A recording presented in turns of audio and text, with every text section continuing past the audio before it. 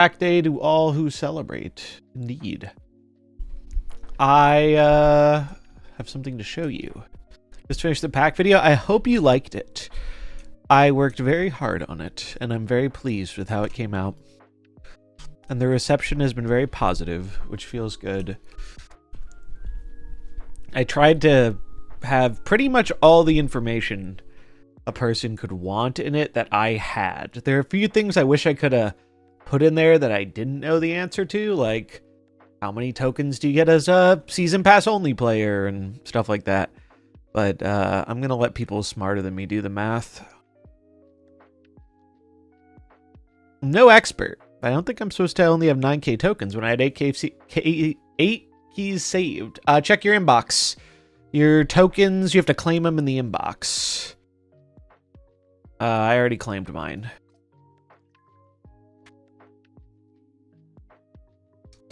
Loved your reiteration on boosters sucking. Yeah. Plus 24k. There we go. Yeah. Speaking of tokens, if anyone is in need, you know, I'm considering, this is such a small thing, it's kind of hard to see, but I'm considering creating Klarna for MarvelSnap. A little buy now, buy tokens now, pay me later type of deal, you know? Because, I mean, how else are the rich supposed to get richer if I can't loan out this 168,000 tokens?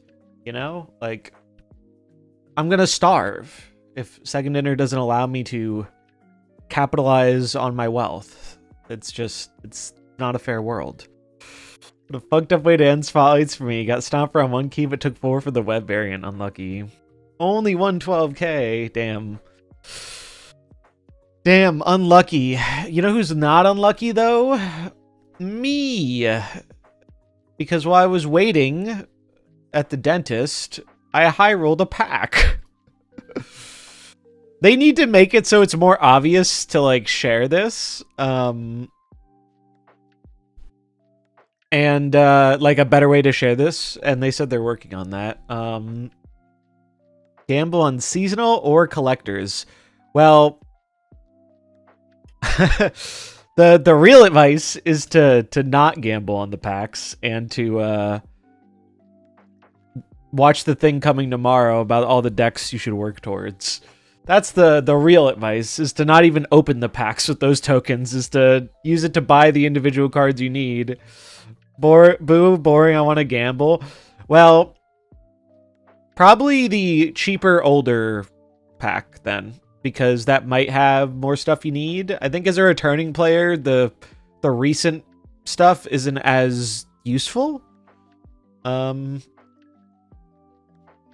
that'd be my advice if you do want to gamba. They are giving us a free pack to gamba with, but they had a bug rolling it out, so they're trying to fix it, and if they can't fix it, they might just give us tokens instead. How did I get 2,500 in a Seasonal Series 4 pack? Great question.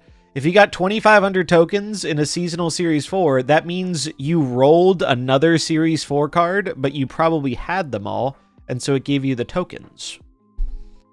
This is what happened to me here. I bought a Seasonal Series 4 pack, I high rolled a Series 5 card, I owned them all, and it gave me 5k tokens. So essentially, I got today's new card, Hydra Stomper, for free. W system. Pretty cool. Pretty cool. Or I could say I got like the 3 new Series 4 cards for the 3 for the 1, 3x value. Pretty cool. Pretty cool. Pretty good way to start the day. Not gonna lie. Not gonna lie. I want to get Laufey in the Series 4 packs, but not too hot on those new Series 4 cards. Yeah, at that point, just paying the 500 more is kind of worth the worth it if you're not interested in the other cards. I need to pin this message to chat real quick. Check out my Snap packs and new economy review here. And then link. But yeah, the feedback's been pretty positive about the video, which is nice to see. Pin. Yes. Manually unpinned or end stream. There we go. Does that mean, well, you don't get a duplicate card? It is still Alexander with the 5 gifted. Thanks so much, my friend. I appreciate the support. Get some pogfish in the chat. 5 pogfish. Congratulations to Danny, Jaeger, King Rakanzi, Liv, and Straz. Much love, my friend. Thanks so much for the support. It means a lot. Does that mean, well, you don't get a duplicate card, it's still duplicate value, or is that only when you get series complete? So you'll only get that many tokens when you don't.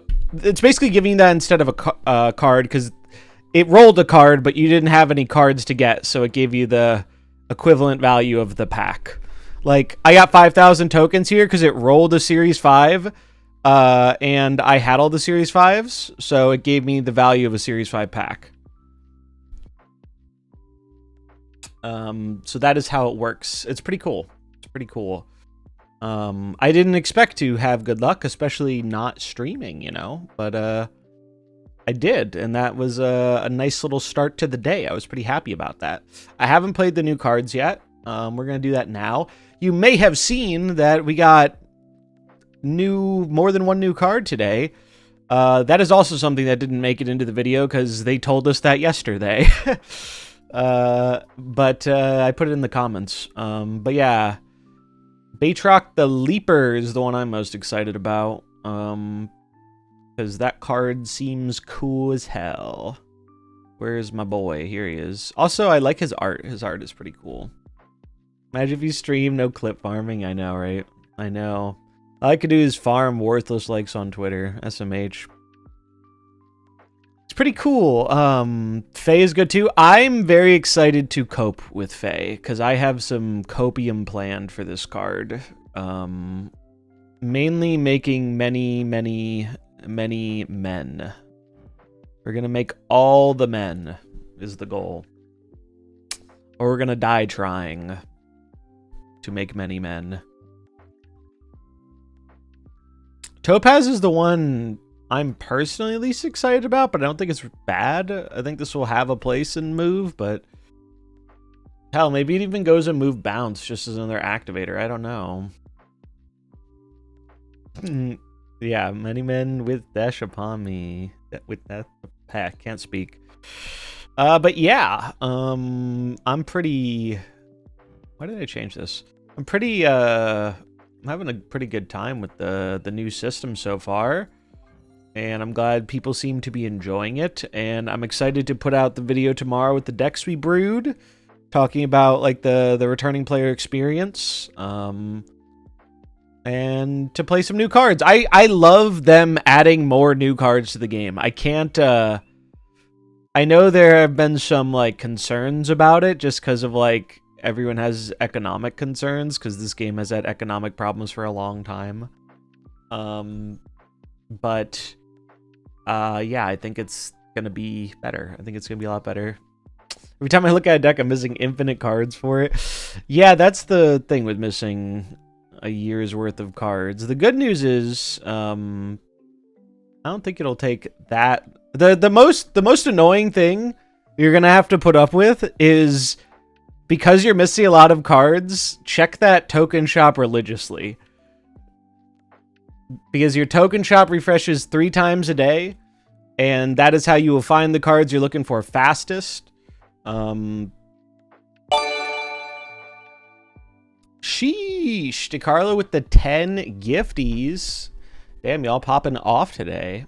Thank you so much, my friend. I appreciate it. Let's get some motherfucking pogfish in the chat. Hype train level 4, choo choo.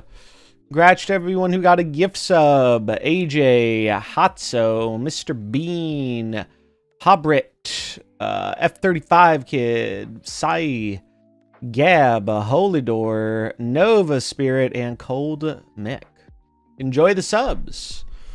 Spam some emotes if you got them. Was watching Sinners. I want to watch Sinners. That movie sounds fucking cool. That is the first movie in a while where I'm like, damn, I might go to a theater for this. I've heard very good things. It was really good. Yeah, it seems really cool. And thanks for the follow, Steph. Welcome, welcome. How's everyone's pack day going? How are y'all feeling? If you haven't seen the pack review and you're just tuning in, you're like, hey, there's all this new shit and I don't understand all of it. Well, I have a thing for you, and it is in the link right here. And I think it's pretty good. It's a little long. That's what she said. But I did put timestamps, so if you just care about a certain thing, you can skip to the thing you care about. Because there was a lot of shit to cover. There was a lot of information. Yeah, a little over an hour. It was... I tried my best to cut it down. Would you believe me that the original recording was an hour and a half? Started off bad because my game was bugged and my keys didn't convert, but they fixed it. That's good. That's good they fixed it. Yeah, it's been interesting. I really wanted the review to be shorter, but in editing it, I was like, I don't want to cut any of this. I was very happy with how it turned out, and I think I feel like a lot of other people were gonna have shorter videos on it, so I was like, all right, I'll just be the dude who makes essentially a fucking podcast about it. Because I have a lot of passion for this game and for the acquisition system in it. Old heads might remember I was pretty critical of Spotlight caches when those came out, back when they were being glazed pretty hard. And I certainly caught some flack for that. And then fast forward a few months and the things that I predicted about Spotlights happened just about as I predicted them to happen. And I feel very vindicated in those early predictions. So I'm hoping history repeats itself, because most of my predictions about snap packs have been significantly more positive. Like I really do feel like it's... And it's funny because, like, I think there are good things with the packs, but it's funny that, you know, we're all talking about how it's pack day, but I think for a good amount of players, like, the best part isn't even the fucking packs. Also, one thing that's really cool, and this was another thing that I'm a little annoyed they didn't specify ahead of time, because I would have liked to put it in the video. If you watch the video, you know that... let me get an example here. Oh, we have one in the shop I can use. Here it is. All right. You might be familiar with these Series 5 bundles, right? You get this card, you get resources, stuff like that. One of the most annoying things was, well, if you have this card and you can roll the base variant of it, and that sucks. And I thought, with everything they said, I thought that was still going to be a possible outcome with the packs. They said, hey, if you buy one of these in the going forward, and I think now they've confirmed that's coming in the patch on June 3rd. If you buy this bundle like after the patch, you'll get the base card too. But my advice was, well, if you don't open the old packs until they change that. But it turns out they put in a failsafe. So if I were to buy this right now and I didn't have Rocket and Groot, and then I go to open an old pack that normally could have Rocket and Groot in it, they made it so you can't roll Rocket and Groot. I wish I could have put that in the video, but, well, communication isn't always perfect between creator and developer. So, yeah, I put it in the comments, but... can I elaborate on the bloating I was talking about? Basically, let's open this hype chest. What do we get? Choo choo. We got fall damage. That's kind of a fun one. Thanks for the subs, y'all. Basically, when I was talking about bloat, it was kind of just like, eventually you have to drop cards or do something to it. Otherwise, it inflates infinitely. It's kind of how like Series 3 kept getting bigger and bigger, and at one point you had to be like 8,000 collection level to finish Series 3, and so eventually they needed to figure out a way to be like how to like make it not be so overwhelmingly annoying to finish Series 3. And so what they did was they cut it in half. But that's what I mean about pack bloat. Like, eventually they're going to have to drop some of those old Series 5 cards to Series 4 or Series 4 to Series 3. Otherwise, the packs will just get infinitely large. And at some point, it will just make it very, very hard to get anything you want from it if they just get infinitely large for new players. That's what I meant about, like, the pack bloat. But I'm not too worried about that. Because one of the things that's great is, like, you can avoid pack bloat or, like, bad odds if there are too many cards in the packs and you don't want all those cards. You just want a few specific ones by just buying the fucking card you want. And that is by far the thing I'm most happy about with this update.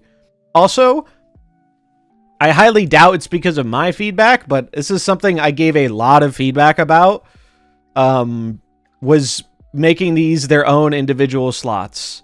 Series 4 and Series 5 cards used to share the same slot, and it was really fucking annoying.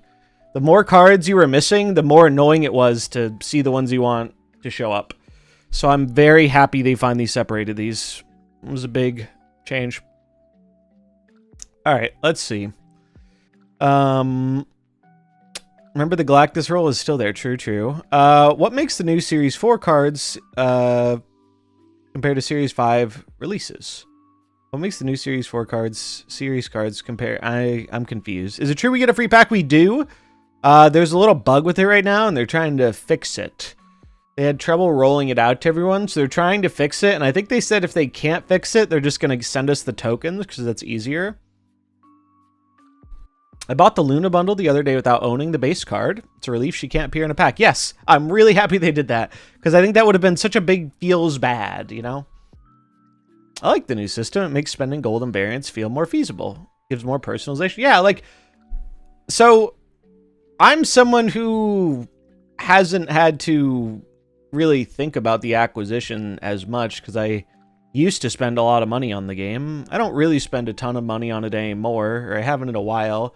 I made an exception recently with the Gore bundle, but I've cut back spending on Snap pretty hard because I just haven't needed to buy things. I have enough resources to get the things I wanted.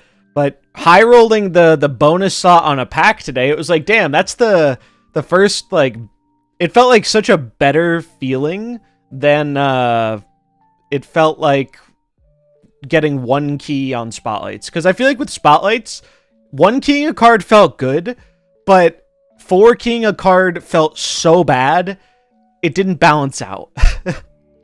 You know? How about credits? What about credits? The new Series 4 card seems stronger than the previous Series 4s. Maybe? I don't know. I'm unsure. I think Baytrack seems very good. The other two I think can be decent, but we'll see. I haven't played with them yet. I really like the design of Baytrack and Fenfei. I think Fenfei is really cool. Pretty cool. It needs more fanfare. Shit's boring. Opening the packs. They do need to... I think they could spice it up a little. Like, I opened what is essentially a high roll pack. It would have been cooler if I could have shared an image of that. That wasn't just 5,000 tokens, you know? It's like in Pokemon Pocket when people share their God packs. And I think they're working to change that. Because I think that's just good marketing.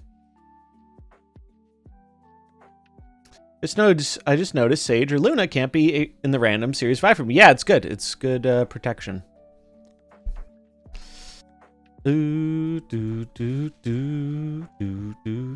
Alright, so what are we gonna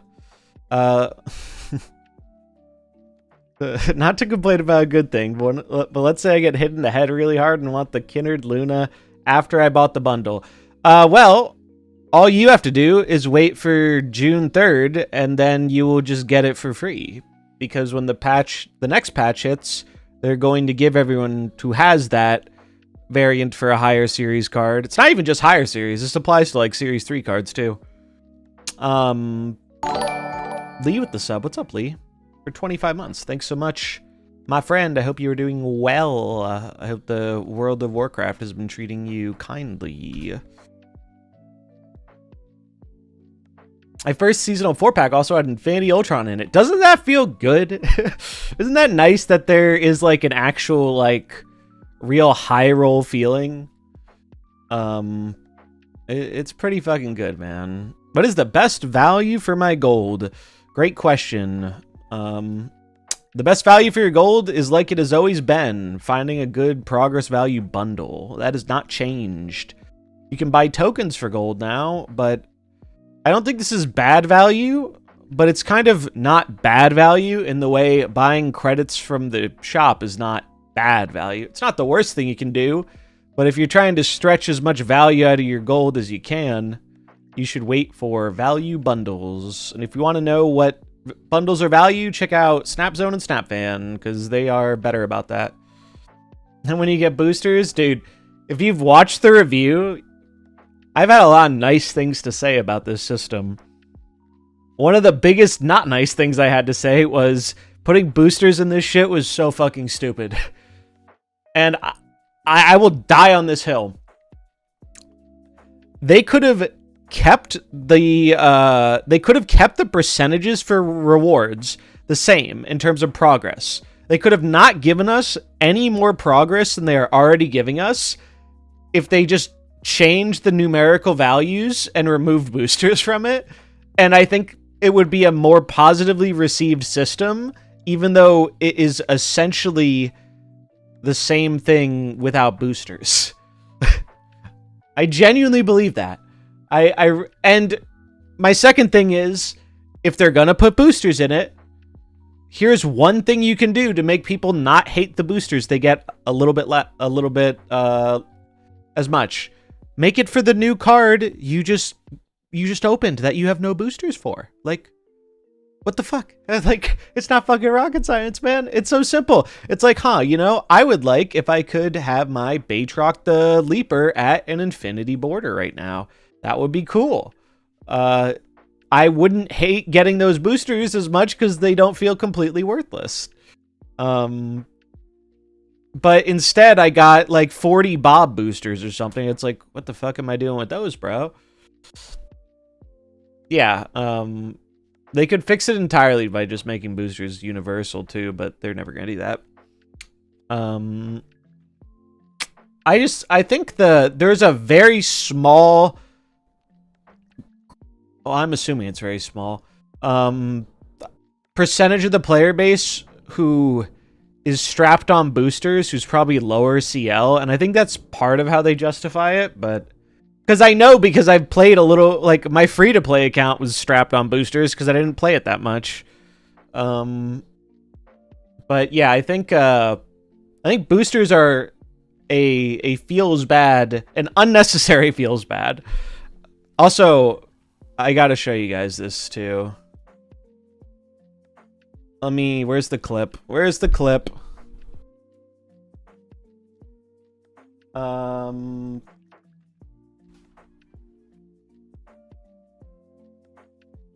I download this? I can. Okay. So, as is tradition in a patch, we got some new animations for cards.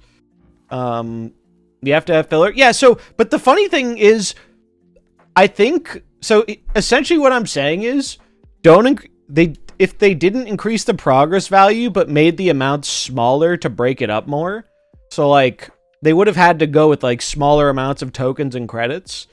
But I think that would have felt better to people than boosters. Even though it wasn't adding any value, I think it would have psychologically felt better. That's like the crux of my argument against boosters, but opened one seasonal series 5 and got Infinity Ultron. I'm pretty happy about it. Nice. So our favorite neighborhood Uncle Benjamin got a new animation and voice line, and it is, well, I think I'll just let it speak for itself. Did it download? It is fucking hilarious, to say the least. All right, let's see if this will play. Oh, I can't hear it. But can you guys can hear? Can you guys? Hold on.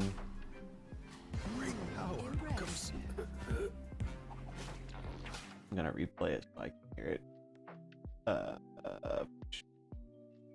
Audio setting. Screen recording, monitor, and okay, let's play it again.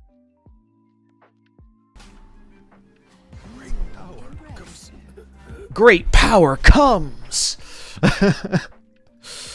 Uncle Ben's all about that great, powerful come, as they say. Oh, that shit was cracking me up, man. Gotchigasm with great power. Yeah. Uncle Ben. Uncle Ben, man. Although, pretty sick animation.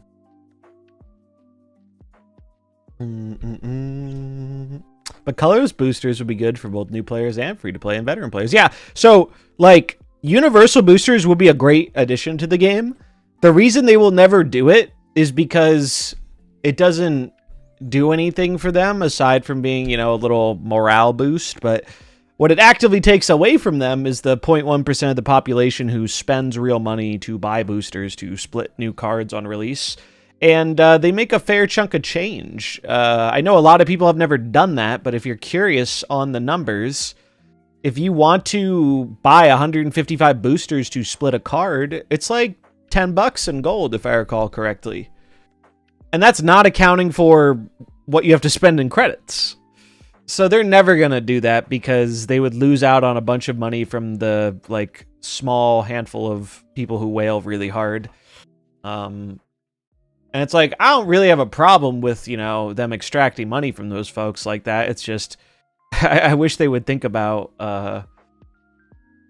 the feelings of boosters in this system, because I think they actually, as someone who was very skeptical of them actually coming up with a good economy rework after all this time, I think they actually did a good job, and the boosters were just a bit of a unnecessary own goal that is like, one of the biggest things they said about Spotlights was Spotlights had a big feels bad element, and so they wanted the new system to not have as many feel bads, and I think it has way less feel bads. I think it has much more positive moments and significantly less negative ones, but that booster thing is a big negative one for people, and I think they could have just avoided that entirely by either not putting in boosters or making them only for the cards you have 0 boosters or the new card you just opened.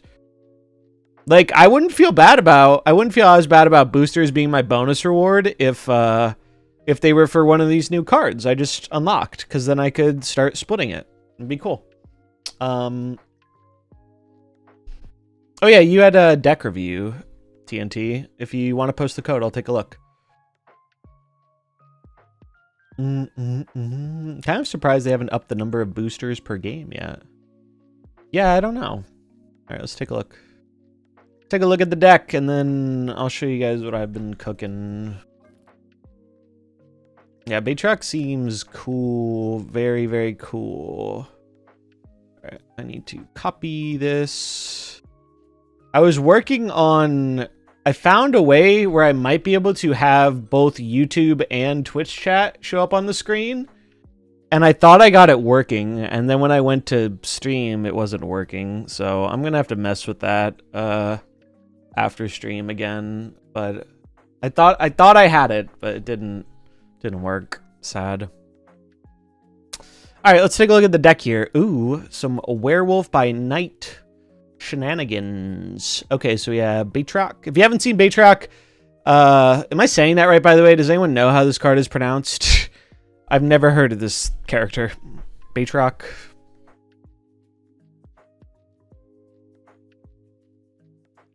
When a card moves, follow to gain +2. Batrock. Oh, I'm Batrock. Yeah, that's a little easier.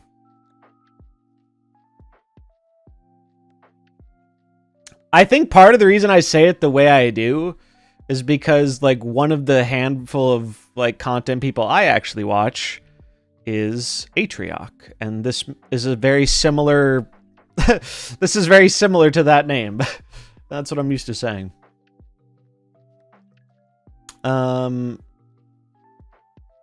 Anyway, Any big A fans in the chat? I had my fucking, that's usually the stream I watch late at night, after I stream. And, where is it? I got pulled up on my comic got pulled up on the stream the other day. Big A fans rise up. Anyway. Yeah, this card's real cool. Marketing Mondays, baby. Hell yeah. Honestly, watching on the Marketing Mondays was definitely a bit of what made me want to do more presentation stuff. The streams I watch late at night require an age check. Got him. Got him. Alright, so let's take a look at this deck. What do we think? New card. We got Nico. We got Hydration, Robert, Samuel, Kate, Craven, Spidey, Silk, Hydra, Stomper, Werewolf, Shang, and Enchantress. This looks pretty cool. This reminds me of the old Werewolf by Night tech decks that used to be a thing. The first thing that immediately jumps out at me, though, is, well, you only have 2 4s. Part of me really wants a Zabu in this deck, because it means you can play Shang plus Hydra Stomper, or Enchantress plus Hydra Stomper, or Shang plus Enchantress on the final turn. And I think that is very valuable. And I wonder if that's more valuable than the bonus things Nico offers. Because I like your card choices here. I think you have some good card choices. You have a good mix of move stuff. Do we have enough on reveals for the wolf? Let's see. We have 1, 2. She gives you some. 3, 4, 5. That's probably enough. Probably enough. And then Kate can give you some other ones too. I like how this looks. This looks like a cool deck. Yeah, really the only thing that I would consider is I like the idea of Zabu over Nico, so you can have a bit more flexible turns with your tech. I think that can be pretty good. But I'm sure Nico also has her moments. Like, sometimes Zabu doesn't do anything if you don't draw your 4s or you draw them early. But this looks good. This looks fun. I'd be down to try this out.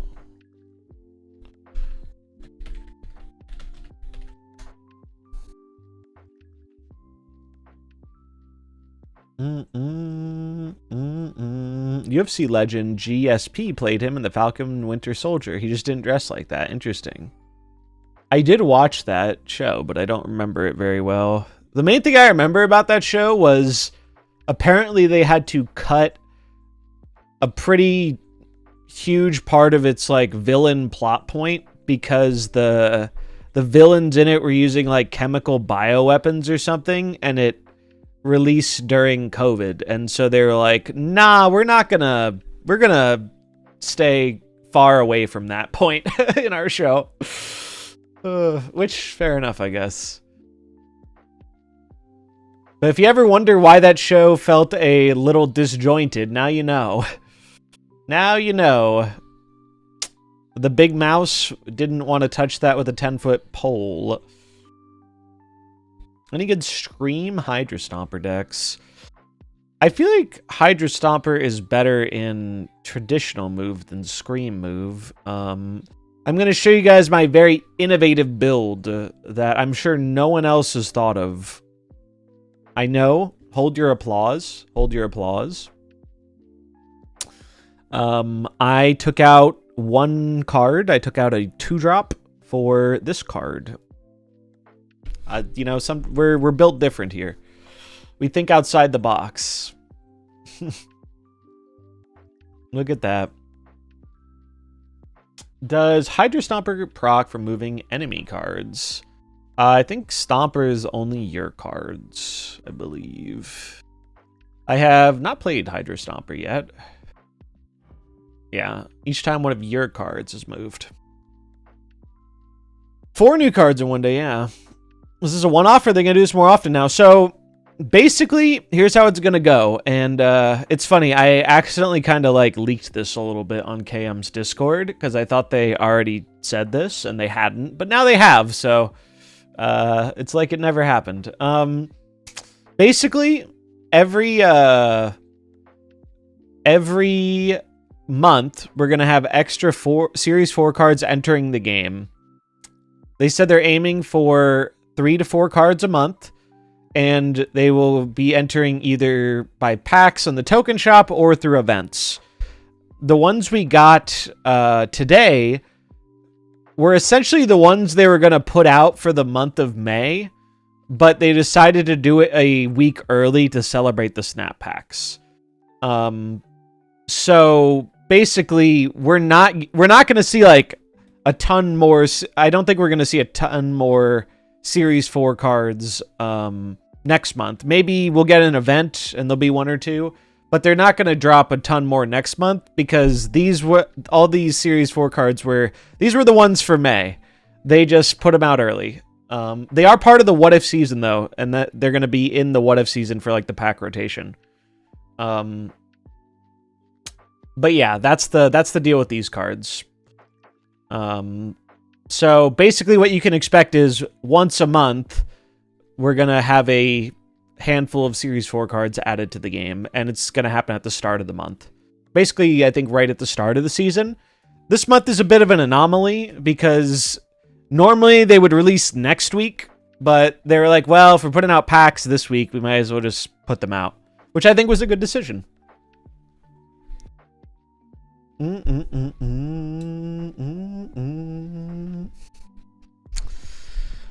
All right, so what are we going to play? What are we going to play? I mean, I want to play this, but I also want to play something a little more unique. If we go to my decks, I actually know what I want to play first. Created.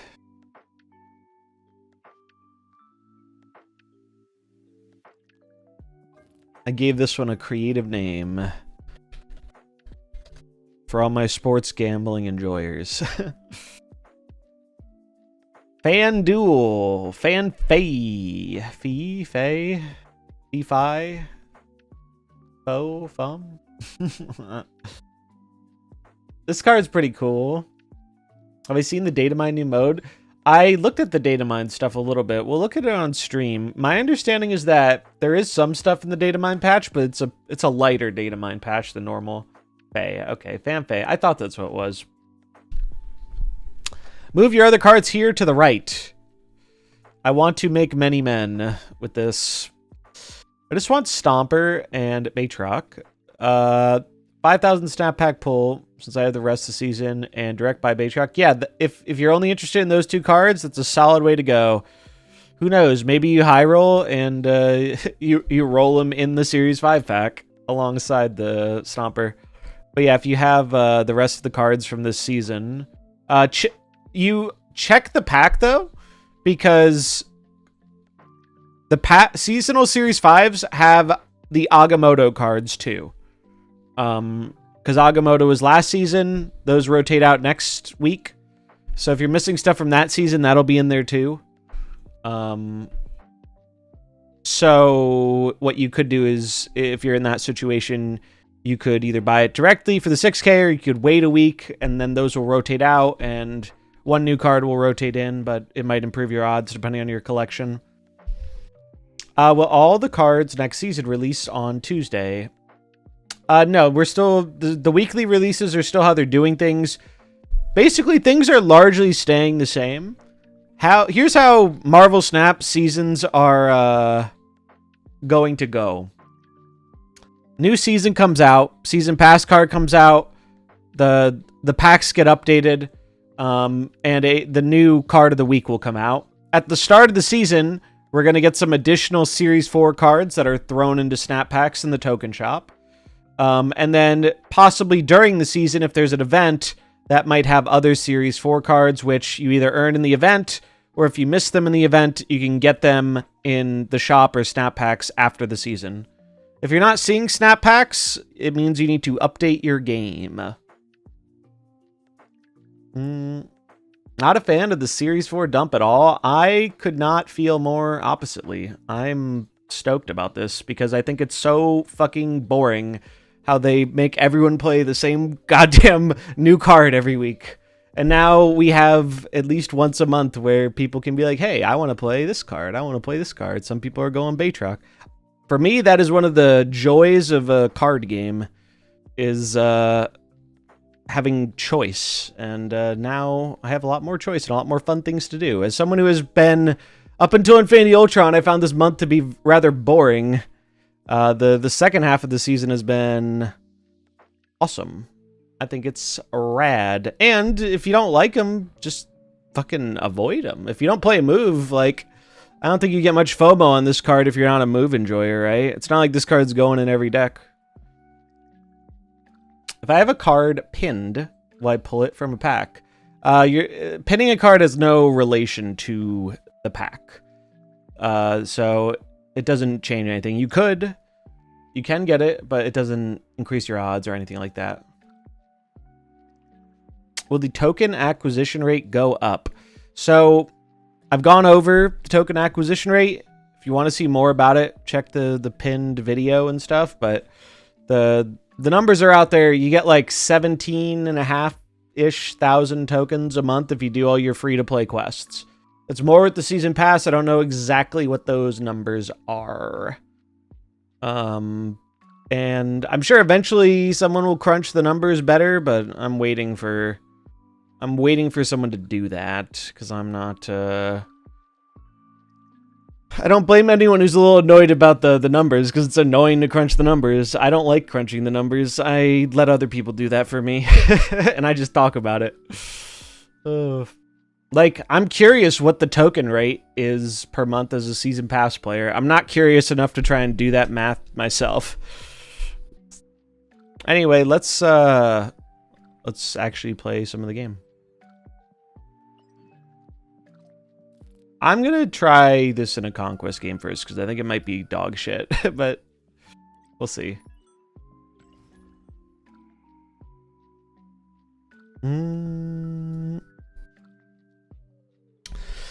And, I mean, I want to see the actual numbers behind it, but from what Lauren was saying, it sounds like it seems pretty feasible to keep up with the game as a season pass player under the new system.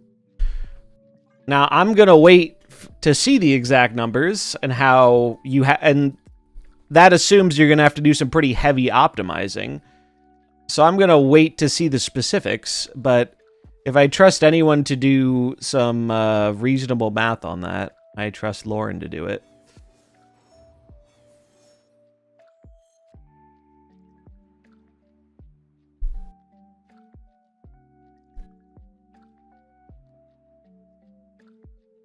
All right, well, that's pretty good for me. Should probably snap. Yeah, basically, it's really not that different than It's really not that different than what Spotlights did for some players, where it's like, if you just randomly rip packs, it's a very inefficient use of your resources. Packs are something you can optimize, and they pay to be optimized. It pays to optimize them. Much like Spotlights, right? Like, don't be the person who has one key and goes for the new card and then is sad, right? But there are different ways you can optimize. I don't know all the hard specifics about the best way to optimize. Put it here, I guess. I did the math, and I can be collection complete other than the season pass as a free-to-play player. That's pretty awesome. Should I go complete now or wait till they go cheaper? My advice is, if you really want to play a card now, get the card now. And if you don't care that much about playing now, it only seems to benefit you if you wait for it to get cheaper, right?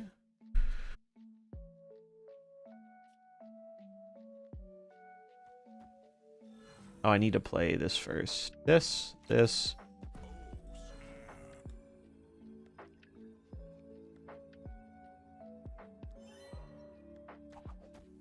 Oh no, I don't web because I'm Iranianing it over. Or I don't Ghost Spider.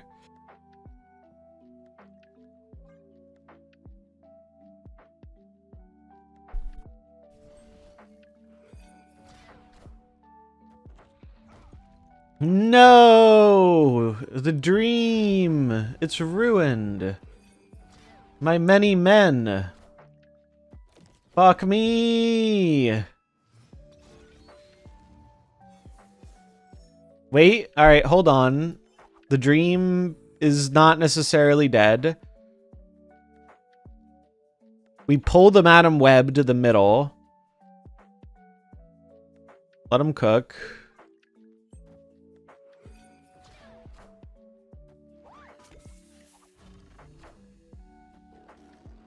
I have enough tokens to complete my collection, but I'll take 40% of my tokens. Yeah, like, take it from someone who has been collection complete many times and is collection complete right now. It's kind of a meaningless thing to be unless you actually want to play with every one of those cards. Being collection complete is just a social construct.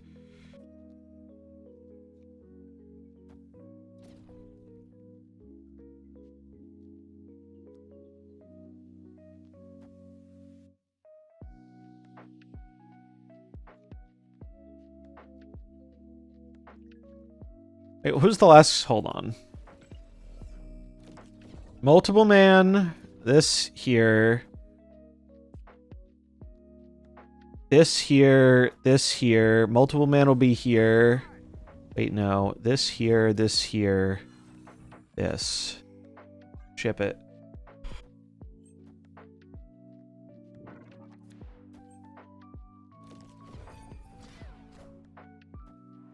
Oh, they're just straight throwing the right. Okay. Oh, well, fuck me then.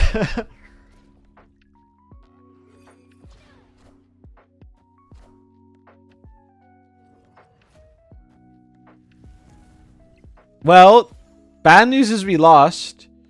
The good news is that we won the right by a lot.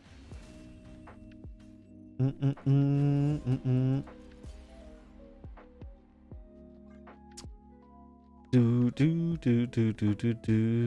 I'm collection complete, then I'm complete as a person. Pretty sure that's how it works. True. Enjoying the move shenanigans? I'm having some fun. I got 6 new cards today, and once again, collection complete. It's early, but so far this feels better than keys. My only question is, how do you get Spotlight variants now? Well, currently, Spotlight variants don't exist. If you're referring to the old ones, they said they are going to bring them back in the shop, but we don't have the hard specifics yet. Now, if I were a betting man, I would say it is probably in Second Dinner's best interest to find a way to bring new ones back too, because they obviously want to sell you those to make money. Because a lot of people, well, I don't know about a lot of people, but there was a pretty good population of whales who always went for the spotlights and made the money, and I imagine they're going to want to keep that population going, you know? So, but we don't know yet. We don't know about the future of Spotlight variants.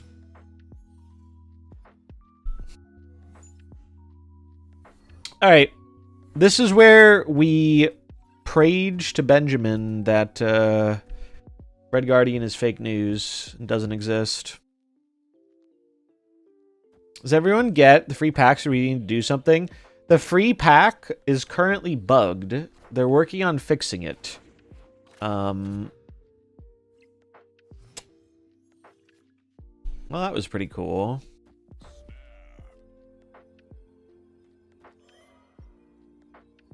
But yeah, that currently is bugged, and they are working on getting a fix done for it.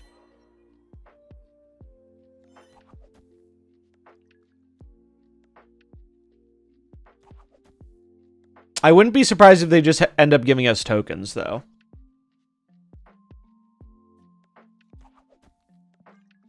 If they can't fix it, that is. Really just looking for the OG Red Hulk Spotlight. Yeah, that if you're looking for one of the old ones, they will be available again. We just don't know exactly when or how or what that's going to look like yet.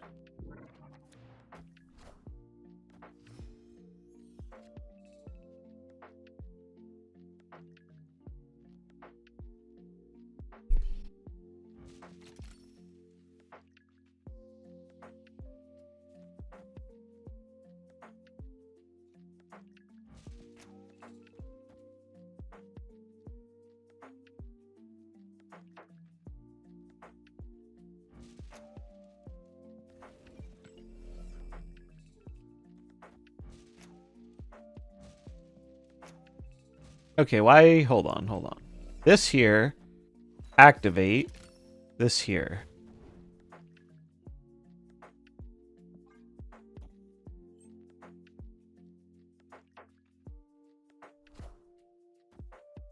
Here's my plan. We're doing this, and then I'm gonna vulture left, fan fey.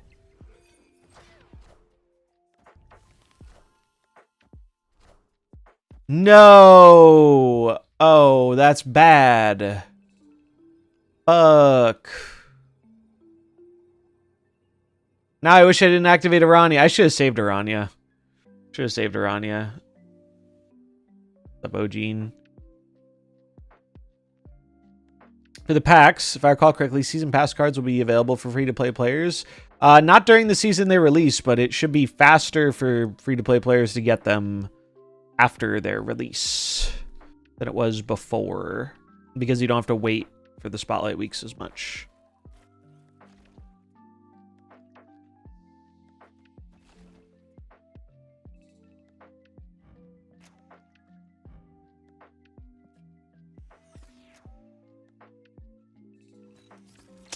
Oh, I think I died, but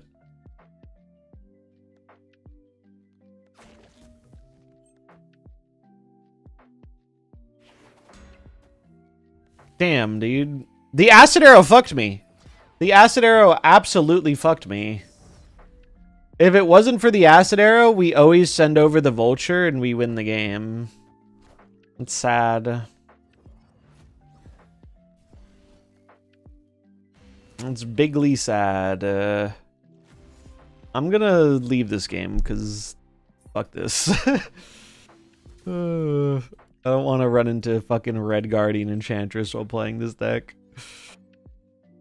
Oh yeah, we have Infinity tickets to burn too.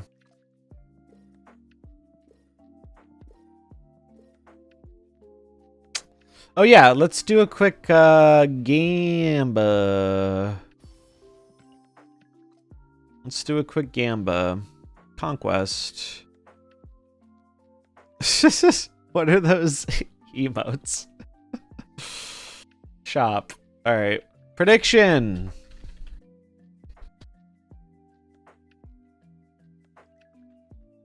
Prediction time. New best in slot variant. Yes or no?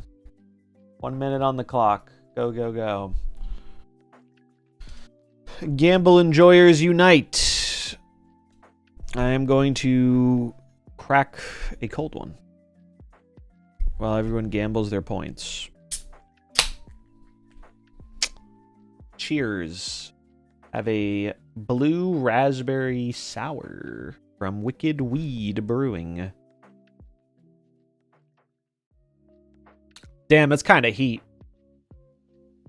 I watched a whole little video on like the background of blue raspberry because like it's become a very iconic flavor, but it's not something that's based off like a real thing. Like their blue raspberries don't exist. Although I watched it a while ago, so I don't really remember the fun facts from it, but it was kind of neat. 1K versus 9K. That sounds about right. Usually the odds aren't very good that the variant is best in slot. I own a lot of variants.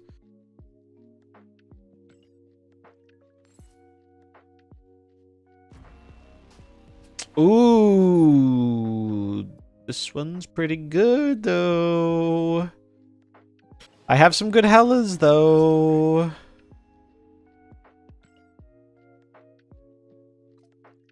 It's just because strawberry and cherry is also red, right? I really wish I remembered. Clearly the video could have been made better if the point of it didn't actually stick with me that well. But I wasn't giving it my full attention, to be fair. But it was kind of interesting to... There was, like, more to it than I expected. I just remember as a kid going to, like, the doctor and, like, I don't know, the barbershop and stuff. The blue raspberry lollipops, always the best ones. All right, later, Ogene. Have a good one. What's up, Horror Story? You're now collection complete. Welcome to the club. Let's see. How does this new Hella look? I mean, it is pretty good. This is the look Hella gives you when you come home at 2 a.m. and you said you'd be home at 10. The crossed arms of disapproval. But is it better than the other ones I have? These are my ones that I like a lot. Do I like this one better? It's kind of close. But I don't think so. I think I like these two better than this one. But this one is like up there. Yeah, that's probably true. Did I see the new Ivan Galactus? I am not sure. Although you could get, as long as it's not in a bundle, you can get 1200s in the premium mystery variant thing. It's just lesser odds. It's in the album. Let's see. Galactus. Oh, I see. Oh, I see. Yeah, you couldn't get this. I have seen this. It's the album award. Yeah, this fucks. This is cool. This is very cool. I like this a lot. This is an album I hope I will naturally complete over time randomly, but I'm not going to buy any of the things for it. Although the Scorpion is kind of cool. Are these all 700s? Not all, but a lot of them are, right? There are a lot of 700s. I already have 2 of them. I already got these 2.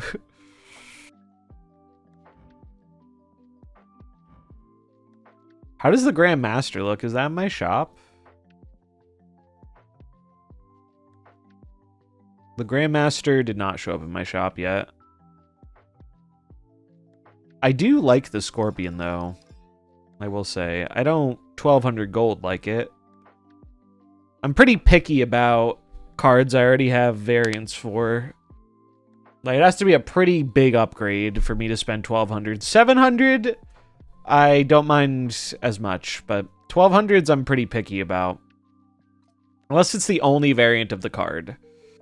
Then it's not so bad. You know what? I have 5 of these, and last month I didn't even use them all, so... Let's take the completely new cook in here and see if we can do some bullying with it.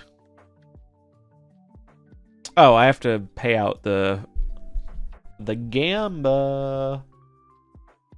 The Nose have it. Sandbay Sandman. That's a good one.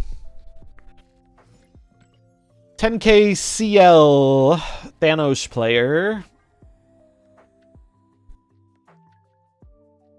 Mr. Thanos. I probably should have tested this deck more before we dived in, but... Ah, well. What's up, Emperor Dragon?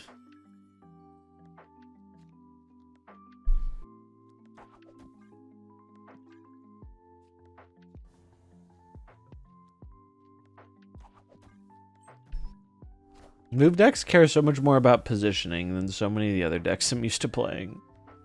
I streaming tomorrow, planning on it. I'm planning on it. I should be live every day this week. Is the plan.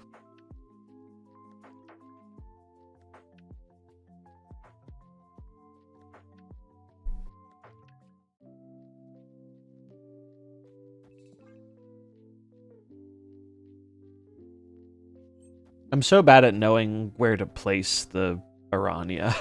Because I have played very little traditional move.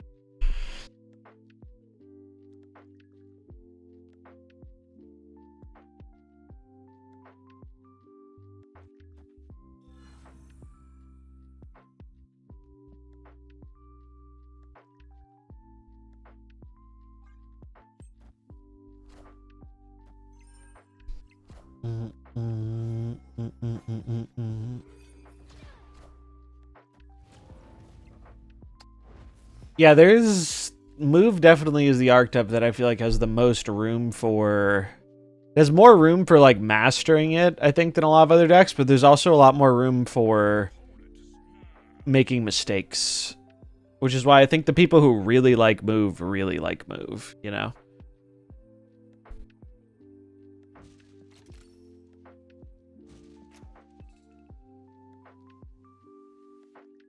What I'm trying to figure out is if I play this penny.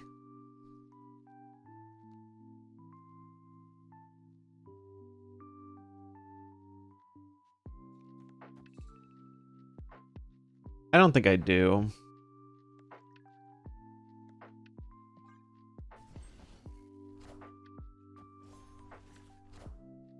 Oh, you fucker. You fucker. How could you?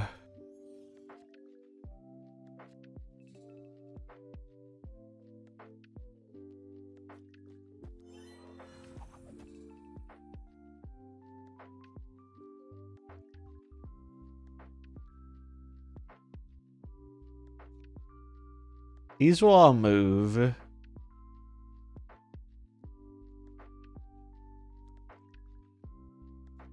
think I just play it for points.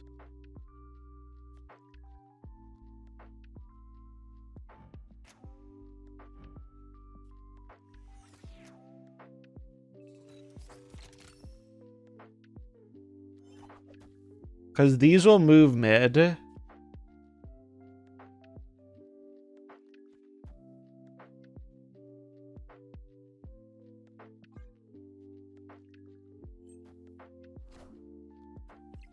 Oh, you piece of shit.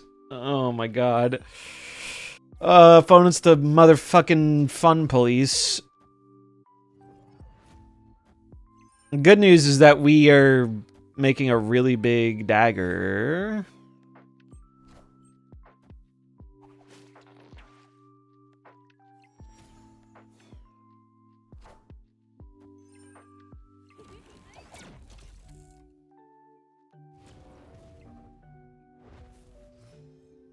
Ah, man, I think I fucked this up. No, wait. Might be fine.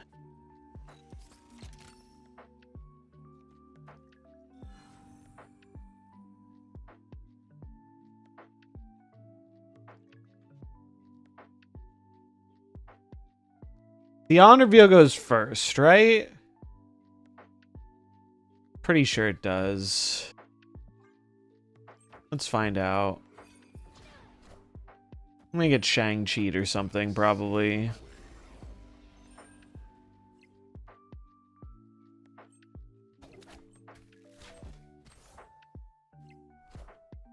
Okay, well, I can handle a Shang-Chi in the middle.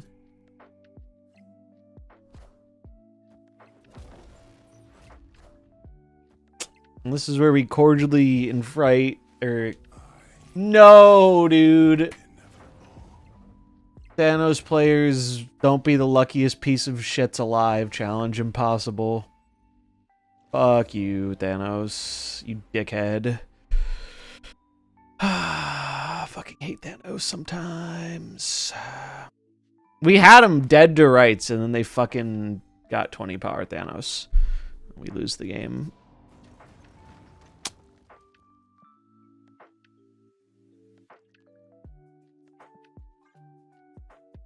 Oh, dude, our opponent has reached like peak levels of cringe with the amount of tech they're running in their deck.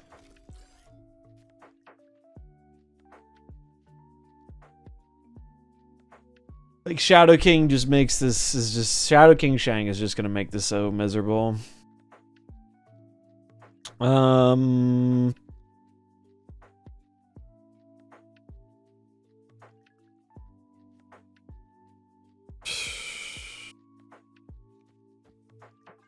Guess I'll play it.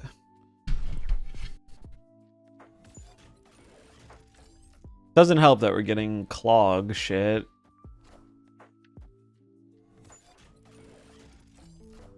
That doesn't help either. Oh my god. Yeah, it's just a leave.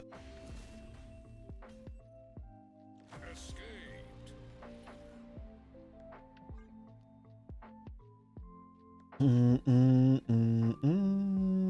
remember the first months of the game were the biggest mind game in the game, which was whether to play Heimdall last turn or not.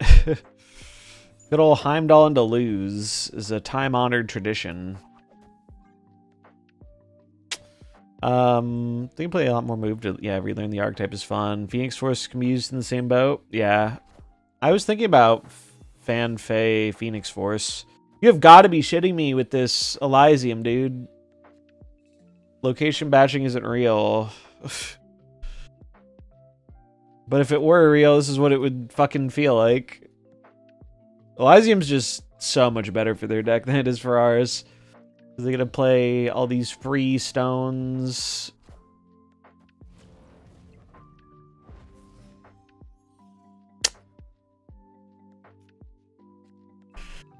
This is gonna be a really tough matchup to win, I think.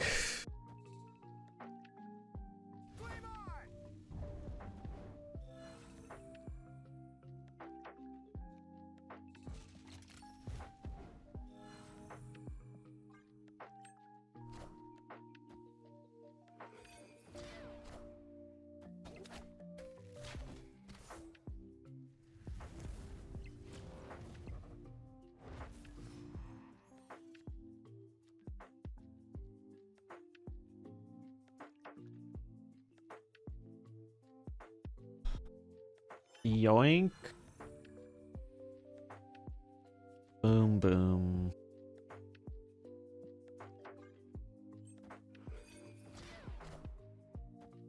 At least we're at Galacta, though. Galacta's pulling her weight.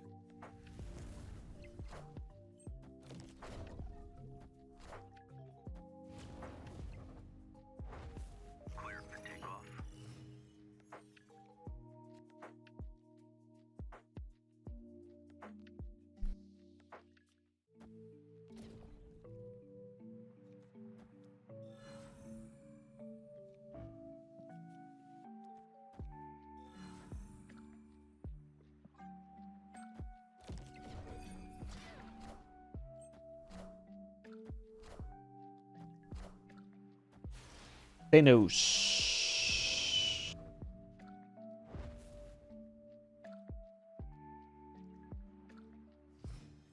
Heimdall. Oh, that is a Heimdall. Anyone here made plans to go to PAX? I would consider if I was closer to it. Unfortunately, PAX is far from me. Apparently, they're doing a stream on Wednesday, though, and they're going to be giving out some of that new PAX bundle shit, which is cool.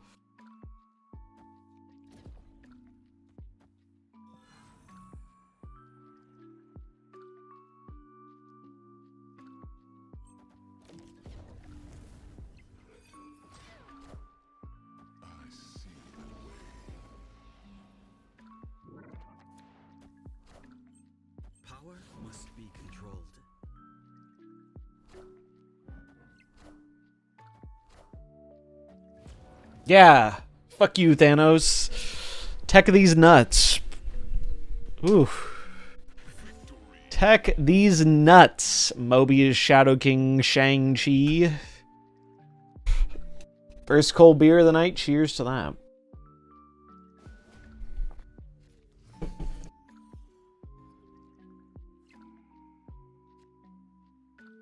It is, I mean, I can't fault them that hard because they are a relatively lower CL, so they're probably running tech as a budget element, but God, it's fucking annoying given what we're playing. It is incredibly annoying. I need to shut my window. Hold on.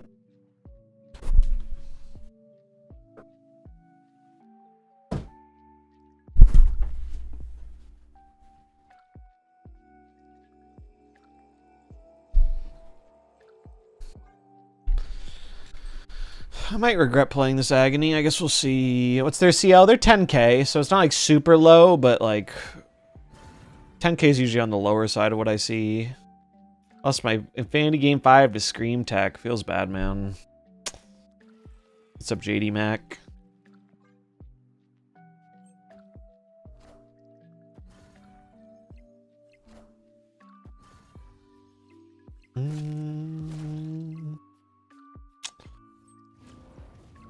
Hungry, hungry, strange.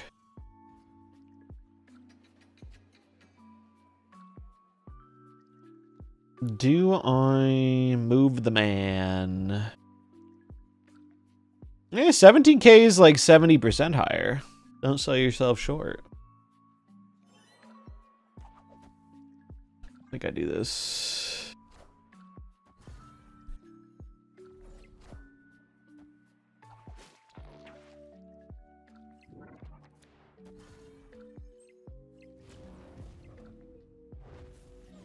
$60k CL, that's pretty high. I've seen over 100k once. That shit is crazy. In my humble opinion. For context, I am just under 40k CL as someone who has spent, I don't know, $5,000 on the game, maybe? Ballparking?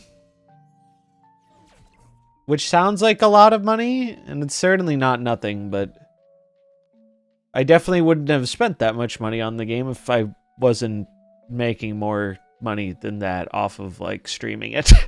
That is for sure. Because that's probably more than I spent in my lifetime in Hearthstone, and I played Hearthstone for like 9 years. Kind of crazy. I think I want to do this. I really want Prio, but I don't think I can get it.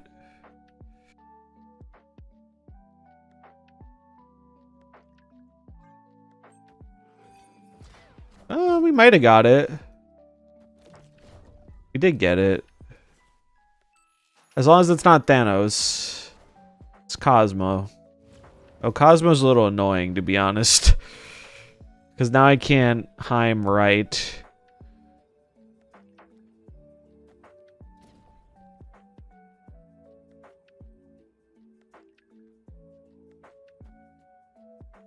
Oh well. They can't Shadow King the mid because their Strange will die. I don't know if this is enough. Math is for blockers, though, as they say. When did I start? I was a beta player. I played the game in beta. And then Nexus events happened. I was a very casual beta player. And then Nexus events happened and I quit. And then I came back right before launch. I probably got to like 1200 CL in beta playing casually. So I'm an old head. I've been around for many moons. I also kind of forgot that this was going to go this way, but damn. I mean, we're having some close games, which is fairly impressive because this matchup is abysmal for us. Like, this is probably one of the worst matchups you can have. A Thanos with fucking Enchantress, Shadow King, Shang. This is probably one of the worst matchups we could be seeing. So we're trying. 300k, that's insane. The thing that always confuses me is, like, after a point, like, there are seriously diminishing returns on spending money on this game. Speaking as someone who's spent a bunch of money on the game. So I'm always surprised when I see people reach certain levels, because I'm like, you're kind of just setting it on fire at that point. But hey, it's a free country. People can do what they want with their money. These locations have not been helpful. I really need a cheap card.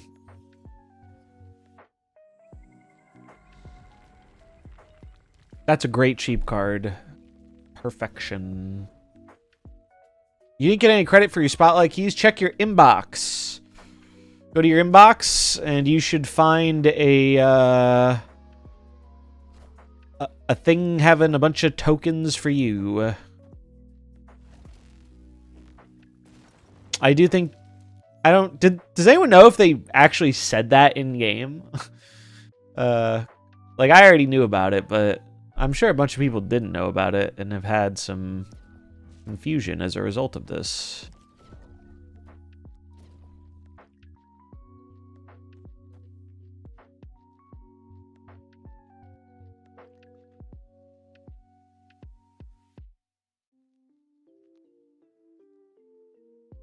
No worries. It's a entirely reasonable question to have.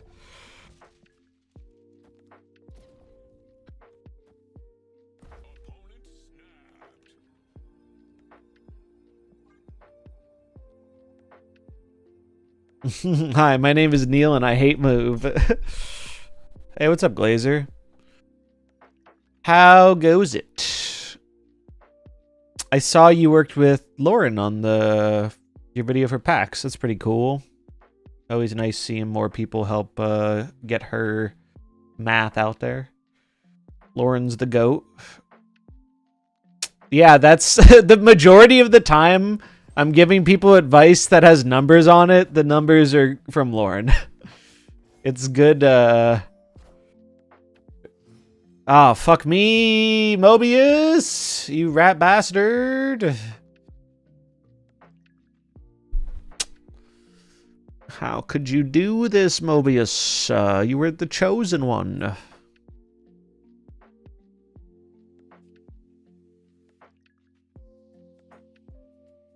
Although our Conchu wasn't even that great, so... Alright, wait, I need space. I'm running out of board space is the issue here.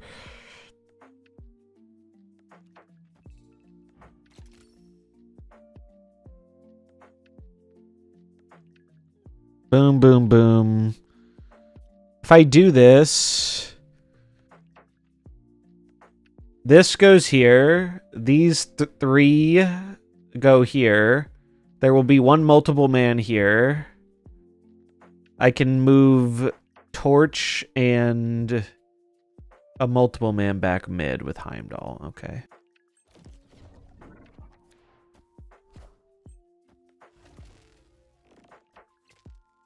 Oh boy. Move is such a mistake for me to try and stream because it's so thought intensive. Oh, fuck off with the big Thanos, sir. I don't want your big Thanos. Just let me be. Although if they only play Thanos, we win. No, they have a big 6-drop too. Fuck. In that case, do this, I guess, maybe.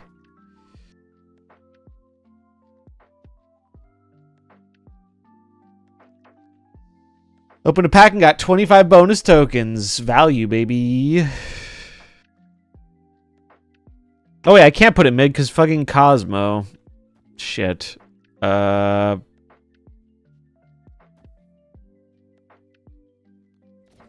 Whatever. Beat my face in, Thanos. Do your job. He's inevitable. It was inevitable from the start of the game. Because we got a bad matchup. Because they're running the technology. Oh, I see. Well, that really was inevitable. Fuck yourself. Yes, let me just generate a random Thanos. That's insane. That is insane, bro. Oh, I'm leaving this up for the ad break to end so people can see it. Oh, what a miserable game. What a miserable game. I mean, I'll give them some props for making it work with a more relatively budget version, but fuck me. I would have preferred to not get Tech Thanos trying to play my silly move deck. But that really was the icing on the shit cake, them getting a second Thanos. Like, what the fuck? Insane. Insane. Well, that ticket is in the trash. Probably shouldn't have tried it with this deck, but let's play it on ladder. Fuck it. Are we in a Hercules meta? Maybe. I don't know. Who knows? But I mean, fucking, they sure really... if there's ever been a time for it to possibly be a Hercules meta, it could be now. Releasing 4 move cards is wild. Not with the opposing shield. Yeah, the shield is definitely playing a role. You love to see them lose Scream. Alright, where does the Aranya go? The Aranya, I think, is best either mid or right. I think I'm going to put it right. Mid? Alright. Unfortunate timing on that one. Well, now it was definitely mid. However, now we can do this. Although we could have done that anyway, but... ah, well. In case you're unaware, I'm not a move player, so I probably will be making some mistakes. Move is not my thing I know very well. And multiple man move, it gets incredibly convoluted because managing your board space is such a pain in the ass. It's actually so tricky. Like, I already kind of messed this up a bit because part of me wants to play fan mid, but if I play fan mid, like, I already have 2 cards on the right, so it'd be better to play her left. But if I want to play her left, I need to get a card over there left, which means I'd have to do like this now, and that wastes like a lot of this turn. But I guess it's only turn 3, so I can afford to waste it a bit.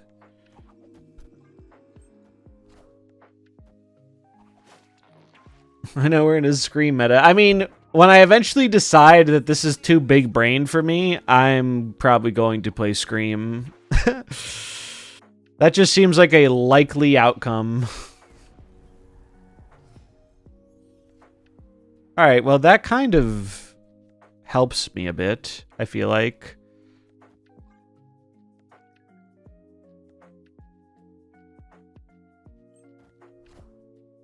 I really like the design of this card, though. I think it's fun. Shout out my opponent for making many more men. This card seems really good, by the way. In terms of, like, personal interest in cards, this is the one I think I'm most interested in. But I wanted to try this one because I figured less people would be playing this.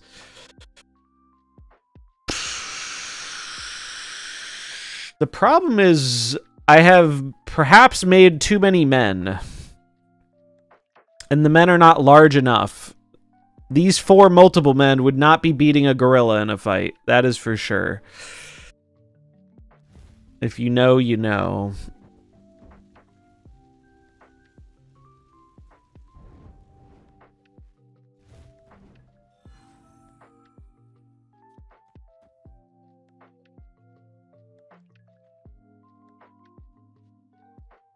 You need Strange Supreme to eat your extra men. Now we're cooking. Now we're actually cooking a bit. Oh my god, there's so many men! I mean, that is kind of the goal of the deck. That is kind of the goal of the deck, is to have many men. But this might be too many men.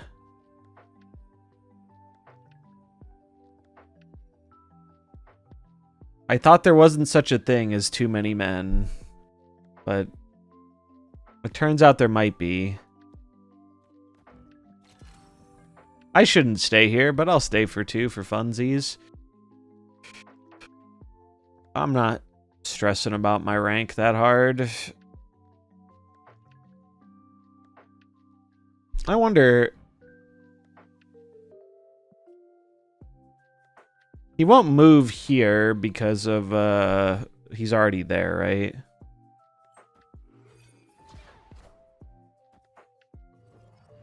Am I getting, what, Heimdalled? Seaball? Brother, are you not dead on board with that play? Am I missing something here?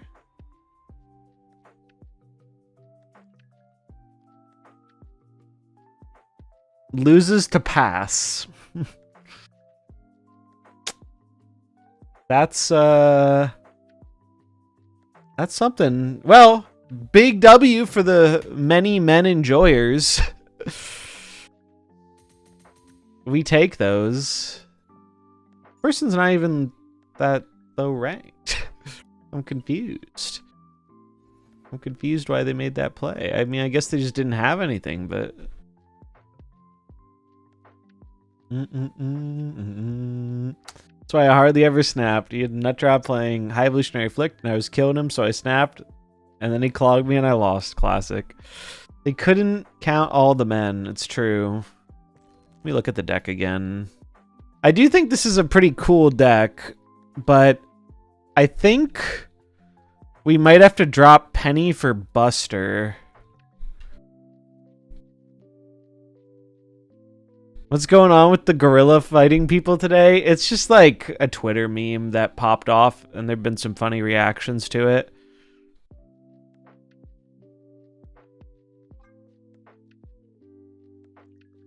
I actually saw there've been a lot of funny meme posts about it, but I saw someone who actually had like a biology degree and they studied gorillas. So it was kind of interesting to see someone who was qualified to answer that question, answer the question. And if you're wondering what the answer is, they said they estimated it would take about 40 to 50 men. Or no, 30 to 40 men. And they gave a lot of reasons for it, but it was actually kind of an interesting read. But that's assuming the gorilla would actually want to fight. In most cases, the gorilla would be more likely to flee.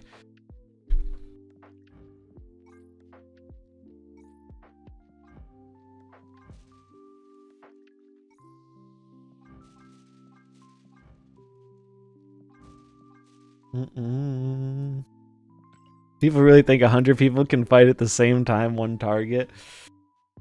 Yeah, I mean, 100 people is a lot of people. But it has been, like, genuinely the funniest part about the 100 men versus a gorilla thing has been the GIFs people have posted as, like, reactions about it. They've been very funny.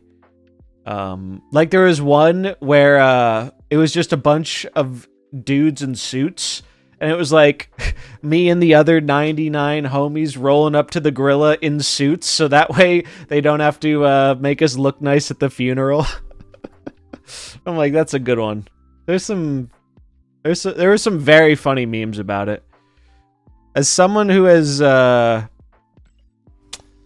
found Twitter to be significantly more insufferable over the last however many months, that was like a rare moment where something genuinely funny, I feel like, took over the platform.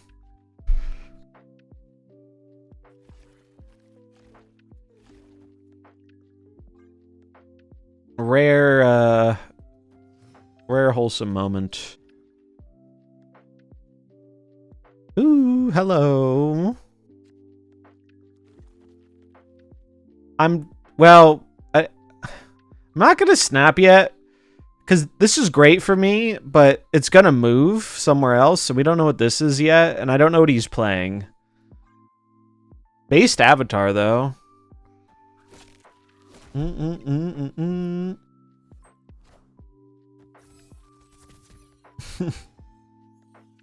Last time we killed the gorilla, the decline of Western civilization started.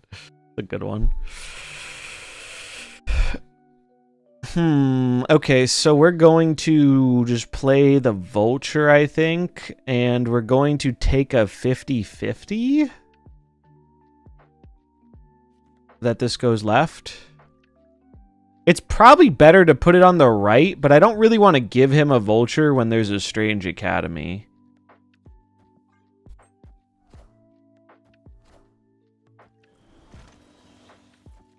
Oh god, he's playing Clog? I'm so cooked. I'm so cooked if he's playing Clog. Many men does not appreciate getting clogged. Yep. Fuck that. The good news about playing against Clog is just leaving for one. That deck has a dog shit cube rate as long as you are willing to respect it. It was funny, I saw the stats. One of the Clog decks had like, it had a positive win rate, but a pretty severely negative cube rate. And I was like, yeah, that's about right. Sure, it's already been brought up, but how do I feel about the release of many Series 4 cards? I'm very pleased about it. I understand where the hesitation comes from. Because naturally, the hesitation comes from, well, the game has felt hard to keep up with for a while. They're finally making acquisition changes to make things better, but if they're making a bunch more cards, is it actually better? I think it's a reasonable concern to have. Here are the things I like about this. I think, one, in a card game like this, especially with Snap releasing like one card a week most of the time, I think gameplay-wise, it is infinitely more interesting that instead of everyone playing Hydra Buster today, you have different people trying different stuff. Like, I'm trying to make this card work. And you have different... And you can combine this card with the other new cards. Like, so, purely from a gameplay perspective, I absolutely love that. From a economical perspective, I'm happy they went with Series 4s. And I think Series 4s were the right way to do this, because even though some of these cards seem pretty strong, they're pretty niche.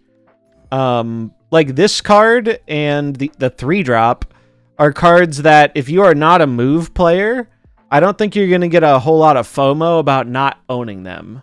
You're not going to feel bad about not having Topaz or Fan Fei if you don't enjoy move. And that's what I think these cards should be. They should... So basically, like, you know, we're going to get more of these, but if you only go for the ones, for the archetypes you really enjoy, I think it'll be reasonable to keep up with. Like, a lot of people don't like move, so a lot of people aren't going to feel too bad about these missing out on these. But maybe if you're a destroy gamer and they do some destroy cards, you're like, all right, that's the month I'm going to go for all the extra Series 4 cards. So I really like the way they've positioned that so far. And I like how, you know, they have the Series 4 packs. Like, I had a high roll experience today. I went and I was buying my packs to get the new cards.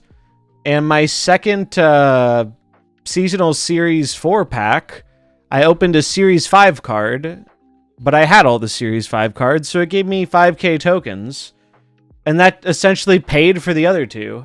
Now, I'm not saying that's going to be a common outcome, but I was like, damn, that's kind of sick. So I'm personally someone who's a fan of the way they are handling the Series 4 stuff.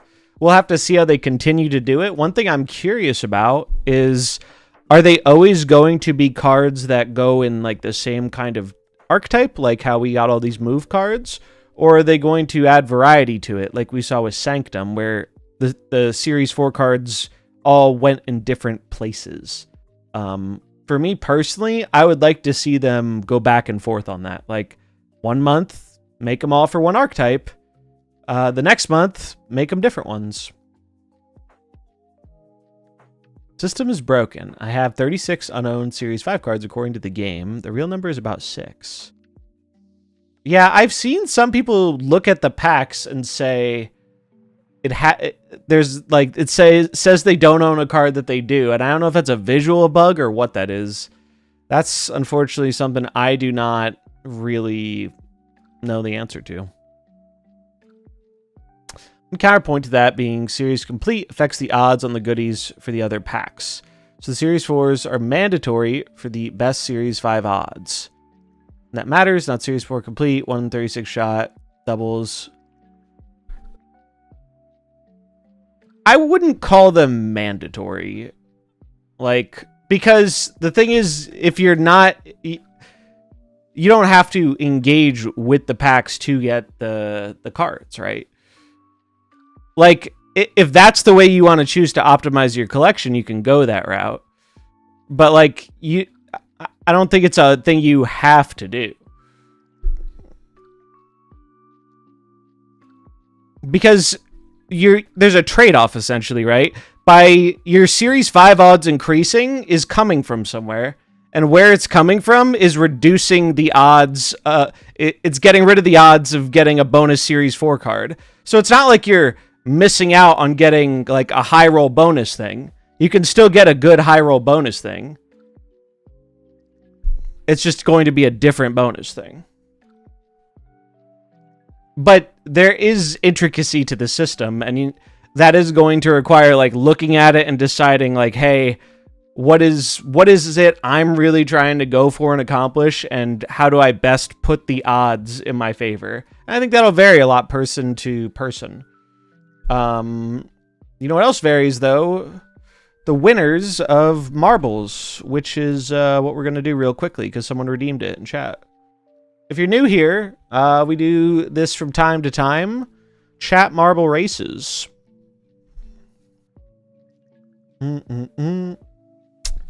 So we're gonna load it up, and chatters are gonna race to the death in the form of these round spherical objects we call marbles. Yeah, the Baron Zemo is just fucking jerking it. Not the first person who said that, and I'm sure he won't be the last. Alright, race. Cards I purchased are not shown in the list of unknown cards. Does that mean they were removed from the pack pool? Yeah, any card you have... Wait, I'm kind of confused about the question. Yeah, cards you have shouldn't be in the pack pool. That's the whole idea. Also, they... I really wish I could have put this in the video, but we didn't know till today.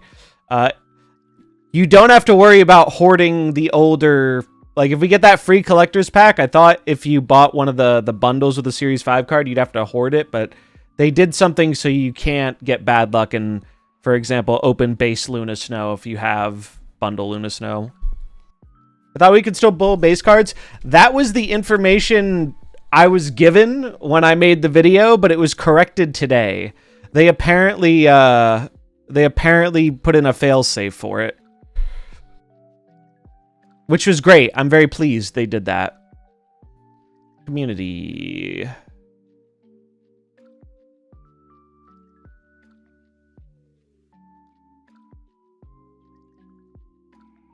Let's do...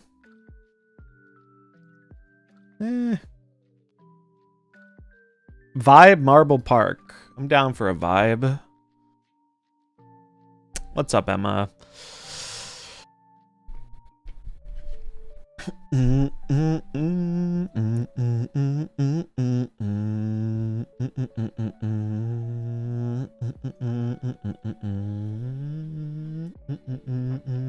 All right, exclamation mark play to get a marble. Yeah, the feature-length movie on YouTube. It was a long-ass video.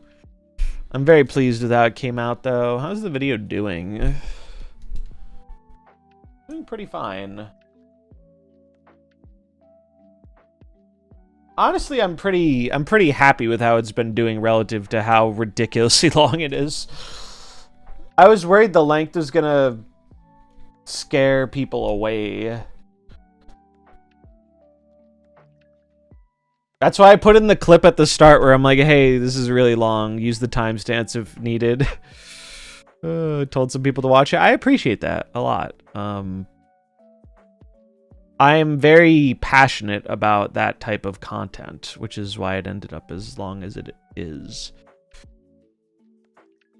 Because if you have been around, if you've known me for a while, I have been pretty critical of this game's economy since the very beginning, when it was very unpopular to be critical of the game's economy. And so when I feel good about it, I really want to make that clear. How do you claim the free pack? Currently, they're trying to work that out. They ran into an issue. They're trying to fix it.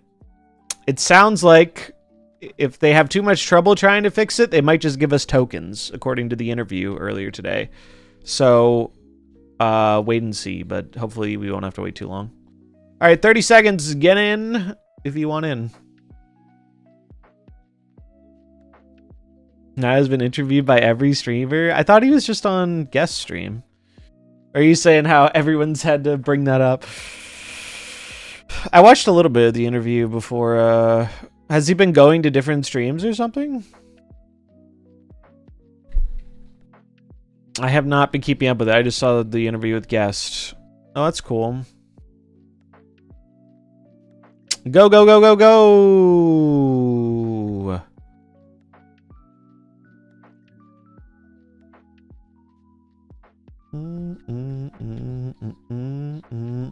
This map is kind of cool. Whoa, lamp with the speedy start. Speedy start. Can it be maintained? Oh, there goes Pat. Seeing all the custom marvels brings a tear to my eye. How far we've come. So true. Oh, there goes DeCarlo. Sheesh.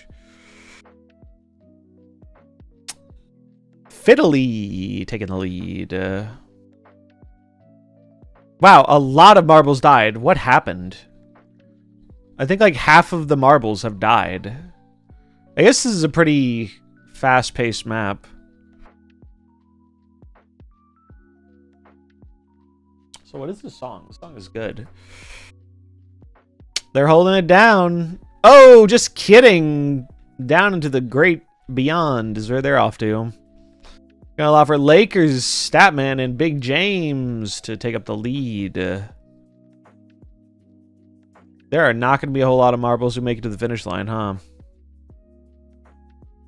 Oh, Big James out of there. Brutal map. Brutal. There are only 8 marbles remaining. I think there were 22 at the start. The Lakers need something to cheer for. Ouch. Not wrong, though.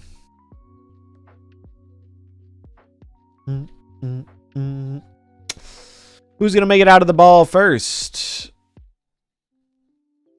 I'm going to hope it's me, because somehow I'm still alive. Who's going to make it? Who's going to make it? Cramerica. Cramerica.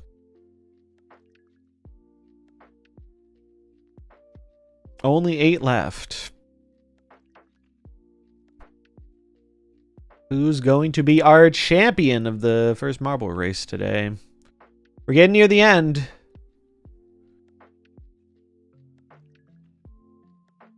We're getting near the end.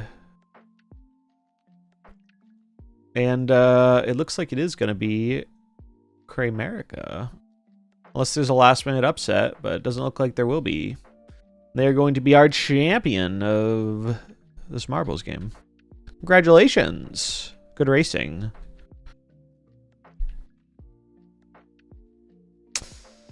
And here come the last few. Ringrose, Emma, and Crazy Lewis. Here they go. Let us take a look at our final standings. Congratulations once again to Cramerica for winning the race, coming in at 251.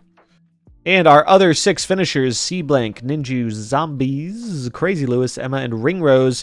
As is tradition, 07's in the chat for our sacrificial marble.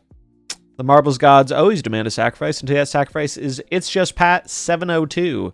So we are going to send them to the Shadow Realm for about half of a day. So we wish them good luck, Godspeed. They'll live on in the hearts and minds of chatters now till the end of time. We salute them, and we'll see you on the other side, friend. Thanks for playing. Better luck next time. That's Marbles. I hope you had fun. Thanks for playing. Back to our regularly scheduled programming. All right, so we put in Hulkbuster to save on board space. Man, there are other cards I want to consider here, but I can't fit them all.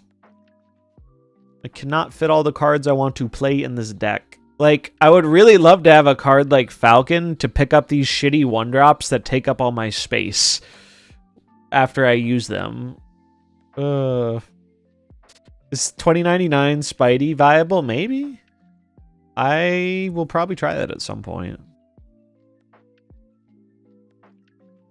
Multiple Man's the one I was really excited about to try. Although it hasn't gone that great so far, but we haven't played that much. Do, do, do, do, do.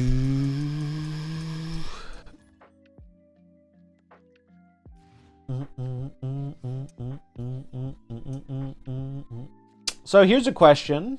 How people had their things converted today. How are you all doing on your token piles? How many did you end up with? And did you go on a bit of a token spending spree, or are you holding them? I would be curious to hear it.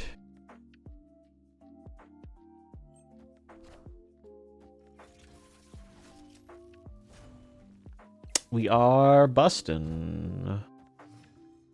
Fire hair frightens me when we have a Human Torch down, but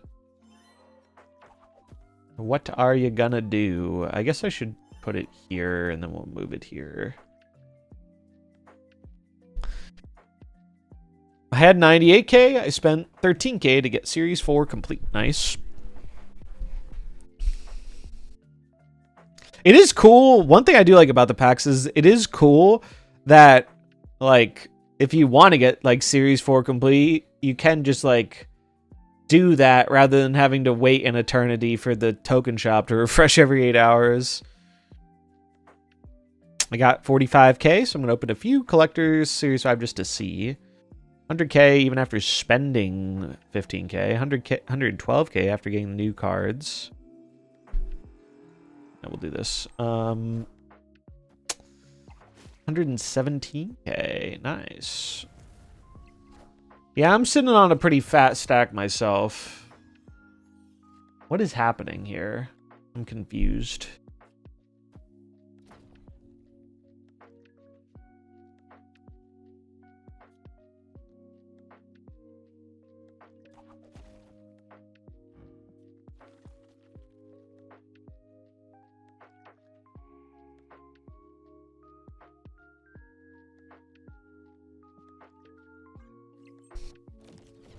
Hey, oh, they're bouncing it? They're doing tricks on it? Oh, they're grandmastering it. What is this?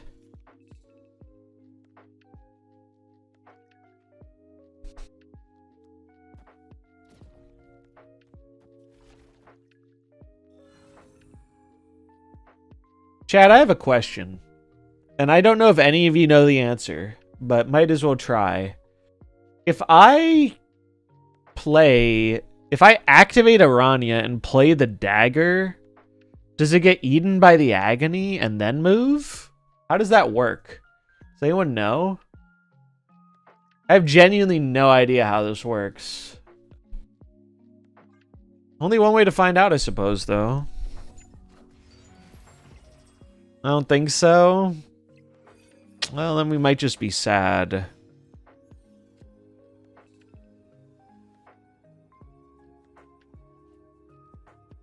Although we got Heim.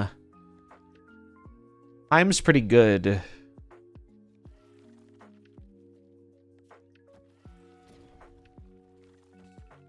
I'm pretty sure we beat everything except maybe like them Mind Stone, Ultroning Stone. Mind Stone, Power Stone, or Power Stone, Reality Stone. It's like, should be pretty good odds. Am I supposed to... Or am I supposed to put this here? No, they're going to fill the right. Although, if I snap, the Bob will move and they won't be able to fill this. But I think they're going to commit a stone here. I also think they'll leave if I snap. And I'd prefer to watch the game play out. Alright, later horror story. Have a good one.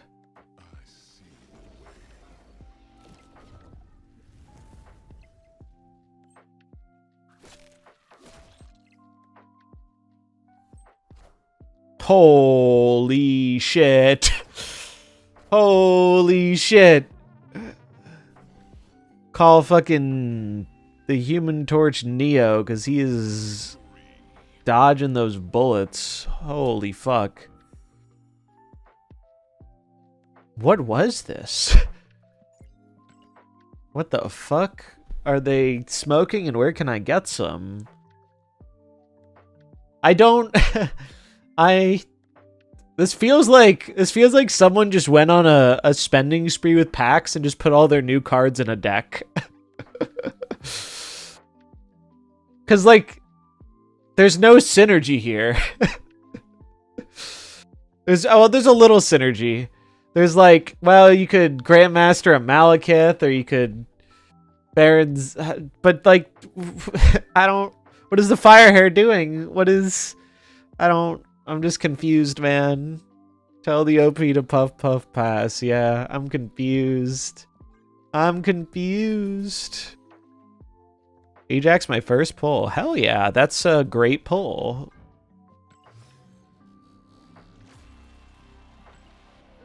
Yeah, Ajax for 4K tokens that's some fucking value right there. I've got 46K after all of the new Series 4s. Then I opened Starbrand, since it was my last seasonal Series 5 pack. So now I can get 5K for each new card. Nice. What's up, David? But yeah, I've had I'm having a lot of fun today with the game. I'm a big fan of having so many new cards to explore. Like, I probably won't even get to everything I want to do today. I'm gonna try and do a pretty decently long stream today. We'll see how my energy lasts. I've been having trouble sleeping, and that has made it a little difficult to stream as long as I normally like to, but we'll see if we can't power through today. This goes here. Dude, I'm actually so bad at playing move. It makes my head hurt. I was wrong. Facts are good. Look, I have no qualms about people being skeptical about stuff, and I think there can be negative outcomes with packs too. Like, I have no problems with people being skeptical, but I'm as someone who's been a long-term skeptic, I feel pretty good. I'm just gonna do this.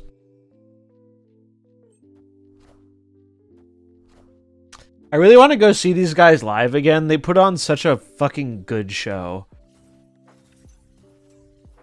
It made me realize I really miss going to live music shows as much as I used to.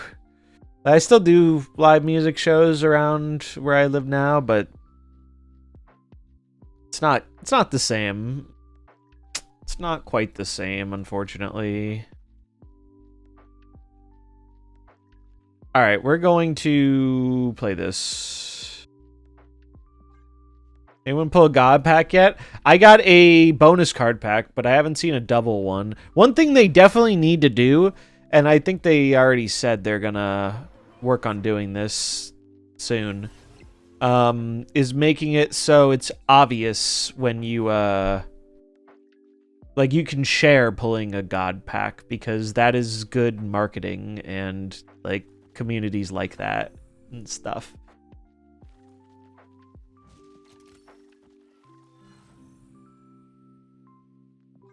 Because right now it's kind of hard to do that. Question: in a month, Avril Lavigne on a Tuesday at 7. Drive is 2 hours.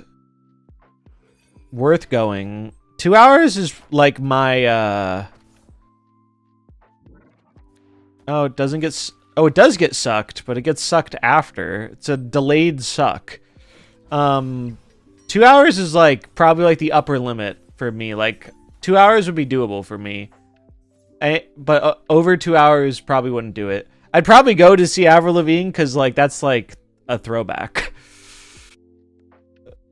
That's like such a throwback to me.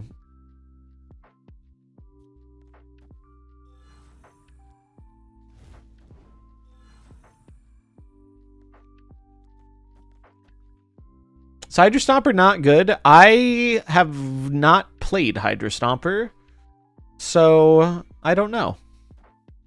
But I wanted to play many men, and I felt like going this direction was more effective for that.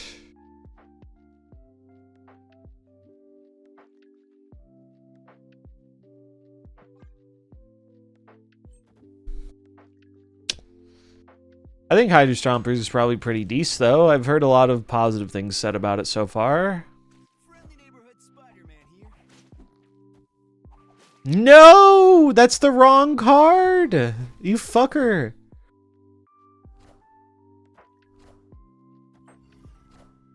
I lose out on my big buff now. At least I don't get a free card. Does he only get the +2 if he moves? I think so? I'm not sure.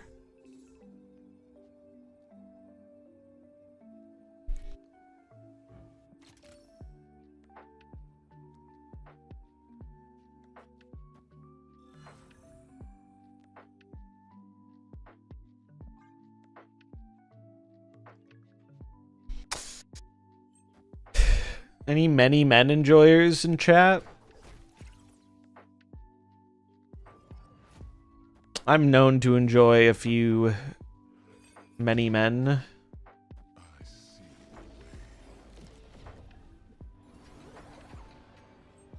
That was pretty sick. Pretty sick.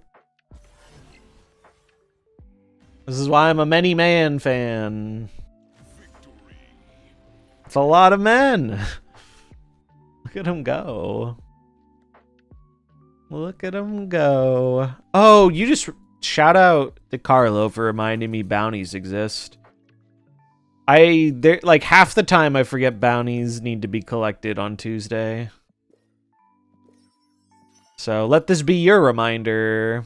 Cannonball lose the game, a classic.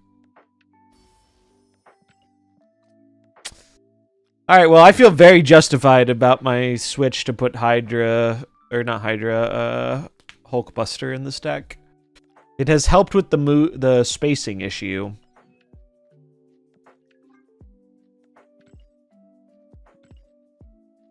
Epic. Na na na na na na. It is raining men.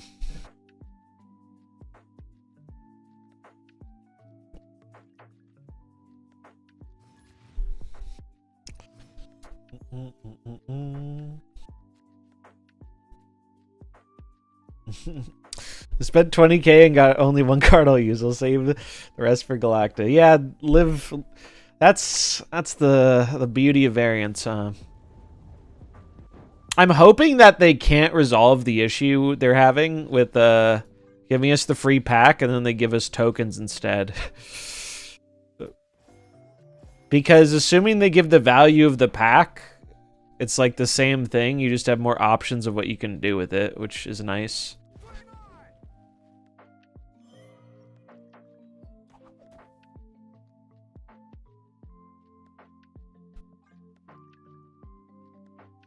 I still want to see Strange Supreme with multiple men. It's possible.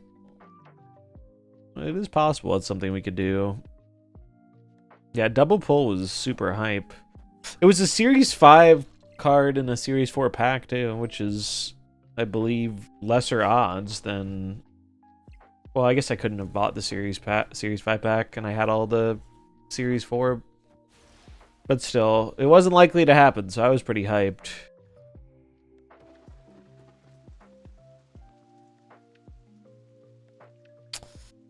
All right, so now we need to plan around our additional movers.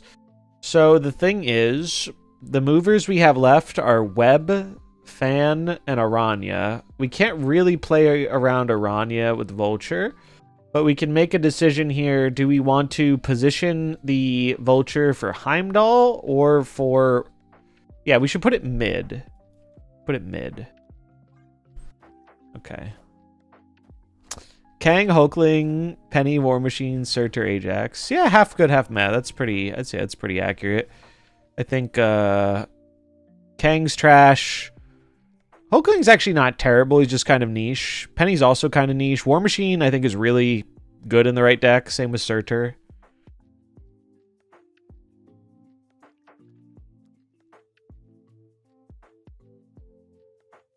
Alright, so we're going to play this card here.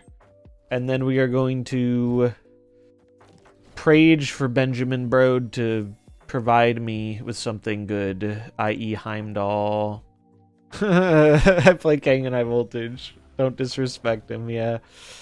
Hey, I'll give Kang a little bit of props in that I had a lot of fun playing Kang when Deadpool's Diner came out. That was kind of a cool experience.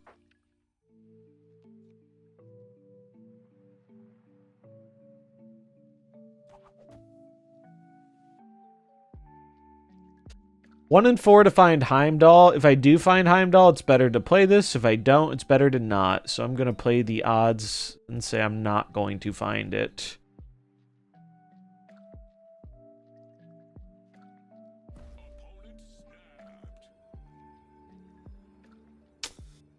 They're probably playing the tech version of Thanos. This is also an annoying location, and I don't have Heim, so I'm gonna leave and... Casper, you fucking... What are you doing, dog? What are you doing? What are you doing, dog? What are you doing? What are you doing?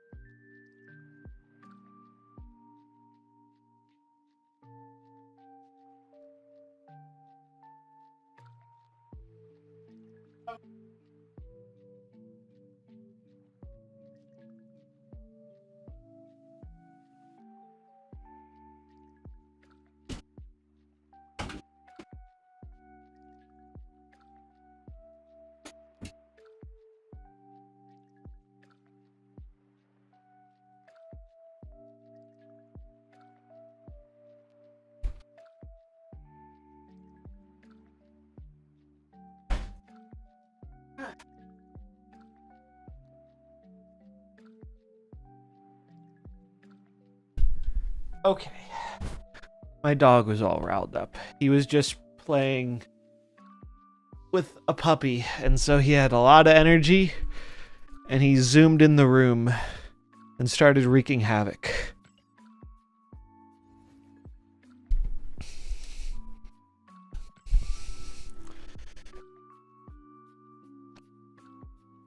Very energetic puppy. Scatter, yeah. Chair stream. Chair streams are the best streams. I want to get a new chair at some point, but this chair's okay.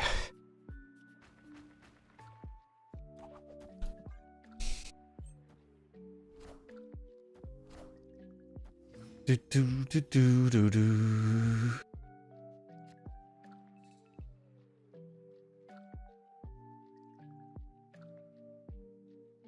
I always have such a hard time knowing if I'm supposed to hold or not. Seeing Bob, I assume...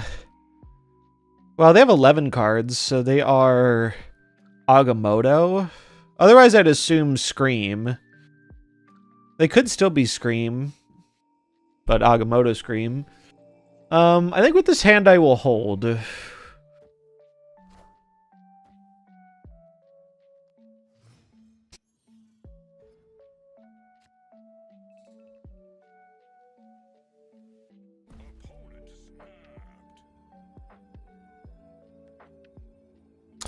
They have a pretty good hand, but, I mean, well, this is a good location for them and us. Or do I hold the Hulkbuster for the many men? And go boom, boom, boom. I don't like how it clogs us up a lot in the middle, though, is the thing.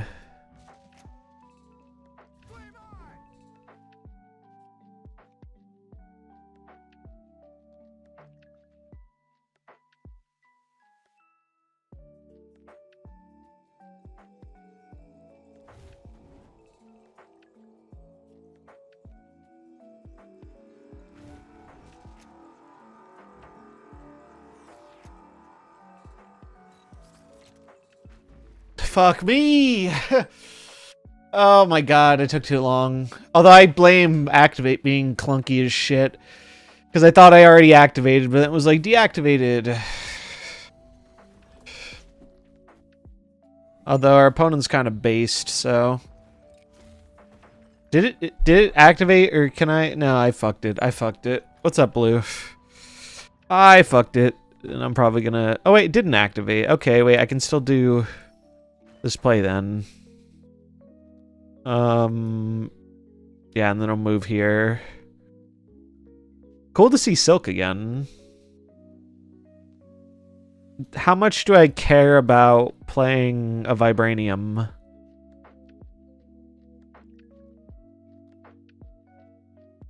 Yeah, you might have to check the App Store to update. I had to do that.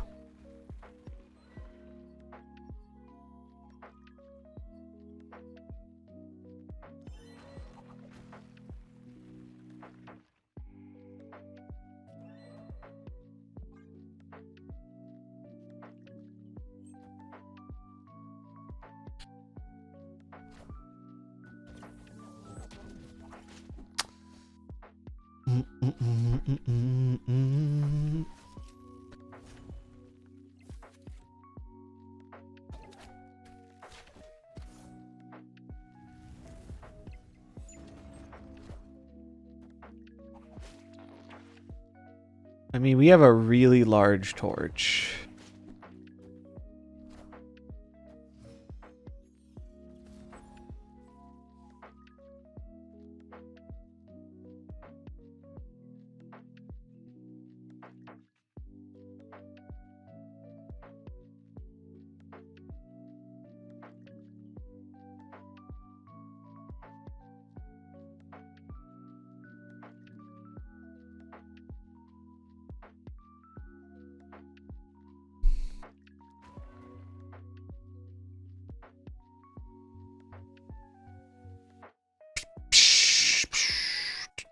Do do do do.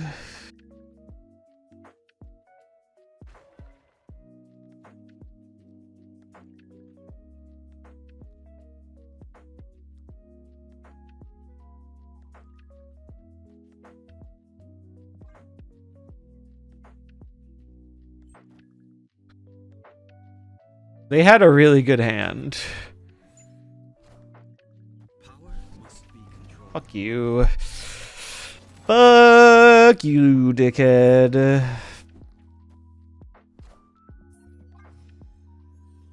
Although, honestly, Shang-Chi kind of made them clown themselves a little bit, because I probably would have stayed in this game if they didn't Shang me on 5.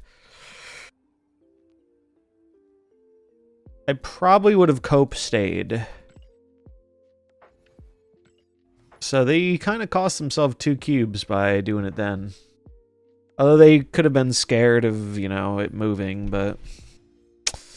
Oh well.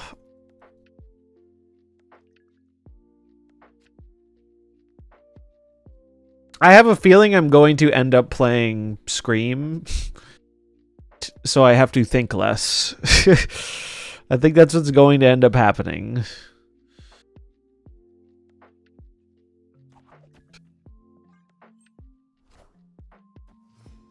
Because this shit is taxing. There's a lot to think about with this deck. And I'm not feeling super big brained right now. Although I kind of like how it's built. It's been pretty fun. There's just a lot to think about. Like this turn, it's like... Do I just get the multiple man down and move it? Do I only have one move activator, so maybe it's better I save for one of these cards. I think with this hand, I'm going to hold. You know what? Here, I'm going to just raw dog out the dagger. Because we have Heimdall, so we know we're going to be able to move it.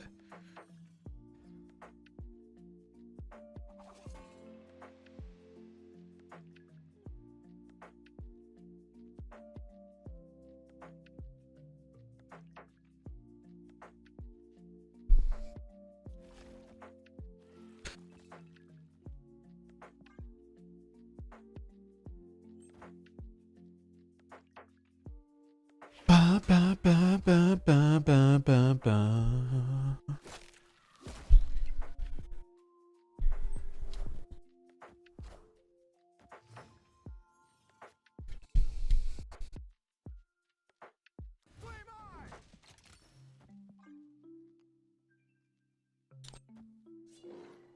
Do, do, do, do, do, do, do. Holy synergy, Batman. Also, fuck you. You got the best one. That's so annoying. I wish you pulled Dagger or Multiple Man. Actually, I'm glad they didn't pull Dagger, but Multiple Man would have been nice. Oh, fuck you! Oh, god damn. Fuck you. I'm gonna join the dark side. Suck my nuts. I'm joining the dark side. I've had enough of this.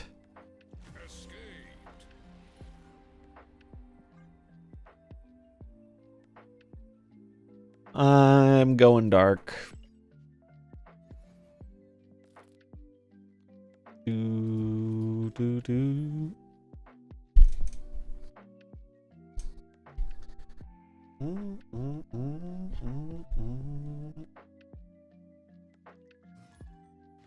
Apparently Fan Fei can move unrevealed cards. It's not how I would have expected that to work. Interesting.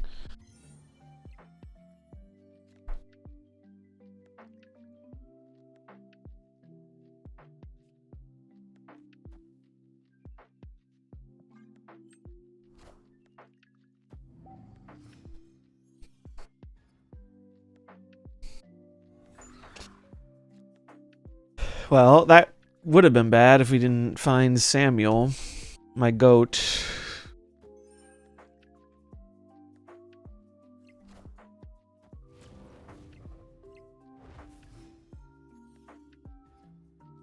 I'm worried they might be a Clog deck.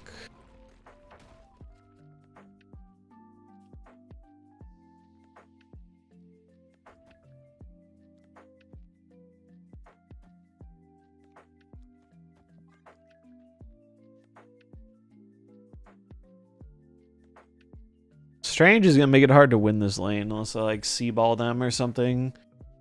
Or they just debris me now and I die of cringe. Okay, they do that. I imagine there's a debris in there, but they seem to have not found it yet.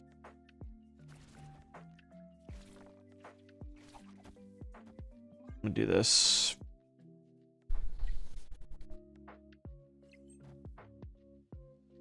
Oh, this might have been wrong because if they acid arrow mid, I get fucked. Could be worse though, I guess. Red Guardian, sure. Okay. The space is kind of problematic.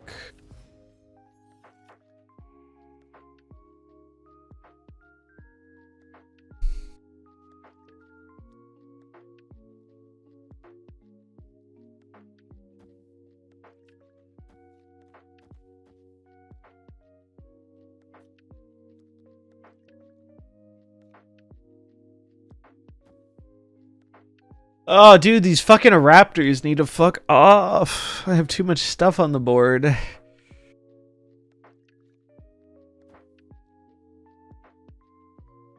Alright, so we're giving up this lane unless we top deck Cannonball, which is a 1 in 4.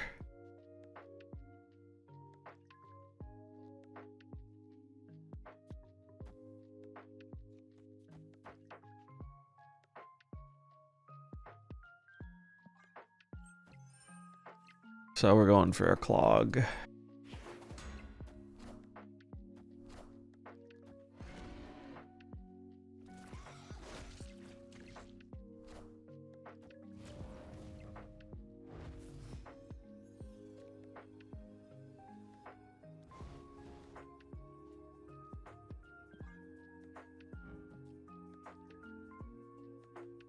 Yeah, the Ben version would have been nice here. We got there, though. We got there. Honestly, I mean, it was a little my own fault for playing this, but I think it was still the right decision.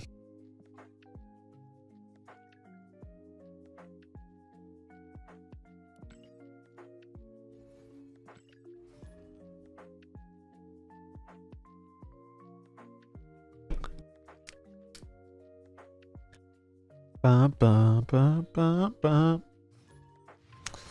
The TV Watcher.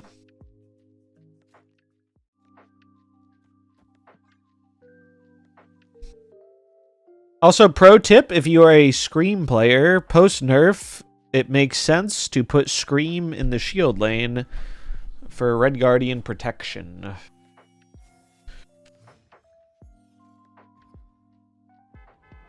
Otherwise, you are making yourself unnecessarily vulnerable. Getting your Scream RG'd is probably one of the worst things that can happen early game.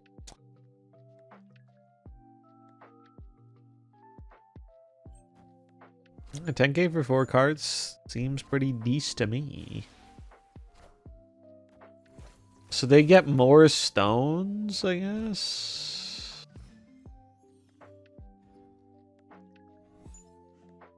They lose a Gorgon, I lose a Cannonball. That is not an equal exchange. Fuck.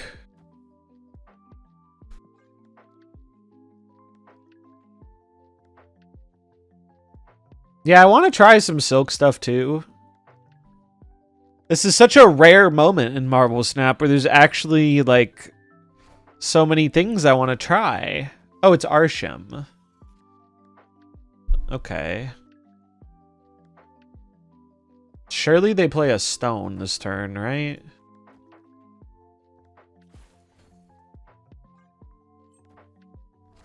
Fucker.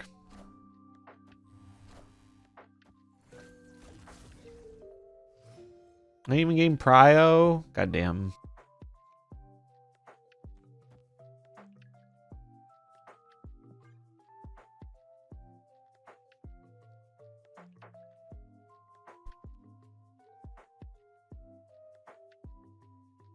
I am a big Silk fan. Were they played around my arrow? Fuck you. Can we get some fuck Arstroms in chat, dude? Yeah. Boomer snap like a fucking moron. Choke on your 1 cube, little bro. God, I hate Arsham. What an absurd draw. They just play another Thanos? They could have, yeah. They could have. Because they got copy. Not snapping on that seems fucking deranged, but I have no complaints.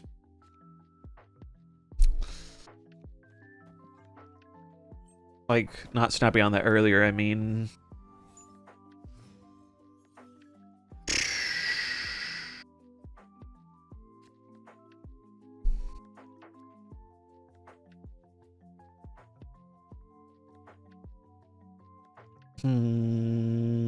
Might just hold because of board space.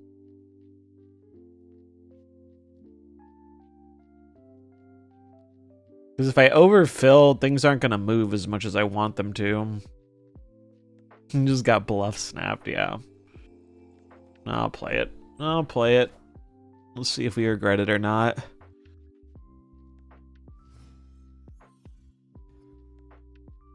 I would very much like if I could find my own Sam. Ooh. They didn't move the shield? What the... What? Oh, because of the kingpins and the Craven. Of course they didn't move the shield. Well, that's kind of funny. Oh, they're the Darkhawk version. Well, that's bad for me.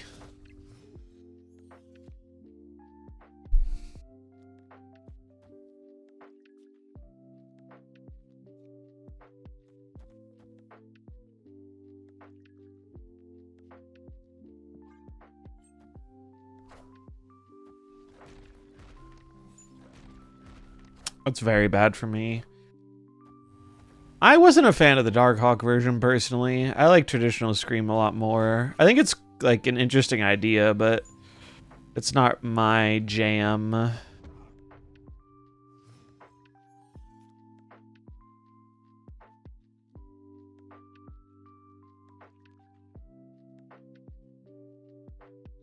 I mean, I'm just gonna punch something to get this dude out of my lane and keep Miles active. Hopefully we just yeet the... Well, I was hoping we'd yeet the Hawk to the lane with another Hawk, but sadly we did not. Now we are dead. Wait, are we dead? We are dead. We could have yeeted the Hawk with the second cannonball, but we didn't get lucky. We lost the 50-50. Unfortunate. I mean, our draw was pretty good. I don't really regret what we played. Yeah, it really just came out of the C-ball roll. If C-ball knocked Darkhawk there, I think we win a lot of the time. I don't think they have anything else super threatening.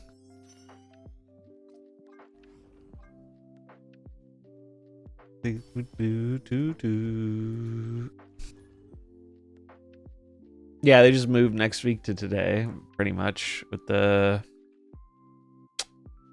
new Series 4 cards.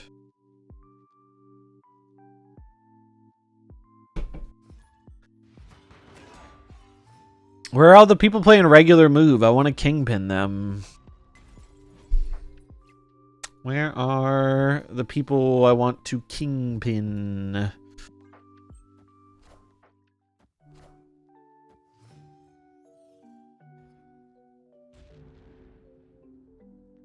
Okay. Scream, my beloved.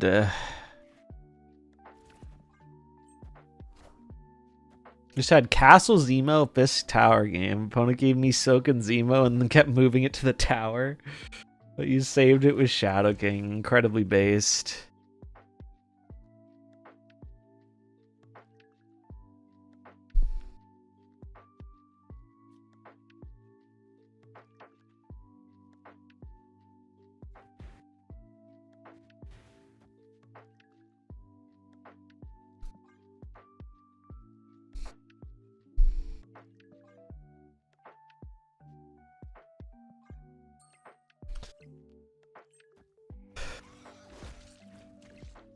We're gonna bully the shield. Does deny our dude from moving. Oh no, it doesn't, because their card's gonna move, and then no, it denies it because we lost another 50-50. Fuck me.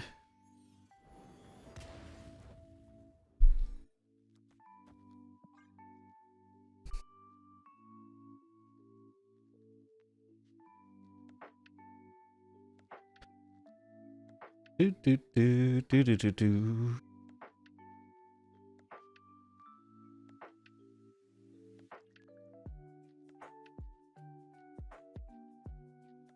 This is the first time I've run into a Hydra Stomper, I think. I must have seen one other person play it.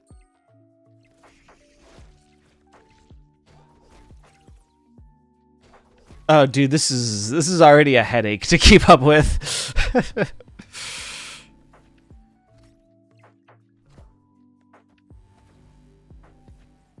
Okay.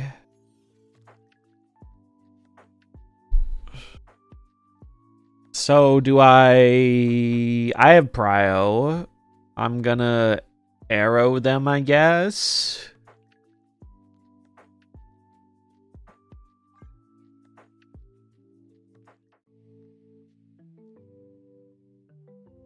Do do.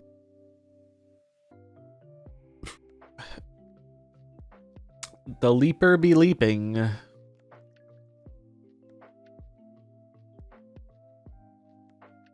So I'm guessing they're playing Scream too. They just didn't get their Scream.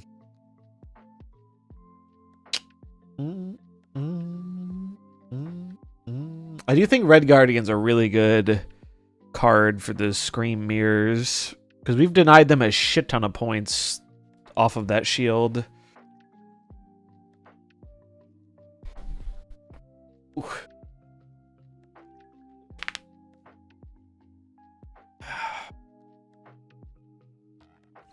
Shoot, shoot. Bam, bam.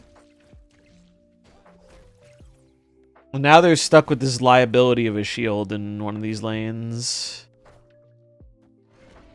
Okay, thank you, I guess. I mean, don't I just... They're just cooked, are they not?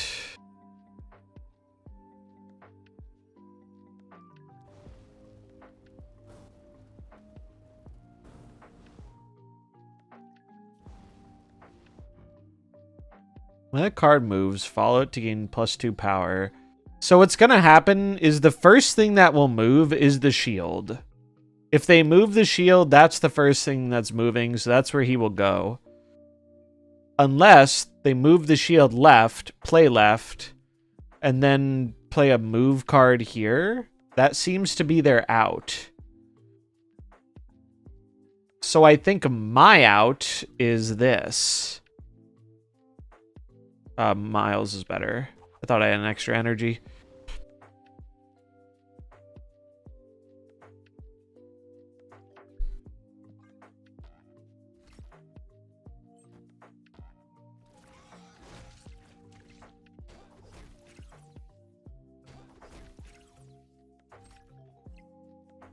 All right, we played it correctly.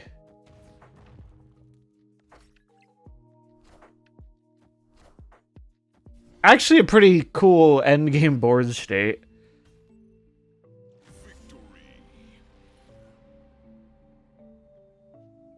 So, did Red Guardian win us this game is what I'm trying to figure out. I don't know if it hard won us this game, but it certainly helped. It certainly helped make things more awkward for them with this shield. Because if they had more points in the Sam lane, they could have been able to try and play the arrow Miles elsewhere.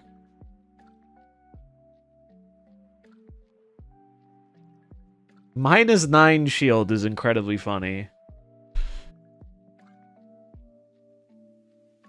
I also think Kingpin is so goated if this deck is a popular deck today. I think Kingpin is the nuts.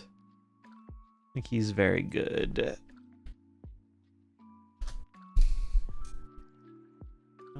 Okay.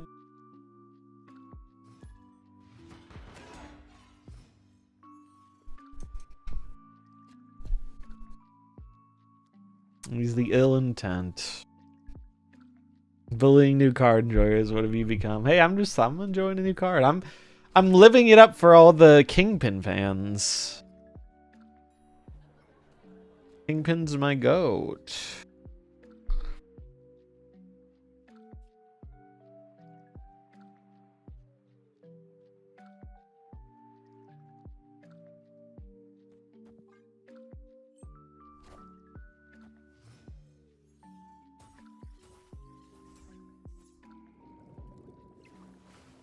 Oh, hello.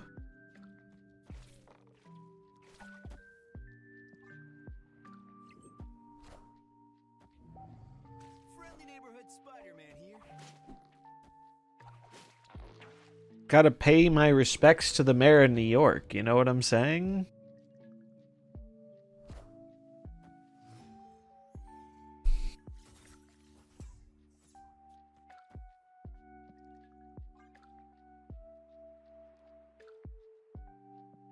Well, is that a brood? Probably. It's a Sarah. Spooky. How is it turn 5 and they have nothing I can Polaris? This is fucked up. This is illegal. This shouldn't be allowed. The shield nerf is screwing me over.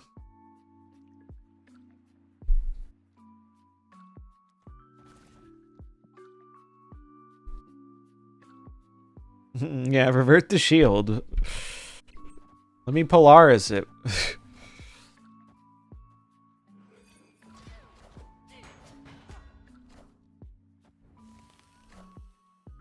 That's real bad. I guess this is just a Sarah control-y kind of deck.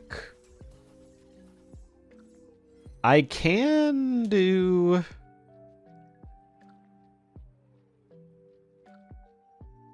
like this.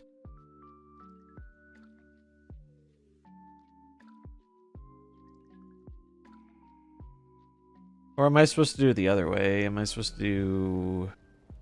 you can do this, and hope to bump the Carter. The Sarah cooks good. I'm glad to hear it, my friend. Glad it's working for you.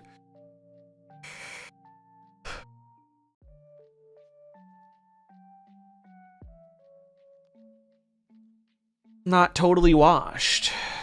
Or do I put it here just for points? You were invisible and doubter, been printing cubes with it. That's very nice to hear. I haven't actually played the deck. I was a pure theory craft. But it's cool, it kind of worked. Steggy first for the double or for the scream debuff on Carter. What if we could just punt out the Carter actually, and that'll send Baatroc here. I kind of like that. And then do I play here, left or right? I think I'm gonna play right. A little risky.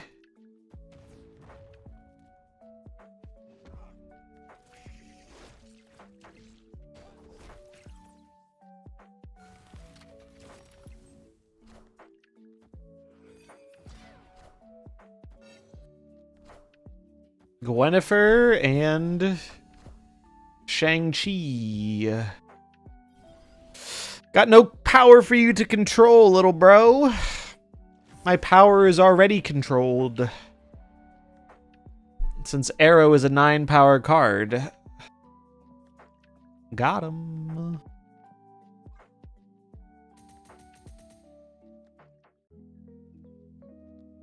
Why did I get 12 SP for that? It was a 2-cube game. The SP numbers, I feel like, have been so off for me, and I don't understand why. It's felt off for me. I don't know if it's like just the visual bug thing where sometimes it's showing you the results for the wrong game, but it confuses me. Confuses me greatly. Brady just announced Snap is getting its first official tournament? Really? Where was that? That is not something I ever thought they would do. I mean, they did the creator one, but I never thought they would do an actual tournament. Discord, thank you. Appreciate the news update. Let's take a look. There's a clip. I love a good clip. Let's check it out. I didn't realize, I thought the guest interview was just one dude. I didn't realize there were multiple dudes. Cool. Alright, let's see what they have to say about tournament stuff.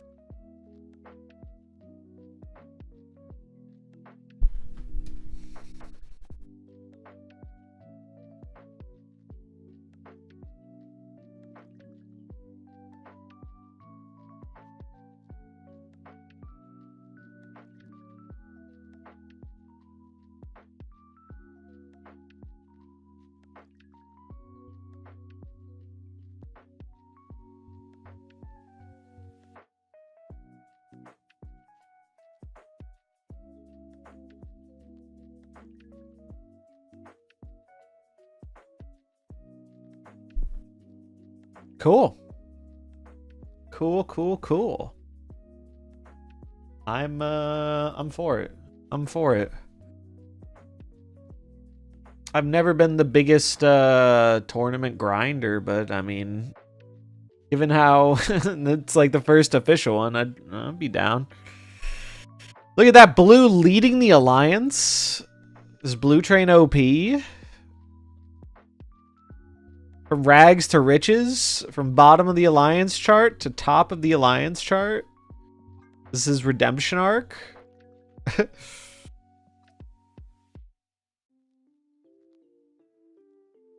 You love to see it. It's all those cubes you're printing. Look at all those cubes. Although the bounties are definitely helping.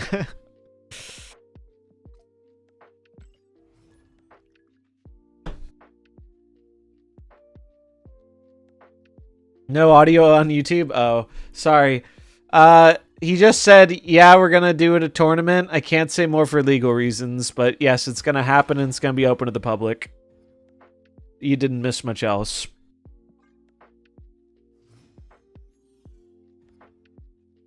One game away from 80. Nice. I assume 80. Sure thing.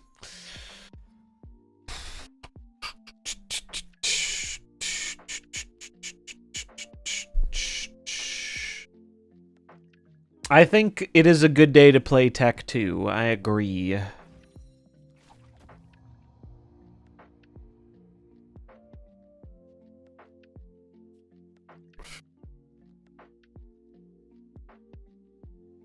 Do I pass? No. Spider-Man's good if it goes left. It's fine if it goes right, but it's better if it goes left. Spider-Man, that's the wrong direction! You fucker. This is annoying. Opponent, play cards. I need you to play cards for my cards to do things.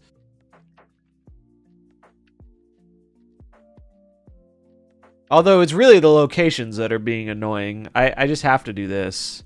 I don't want to. But I have to.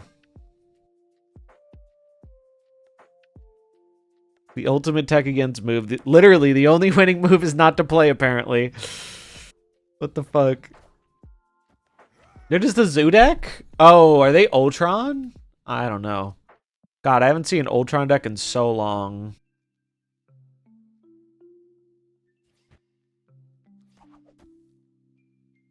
I mean, I think I'm just gonna do this.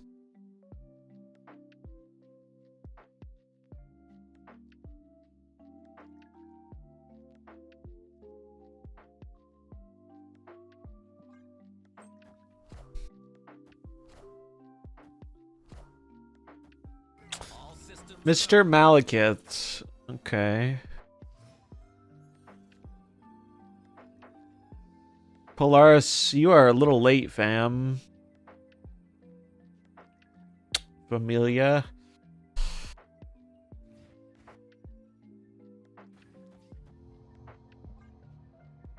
I think this is an Ultron deck.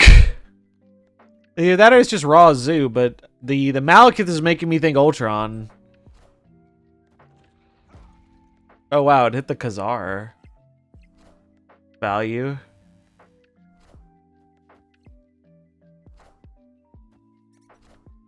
Shauna, no! Wait, we're fine.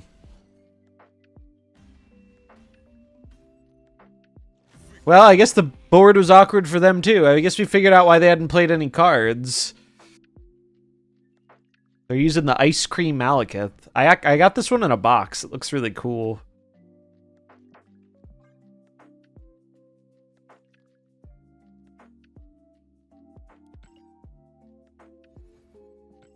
I really do want to cook more traditional move stuff, but it genuinely is frying my brain too much. There's so much room to fuck up with it. Not to mention a lot of people are playing Scream too. Case in point.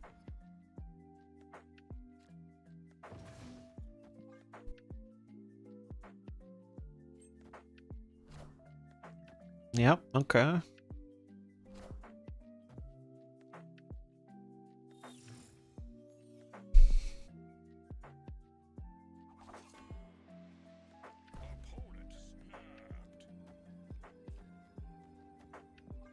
Feels a lot better than keys? I think so too, and I think that matters a lot.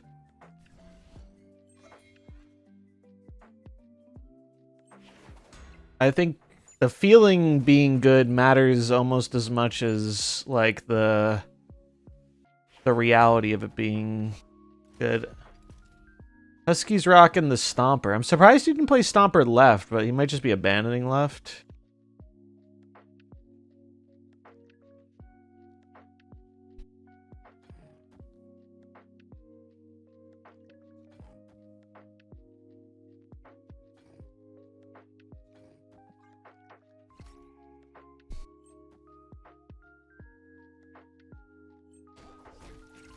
I am aware it's the real Husky. The only Husky with numbers after their name I know who it is 35. I don't know any of the other ones. It's one of the 5. I'm pretty sure they're more than 5. Oh, he's playing Red Wing in this? Damn, based. Based. He is a Red Wing enjoyer.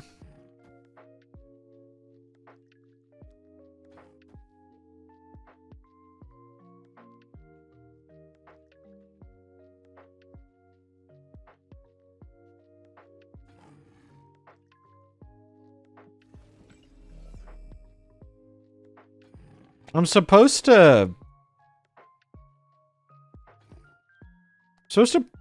He's gonna move his shield, right? Oh, God, this is such a mindfuck. I'm trying to think about the position of this dude. I'm gonna put it here. And then I'm gonna Kingpin here.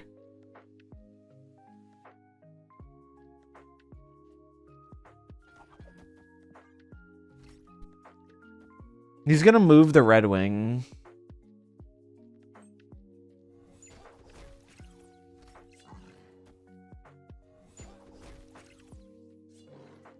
Oh, did I fuck up?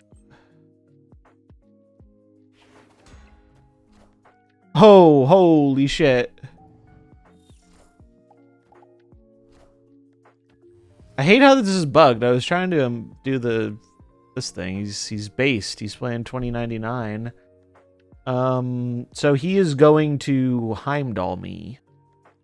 He's going to Heimdall the middle. Is there a world where I can beat that? Is my question. Left, we are probably dead. We could win the right. If we punt the Hydra Stomper to the left, I think it's winnable. I think we do this. You leave the shield there, hope for a 1 and 4. I was thinking about it, but I think even if the shield lives, we lose to his cards. We just lose to these cards. So I'm gonna move it.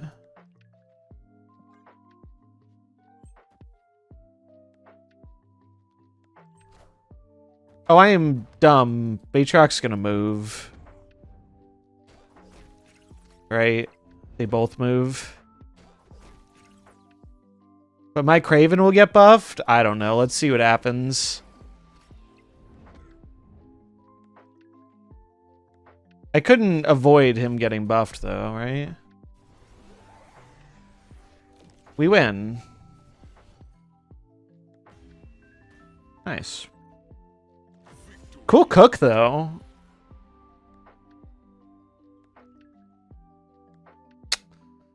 Cool cook.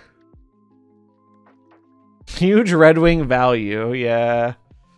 I wonder what his targets are for Red Wing. He's also using the cool Heimdall variant. I like this one a lot. I mean, that Kraven just went to the fucking moon. Although the Kraven... Well, I mean, the Kraven is what won us the lane, but... They offset our Kraven buffs a bit, because they got buffs, too, from the Kunlun. It's funny, all the buffs from or not all the buffs, all the so like I don't think Scream's ever been the hardest deck to play. It's not the easiest in the world, but it's also not the hardest. But I will say, with this card in it, I'm having to think about this a lot more than I was before. Like, it's not just like, oh, move your shit around. Like you can very easily fuck up with this card, but it was also a 110 this game. But it didn't even help us win the game, actually, here. Because I'm still not used to it yet. I was thinking, oh, if I put Cannonball here and I move the shield, it won't move right. It won't move to the right because there won't be stuff here, but I forgot he moves with the opponent's card too. So I was trying to have him stay in the middle was the initial intent, but then I quickly realized that he wouldn't stay in the middle. But it worked out. I'm wondering what his payoff is though for Red Wing. Like I assume he has at least one more big card in there. I mean, 2099 is not a bad Red Wing pull as long as you're not pulling it on the final turn. I mean, even on the final turn, a 0-9, not bad. I think Husky, it's probably Infinite. I mean, we could probably very easily answer this question because I would wager he is probably streaming. So we can find out. Because his cook looks cool. It does look like a pretty cool cook. We'll do this one. Narrator, it was not Infinite. Let's see. I want to see. I want to see what he's rocking. Let's see. What is his cook? He has... Oh, his top end is just 2099 in Heimdall. So he's using it for more like incremental Red Wing value, and like the big 2099 Heimdall are the big high rolls. I see. He's playing it a little more mid-rangey. No, that's cool.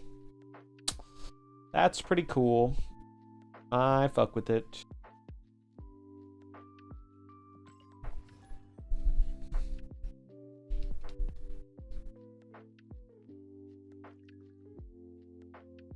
Oh yeah, I am positive my deck is a rough matchup for any mid-range move deck is not gonna love Scream. That is for sure.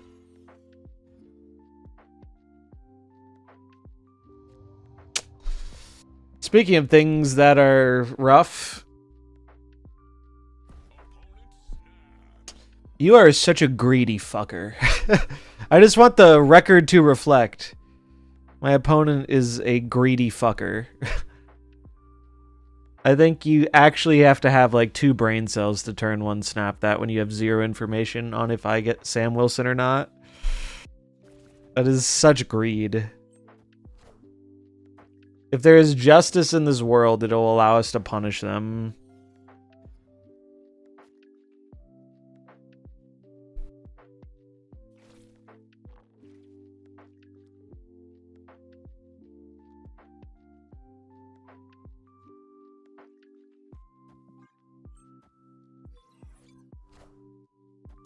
Fuck you.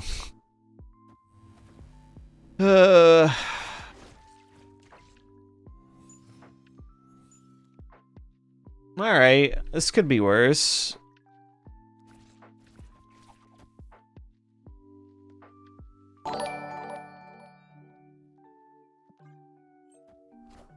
Really?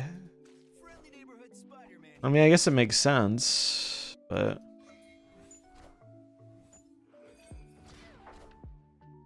Oh my god, dude. Excuse me while I find the nearest bridge to jump from. I hate so much how this has gone. Because, like, There are so many worlds where I can punish them, but this doesn't appear to be one of them. And I'm sad about it.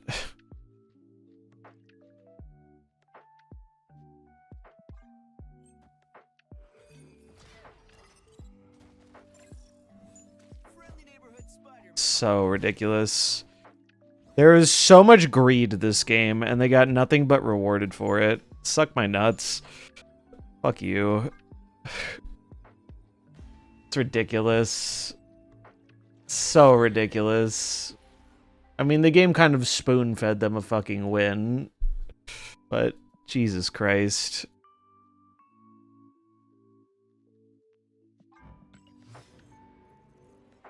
But I think snapping turn 1 just because you see a shield in that lane is deranged. It's actually fucking deranged. It's a terrible snap, and they got rewarded for it. Feels bad, man.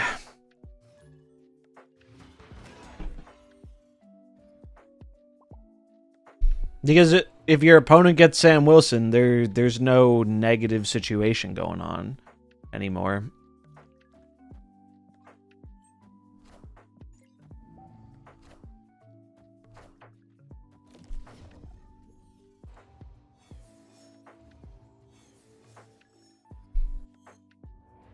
Well, I like this a lot better. And I certainly like getting a second Spider-Man. That's kind of sick.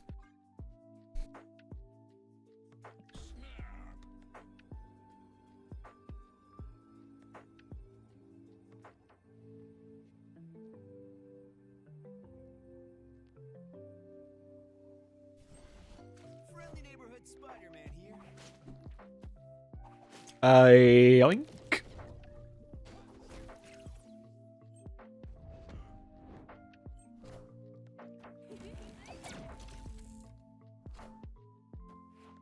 Oh, you're gonna pay for that, fucker. How dare you ham my arrow? It's not a nice thing to do.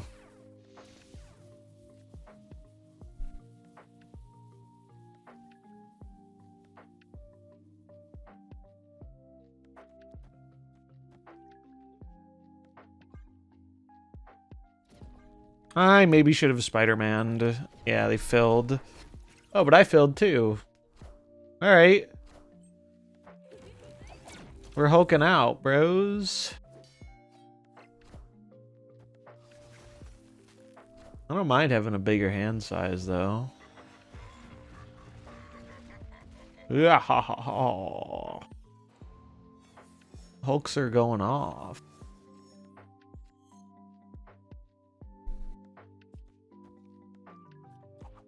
They are looking pretty cooked, though. I would say. Is it better to do this, or is it better to... It's better to do this. The universe in which Banner held a house party the day of the accident, yeah. I think we do this because if they play a move card, they're going to play it in the web lane. I guess the only question is, do I want Scream there? Or do we want Scream here? I think I want Scream here. Because we have Kingpin to hold down. This feels like such trolling against a move opponent. They keep trying to put stuff in the web lane, and we're like,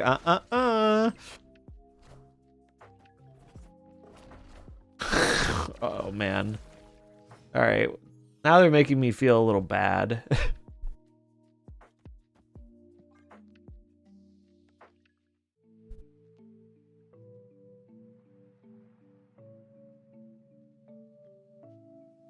I guess an argument for not playing Scream on the left was it opens up Miss Marvel, but... I don't see a position where they beat tiebreakers from where we are staring them down. Seems unlikely.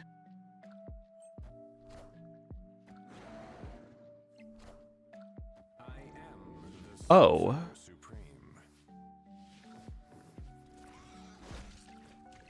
I mean, I still... Well... This is kind of funny, actually.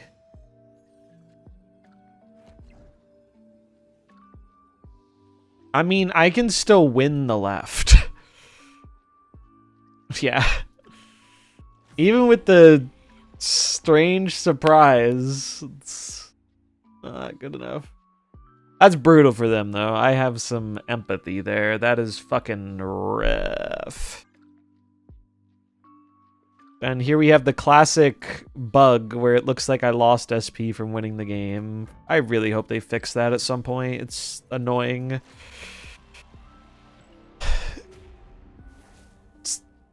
I feel like it's gotten way more prevalent. It didn't used to always do it, but I feel like it does it very often now.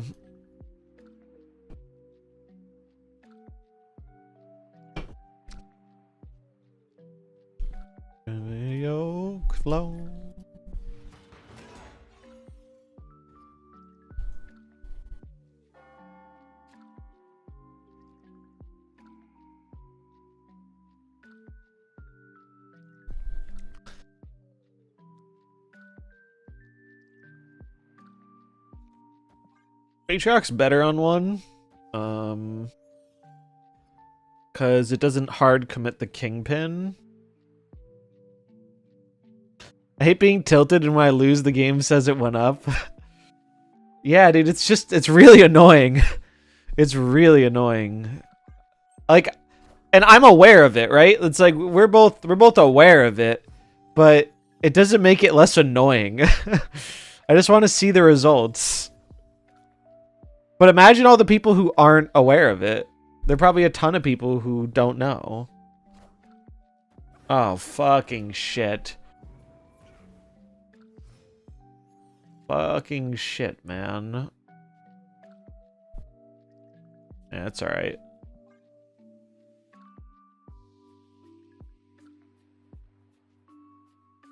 Bogwell's gym, baby. That is brave.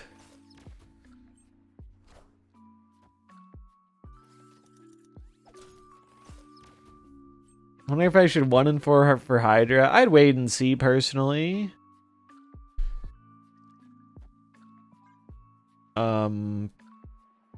I have not played a game with it yet, so I couldn't give you too much of an opinion.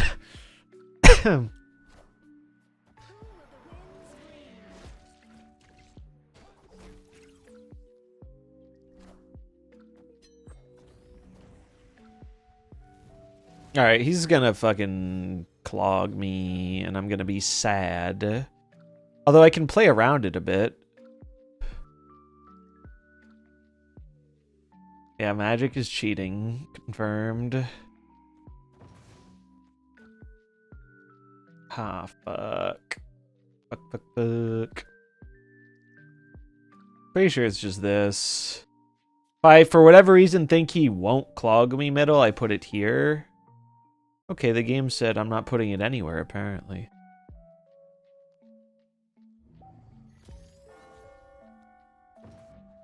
Okay, I would like it if I could play my fucking cards game. That would be cool. But I assume he... Oh, wait, what? Oh, this is 2. 1 or 2. Never mind. Never mind. Why was I thinking it would pull magic? Although, I guess I could have just put the Polaris mid. That would have been better, but... Why wouldn't you give me 2 cards? So... He has Big Red Hulk and a demon.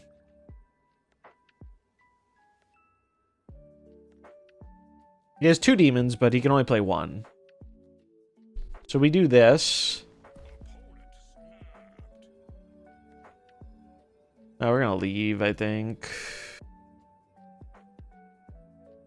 What is his best play here? His best play is play the Big Red Hulk to win this lane.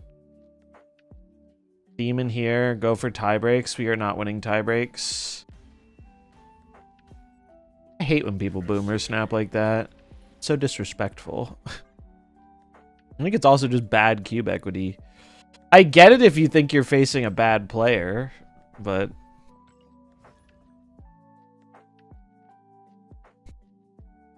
But maybe that's a self-report.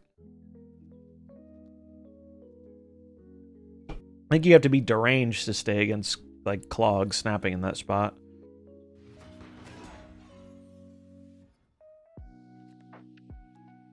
Well, the funny thing is the boomer snap, there are many times where it is correct, because a lot of people just don't respect it or don't care, but... Like, I wouldn't boomer snap Shuri Enjoyer in that position, because I respect him as a player more than that. Maybe that's the wrong way to look at it, but that's how I look at it. It just feels like less cube equity. Although, I don't always make the pure cube equity plays myself, so who am I to talk, but...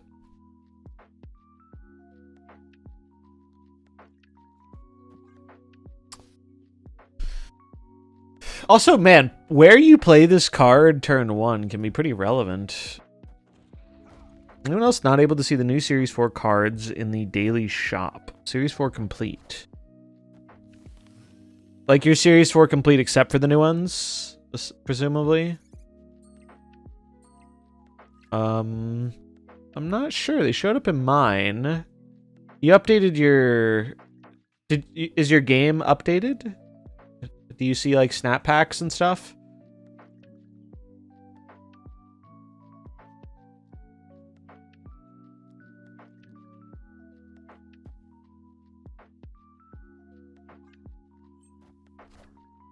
Yep. I'm not sure, then, to be honest with you.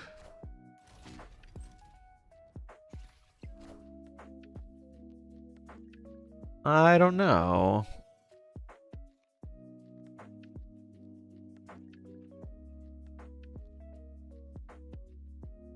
Yeah, maybe reinstall would be my best guess in that situation.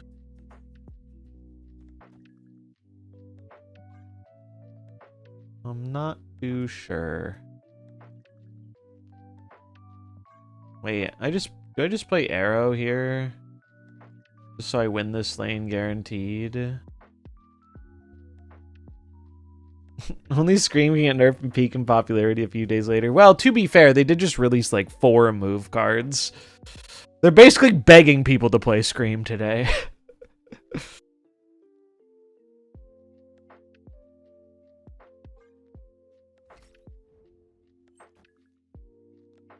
I didn't do the math on this. I don't know how many cards are gonna move.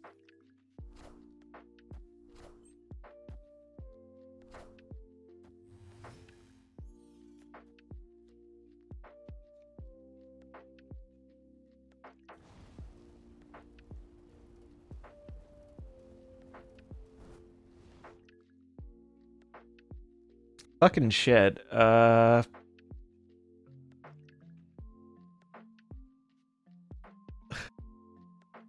This, like...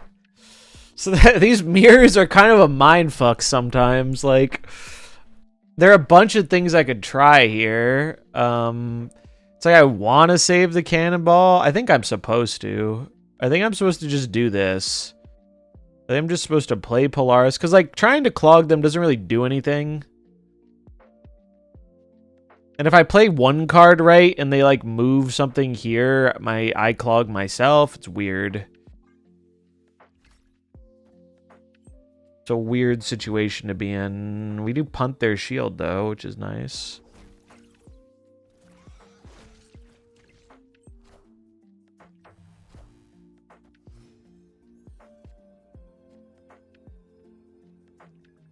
Alright, so they can play a singular card. If I'm my opponent, the way that gives me a chance to win is you move Rocket and Groot or the shield here, and then you play Cannonball here to react to my Cannonball, and win that way. So I'm just gonna do the other play. Now, it's a 50-50. They could be like, oh, he's gonna read me, and then I'll read him, but I'm not going that deep with it. I think this will suffice.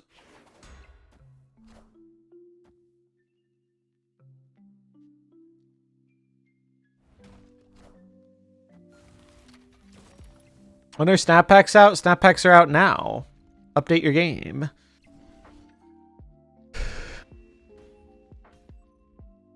Also, if you want to know what all the things are with snap packs, check out the review. It's kind of long, but it's, I think, pretty good at helping you understand all the things about the new system that you might not know. So if you're looking for information, that's your one-stop shop. And there are timestamps if you don't want to watch the whole thing, because it's a long-ass video.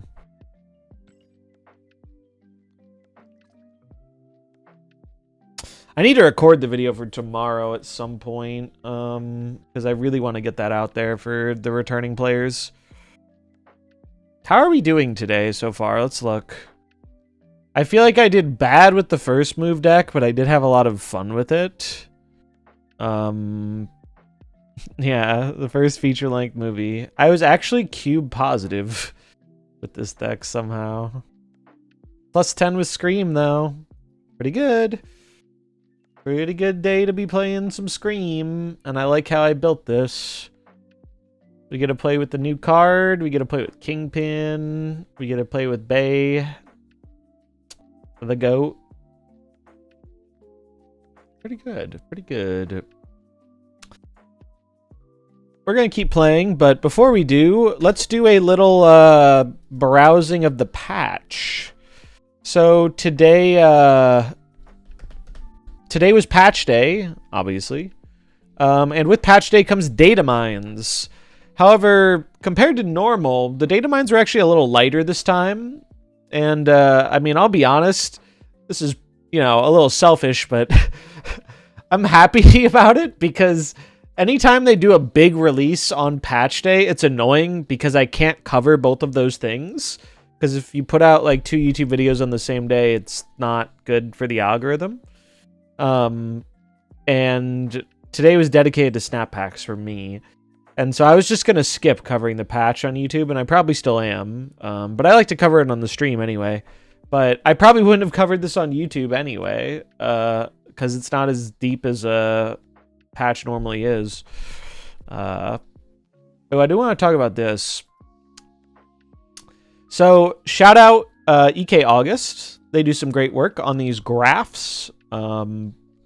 And now that the system is changing, they used to do the spotlight graphs that I would use in my videos and that they use here on SnapFan. But now that the system is changing, they are showing off the packs. So uninstalled no luck. Damn, feels bad, man. Yeah, I don't know why they wouldn't be showing up in your shop. They should be, like in the Series 4 token slot. I did hear. I don't know if it was that issue specifically, but I know there was some issue people were having that got fixed with the daily reset. So my only other piece of advice would be maybe when the shop rolls over in 2 hours, one of them will show up. But that's all I can think of. You could try asking on the Discord, though. They might answer, because that sounds like a problem they would like to avoid. So yeah, how the packs work and stuff, if you watch the video you already know, but the seasonal packs cycle. Oh, thanks. The seasonal packs cycle, so the season 5 ones they change every month. Season 5, the seasonal packs always have the last 2 seasons. So right now it has well, this is showing what it's going to be for next season. But right now it has like the Agamotto season and the What If season. And that's going to change in a week. The Agamotto season cards will go out and the Carter will go into the pass. And then every week, a new card from the new season will make its way in. Yeah, I'm glad to keep the YouTube stuff. Appreciate it. So here we can see if you're someone who's trying to like plan out and optimize your packs, which you can, you know, there is still some optimization to be done if you want to, and you want to use packs. Like I talked about it a bit in the video, but if you're a free-to-play player and you want to get Carter or something, and you're interested in, like, let's say you're interested in Surge, but you don't really want the other X-Men, you'd be best off going for the first week, because then you'll have Carter, Surge, and whatever cards you're missing from this season, rather than if you were wait till the end of the season, you would have more of these cards in the pool. So I do kind of like that packs still give you a way to optimize a bit like the spotlights do in terms of like which cards you're like trying to skip or when you want to open. Like, I think it's good to have some optimization. But unlike spotlight caches, you aren't forced into the optimization. It's like, if you really want Captain Carter, well, just go buy her with the tokens and don't gamble. And I'll probably say it a million times, but that continues to be my favorite part of the change to this system. I'm very pleased that people can just buy the cards they want now. It feels like it just makes it so much easier for me to give people a path to get the things that they want, which is something I like doing. Because I think that's the best way to get people back into a card game. So if you have all the cards from the season, you can get the new card for 5k, right? Yes, that is correct. I did that today with the new card. That is correct. So we can see the cards that are coming up. It's interesting. Let's go back to the patch stuff. So normally we have a lot of information here, but there's not as much information here this time around. There's actually a surprising lack of information. One of the things that we do see, though, are some Fantastic Four cards. Although, I don't know if these are actual cards or they're part of the game mode that we also don't know much about. Clobbering time. Move the thing to this location. He can repeat his destroy ability this game. Now, you might be asking yourself, I didn't know the thing has a destroy ability. And it's because he doesn't. He does not. So I'm thinking either these are new cards for the Fantastic Four, movie, or these are something related to the game mode that we have a little info on.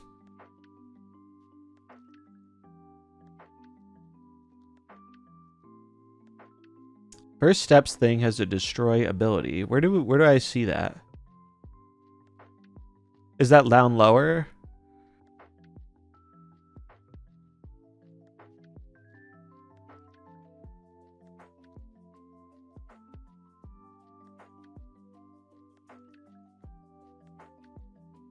Let's see. They have all these like different things. Normally we have a lot more information about what this stuff is doing. I might have missed it.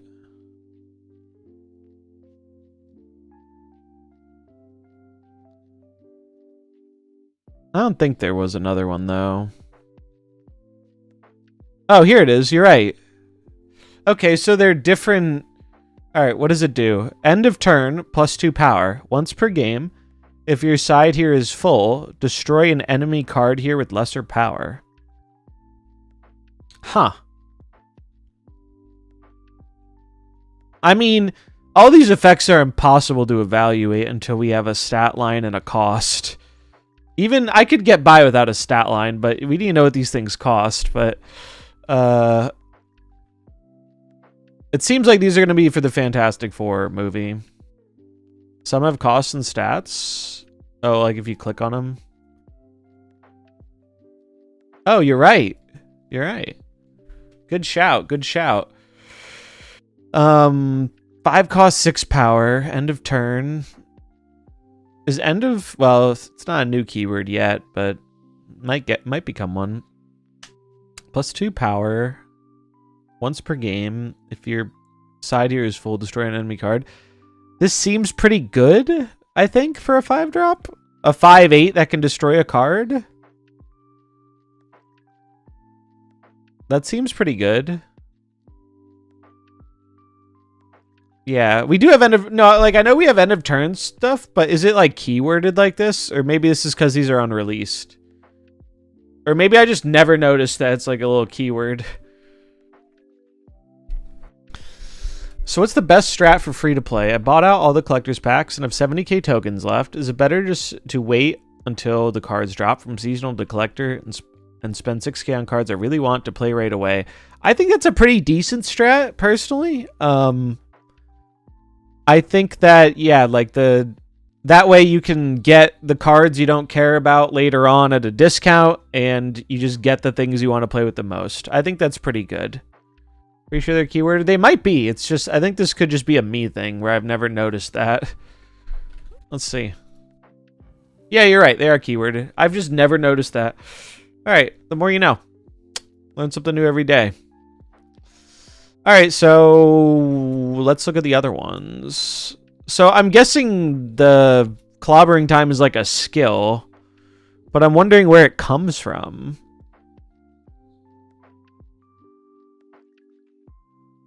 It was a recent change? Okay, so I'm not crazy. Or I'm not that unobservant. Because I was like, damn, like I've never noticed this before. Does it say anything about this? 1 cost, 0 power. Oh, I think I have an idea how maybe this works. Where is Herbie? Herbie's like their little, Herbie, activate. Give your cards... Oh, no. Herbie has his own abilities. I was thinking maybe Herbie would have, like, skills that affect the Fantastic Four cards, but... The Fantastic Car? Is that what he is? I thought, the Fantastic Car had its own one. Yeah, Fantastic Car. Activate. Give your end of turn cards plus 2 power. Herbie is activate Nico, which is cool. It's like Nico where it's going to cycle through abilities, but it's an activate card. I love cards like this. I think cards like this is some of the coolest designs in Snap, so I'm happy we're getting another one. Nico is a goated card. Actually sick card design. Okay, so there is actually more info in this patch than I thought there was. It's just hard to look at. It's not as nicely presented because it seems like they're missing a lot of the files. The Council of Reeds. 3-0. Give all your ongoing cards everywhere -1. This definitely feels like a skill to me. So they have the Fantastic Four, and then they have, like, skills related to them. Yeah, I saw he was talking about it a bit in Cam's Discord.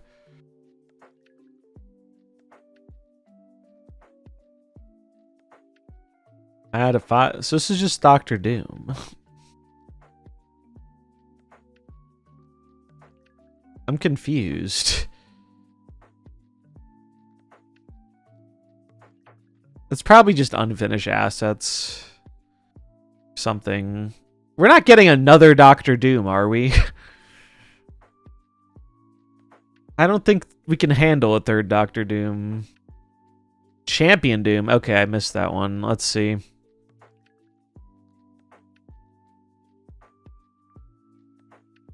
Maximum Carnage. Oh, all right. Wait, I think I understand a little bit now.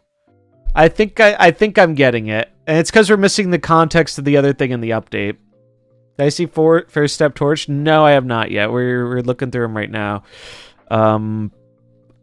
Let's see. I want to see Doom though. I'm just gonna search this Doom. Doom. Ah, here we go. Master Plan. This strikes me as a skill. Replace all cards you played this turn with Doombots. That's cool. That's pretty cool. I fuck with that. And then... Yeah, this is I think what this a lot of these things are referring to. Champion Arena appears to be a new game mode with new powerful versions of specific cards. Specific cards have a champion version that come with extra skills for each champion. So my guess is they have these different versions of the Fantastic Four, I would assume those are going to be like the seasonal cards are going to be the new Fantastic Four. And then they're going to have these skills for them in a game mode where I don't know if you pick one of them. There's not very much information, but hey, what's up, Quinny? I love that they made skills collectible cards that you can only include in your deck if you have the associated character. That would be cool. Moleman not being a Darkhawk enabler, but a hater hurts me. I have to see what he does. So this is neat. Like this screams Commander to me. For any Magic the Gathering gamers. This feels like a Commander-esque thing.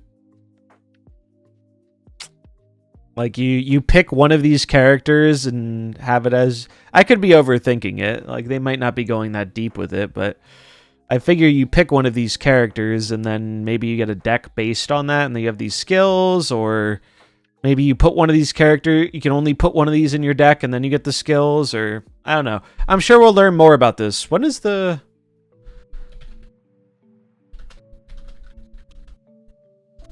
movie come out? It comes out in the summer. Okay.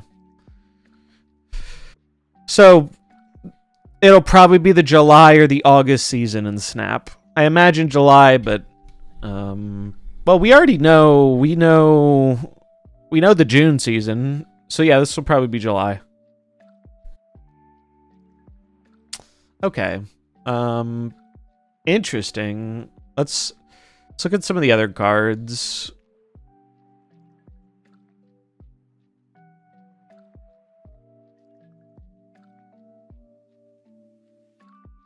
Subterranean Summons. You have a created card in your hand plus 3 power and create another copy of it. It's almost May. I know. It's kind of crazy. The year's gone by pretty quick.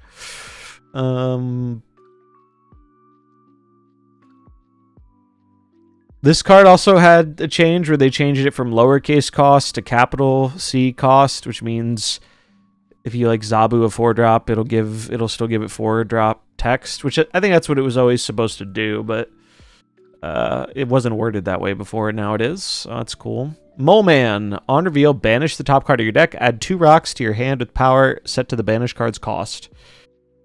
Power set to the banished card's cost. That is interesting. I guess he is kind of he's a 3/3. I guess it is kind of a Darkhawk counter.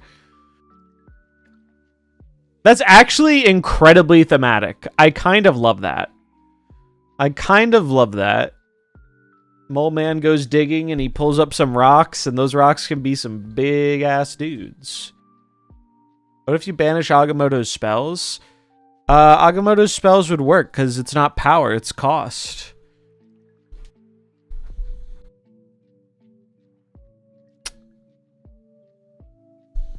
So that would be fine. Mr. Fantastic first steps. End of turn, give a card in your hand plus 2 power or -1 cost. 2/3.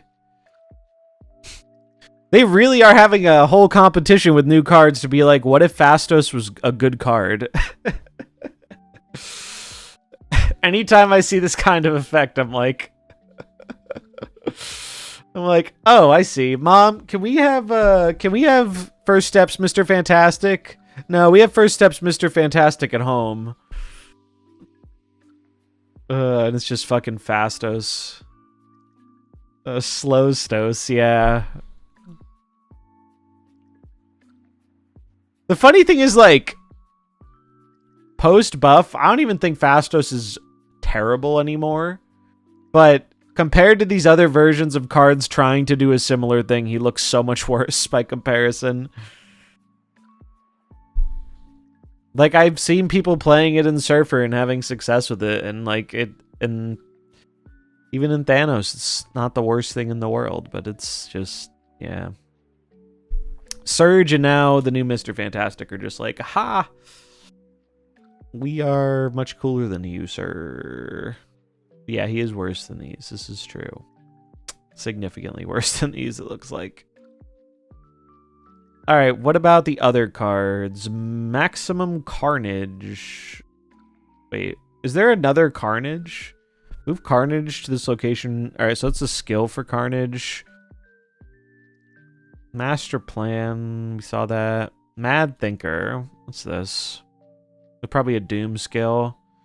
Sorry, returning you +2 power if your hand is full after you draw 1/1.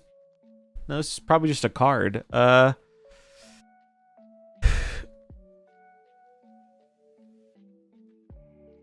This seems bad. This seems very bad, right?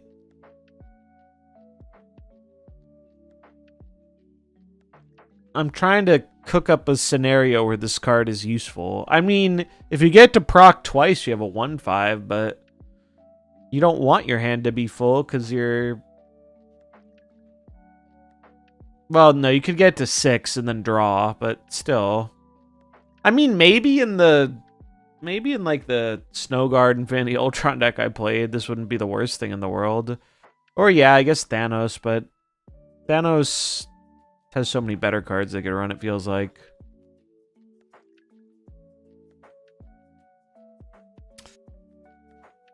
We'd work with Doom 2099, I guess, since you can play a card a turn. Oh, Doom 2099.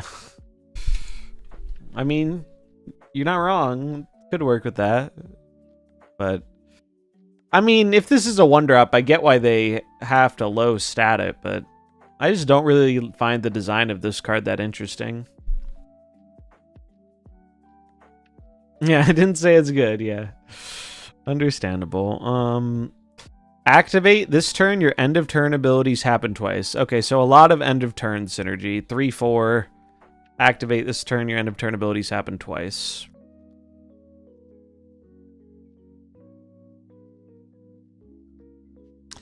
Man, if I wasn't like lazy, I would make like a mock-up with some art to make these more presentable for a YouTube video, but I have too much other YouTube stuff I want to focus on this week, so I'm probably not going to do that. Yeah, she seems quite good with all the other, like, a lot of the other cards are end of turn. Human Torch, 3/2, end of turn, +1 power once per game. If your side here is full, double this card's power instead. That seems good. That seems quite good.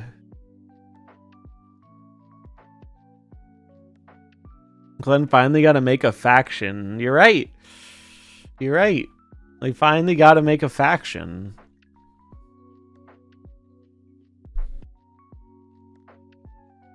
That's cool. What are all the Herbie abilities? I want to see these. He's a 2/2. We got Herbie fully loaded. Activate. Next turn you get +2 energy. That's good. Give your cards at adjacent locations +1 power. It seems pretty decent. Activate, create a rock with 4 power here. That's solid. Activate, double this card's power. This card just seems great.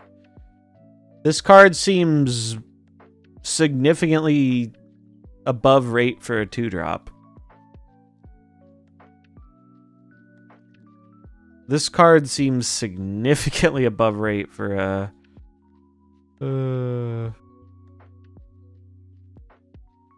How much is... She's a 3/4. She's a 3/4. Oh, I see what you're saying. You could use her to double up on the Doom bots. You only gotta do it once, but yeah, that does curve. I want them to unnerf Doom. I get why they nerfed him, but I would like them to unnerf him.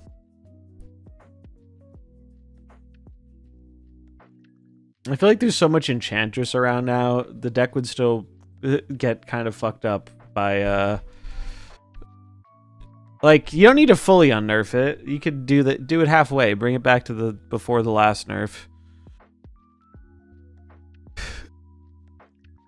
So if sides are full and you get the activate +1 on T6, it's a 2/10. All of these seem strong. That's the thing. Like, the Nico ones are very conditional a lot of the time.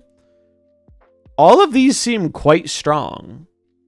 +2 energy is very strong as long as it's not the final turn. This one is probably the weakest, but has potential to be very strong on a wide board. This one just seems... I mean, you're taking up 2 spaces, which is a real cost, but a 2/6 is a 2/6. It's pretty above rate. It's a lizard. And doubling the card's power, you get a 2/4 at worst, and potential for it to be much bigger if you buff it. And there are other cards that buff it, like create a rock for Supreme, yeah. This card seems cracked. This card seems very, very good in the current form. I guess it's just gonna... Oh, I was trying to figure out why there are only 4 abilities compared to Nico's, 6? And then it's like, oh, Fantastic 4. Yeah, that will do it. That will do it. I wonder if it'll recycle through them, because Nico's don't recycle. You can't get the same Nico ability twice. Nico has more than 6, doesn't she? She has 7, right? Because there's 1 for each turn.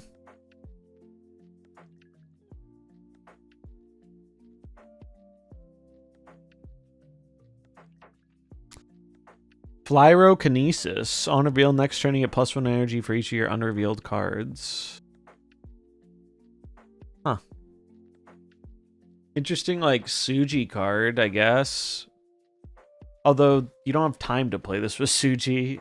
Invisible Woman card, I guess.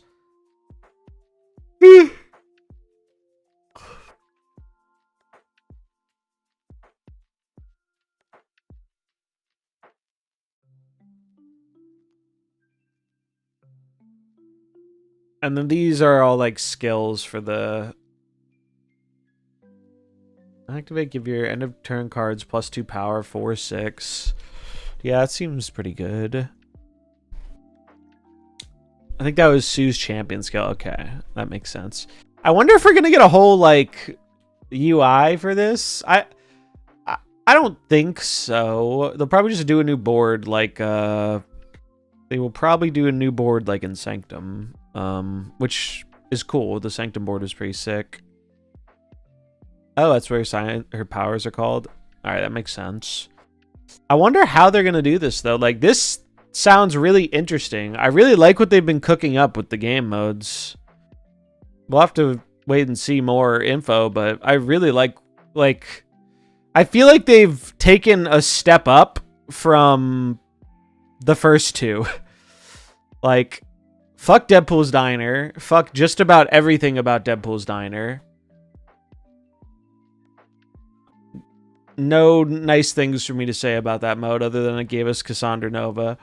High Voltage, I think, is a great little casual thing, but doesn't really... like, it's fine. And I think it's really good for a low-stakes casual mode, but it doesn't, like, make you think that much... You don't have to think that hard about playing the game or playing it differently. High Voltage is not casual. Well, no. Here's the thing. The game mode itself, I think, is very casual. How much they want you to log in to get the rewards is not casual at all.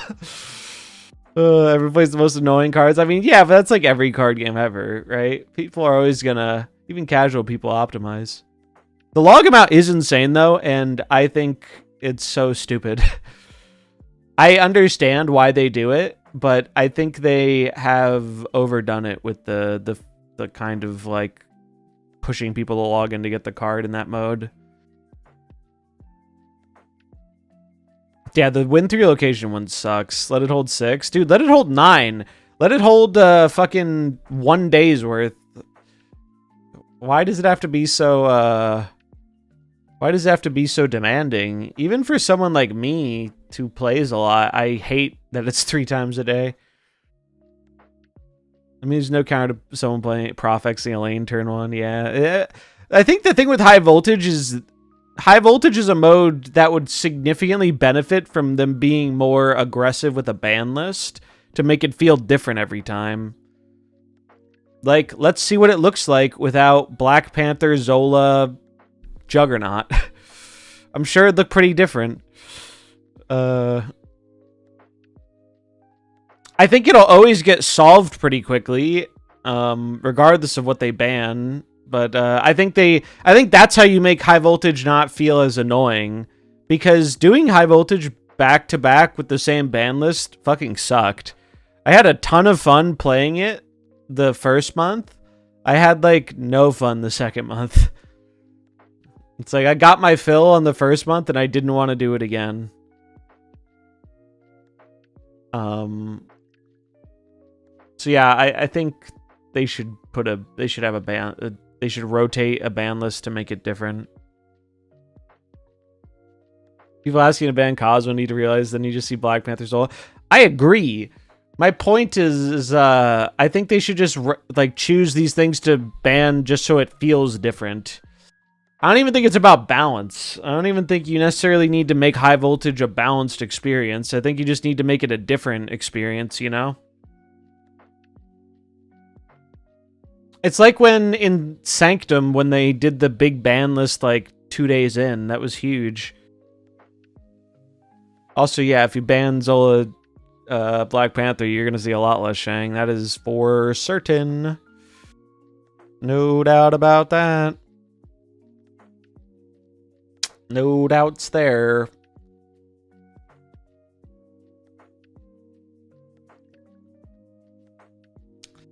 But I also think that Sanctum was the best mode by far for me. It was the most fun to play, it gave the best rewards, and it was the first one of the new modes that really made me feel like I was looking at Snap in a new way, you know?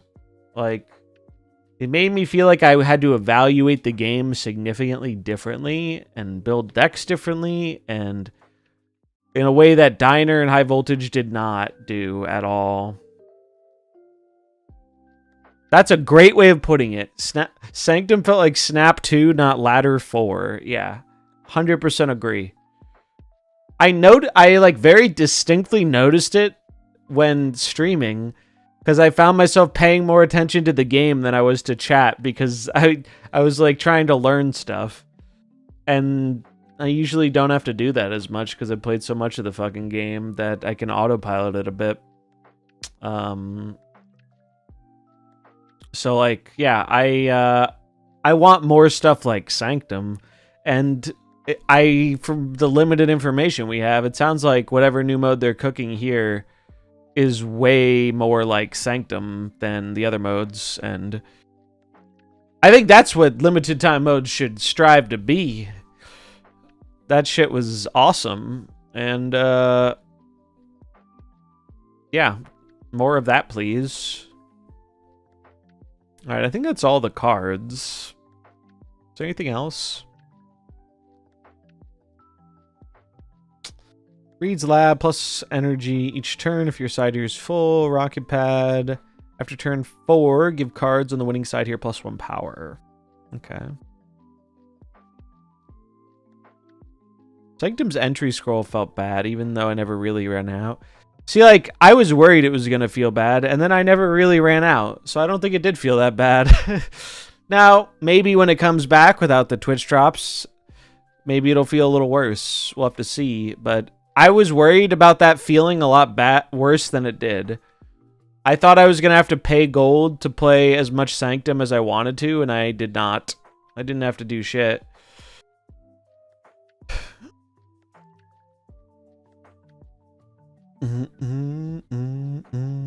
We're doing this PAX East album. If anyone's got the hookup on the new PAX bundle, let me know, because I'm looking for one. Gonna abuse the streamer privilege. I had a friend who went to PAX last time, but I don't know if they're going again. I need to reach out to them. I ran out, but only because I was so addicted to Sanctum I played nonstop. Yeah, there were times I had to purposefully lose scrolls and to get the regens. It was a great mode, though. The board was cool. The rules were interesting. I do think before they did the first wave of bans, it was an incredibly pay-to-win mode. I'm not gonna lie. Like, the best the majority of the best cards in the mode were like Series 5 cards. Fortunately, they banned all of them except Sam Wilson, and I highly anticipate Sam Wilson being banned in the second time it comes around. Like but hey, at least they were swift with the ban hammer. I thought they were gonna let it ride. Reddit would make you think the Guardians are broken. Yeah, the commentary on like the Guardians in that mode was like, I feel like if you're complaining about the Guardians being OP in that mode, you're just not gonna like whatever the most popular thing is. That's a complaint where it's like you just don't like seeing, you know, the card show up a bunch, which I get it, but that's just what's going to happen in a card game, you know? Like, people are gonna play the cards that work well. What are you gonna do, right? What else can you do? You can't do much about that. If you just ban the Guardians, it'd be something else. There's no stopping that. That's just how card games work. I'm hoping these are the PAX borders, because the PAX borders are sick. You hate the dino? He's so round.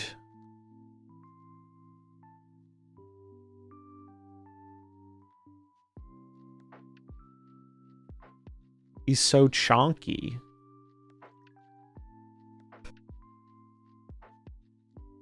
He's a PS5 gamer confirmed. I need to close some of these. Gamer build dino, yeah. You can't see it. You can't see it because there's no speech bubble, but he's yelling slurs into the microphone against other people online. He's a true gamer. It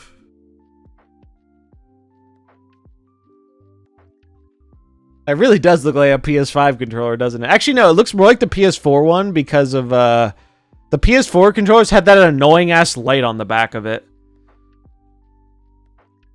PS4 controllers, like one of the only gaming controllers that I did not fuck with. I've done a lot of gaming in my days, and that's the only one that ever gave me some hand cramps if I played too long. I think it's because my hands are just a little big, though, so I had to grip it awkwardly. But yeah, that screams PS4 controller. Throwback. Look at Bay. Bay gets a new variant. Can't look at it, apparently. One step closer to finishing Arrow Mastery.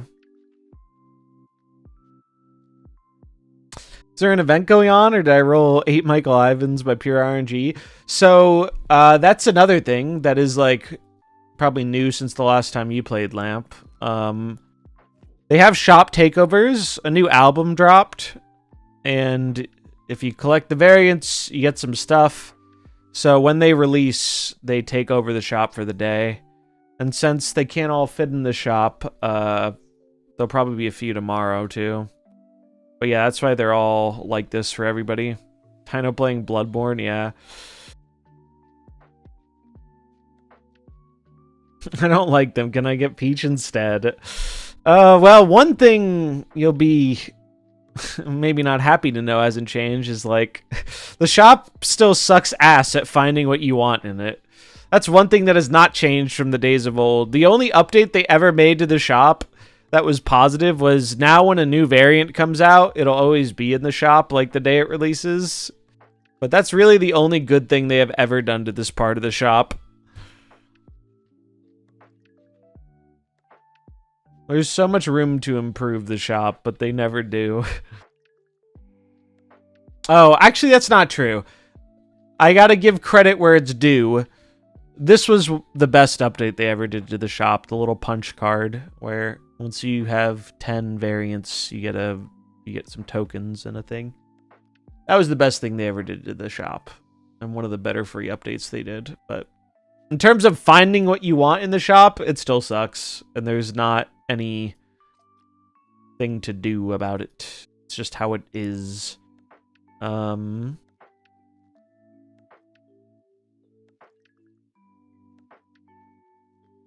Is there a good destroy deck? Well, Here's the thing.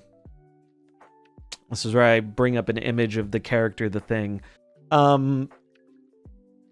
Destroy hasn't changed much, probably since the last time you played the game. As such, it's not really great, but it can still win games. But yeah, if you had an old Destroy deck, the nice thing is you don't need any new cards to play it. So that's not a bad one to do some casual grinding with. I can show you some decks. Where's the free snap pack? They had some issues deploying it, which they're working to resolve. Although, from what I have heard, it's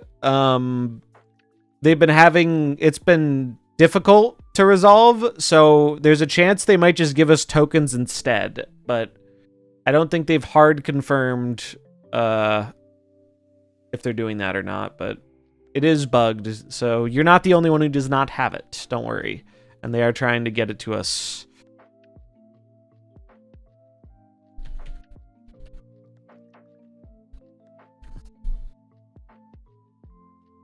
Yeah. Basically, yeah, you probably have all the cards for this. It's just classic Destroy. Nothing has changed about this deck in like a year. Don't have Nico. Okay, fair enough. You can play this deck without Nico, though. What do you play in place of Nico? You play... Honestly, just jamming in a Shang-Chi might not even be bad in this list.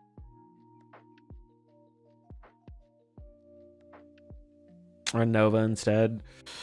Nova usually doesn't get too much value in this list, but I mean, it doesn't matter that much.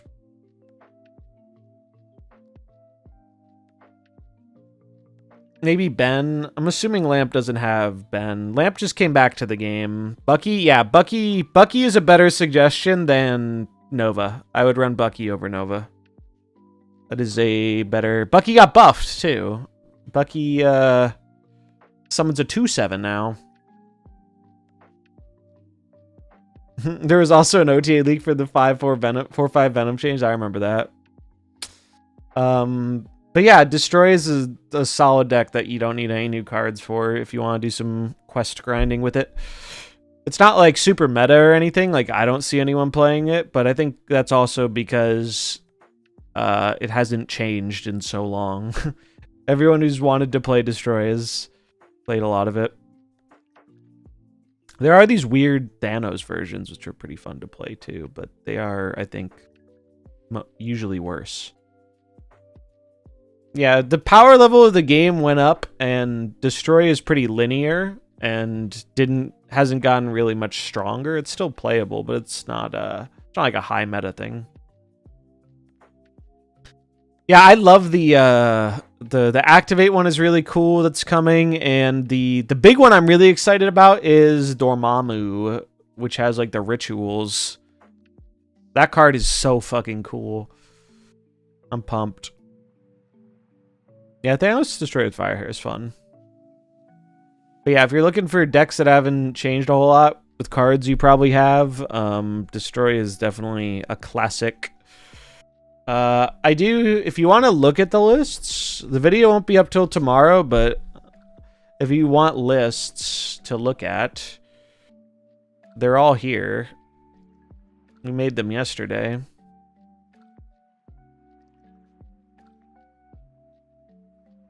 You can find them here. Ignore the top 4. All the other ones, these 10 are starts with what? Negative? All the ones that are from a day ago, basically. These are all the decks I'm putting in the video for recommending, like, hey, if you're a returning player, these are the decks you should consider going for and aiming your token purchases at. This is the Thanos one. Thanos is probably the one I'd recommend the highest because it's very strong and pretty fun to play. Pretty straightforward. Destroy feels limited because Deadpool keeps doubling in power, and this feeds directly into Venom and Null. Yeah, I think they have put themselves in a bit of a box with classic Destroy, and that's why with the newer Destroy cards, they're encouraging other archetypes. It's kind of how Bullseye went into, or Discard went in 2 different directions with like Bullseye and Apocalypse Khonshu. I think that's what they're trying to do with Destroy, which is good.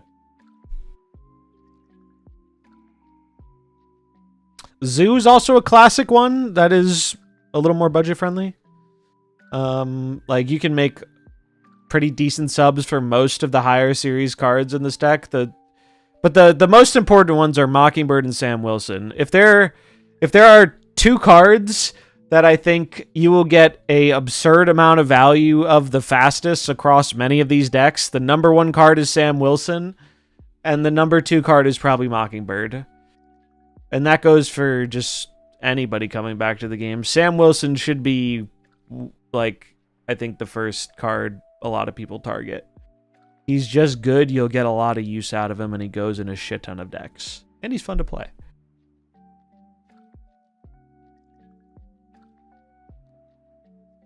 Budget Surfer is also not bad. Same as Sarah Control. But the video should be up tomorrow, though, where I dive a little deeper on the decks and what they do and all that kind of stuff.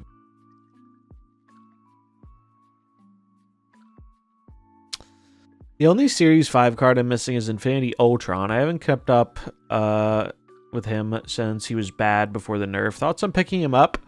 I'm certainly biased because Infinity Ultron was like my favorite card of the month. I think the buff was meaningful. We can take a quick look at his stats. I don't think he's the best thing to do in this metagame right now. That could change, but he's not actively bad like he was before, but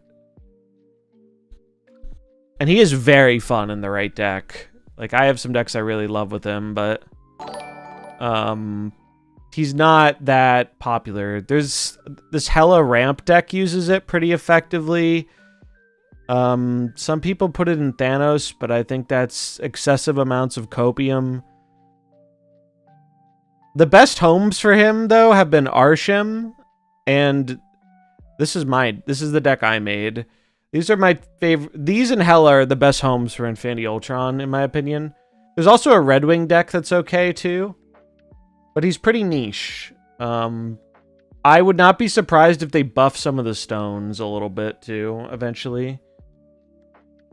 Thanks for the follow. Michael the Hobbit, welcome.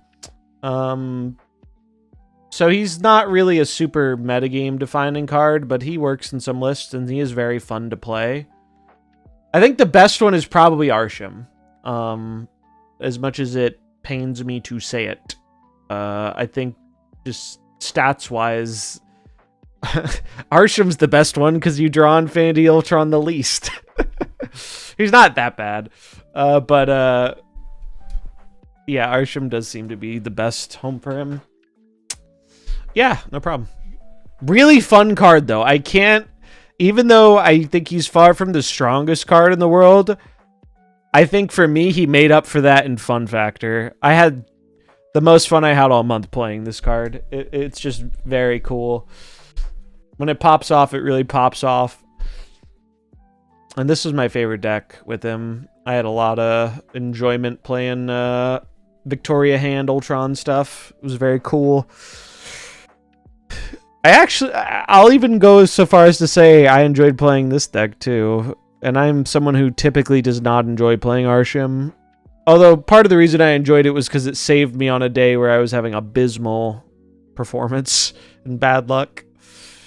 But being able to consistently play it on 4 is a nice bonus.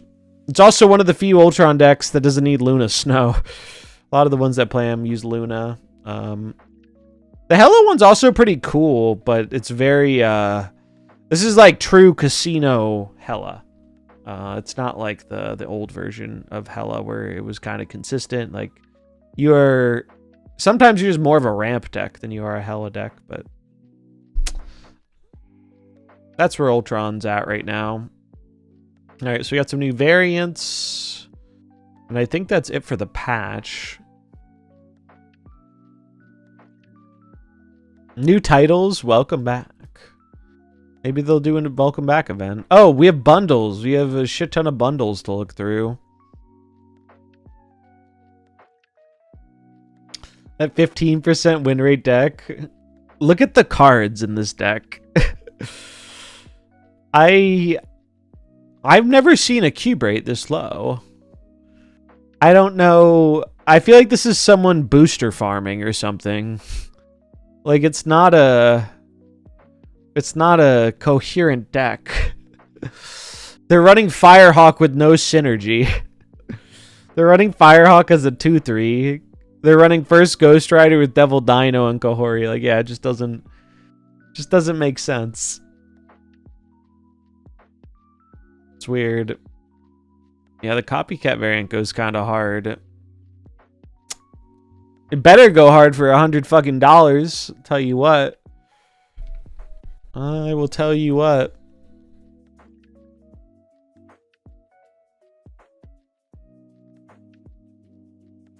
The bundles, a lot of the bundles have not interested me at all. I like the art, but not enough to like spend the prices they're asking. Because I don't need the resources. This one's kind of cool. But again, at least it's gold, but... I'm saving for the Rian album, which is not that far off, I guess.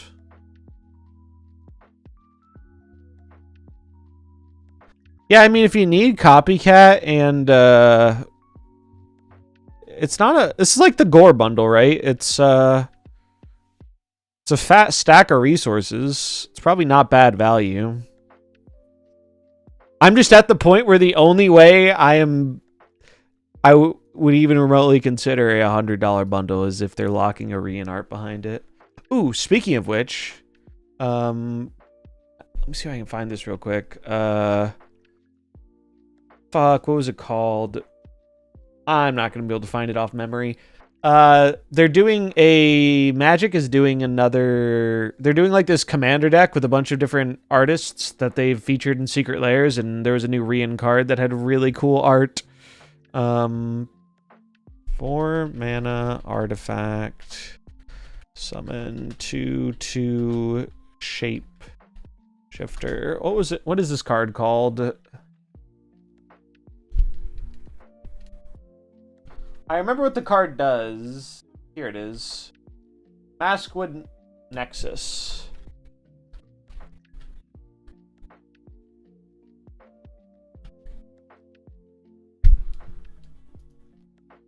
I found it.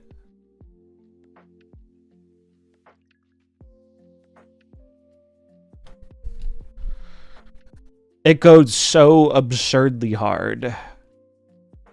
Like, I will probably pick up the single because I'm not buying a $200 fancy art commander deck. If they were all Rian arts, I'd buy it.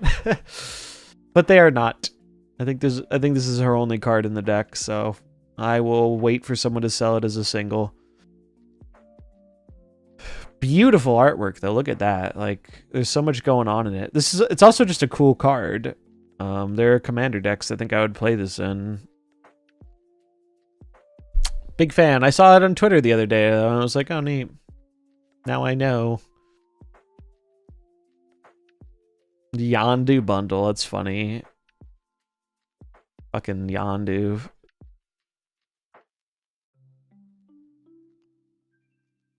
I love the art on this one. I love the art on this. It goes so fucking hard. That shit is sick. It looks so good. John Jiang. I wish this card was more useful. Rather try to get a Texas version. Yeah, it's fair. Get a print or something.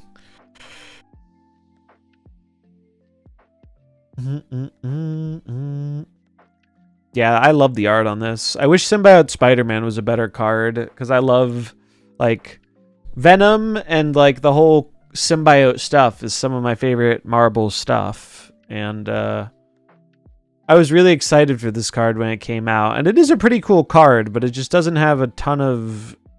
It does have applications, but they're all in, like, these niche combo decks, usually. Or Galactus, and I don't play a lot of them. It's not as much my jam. I do love watching Splat play a good Symbiote Spider-Man deck, though. He has mastered that card. But the art goes fucking dummy hard.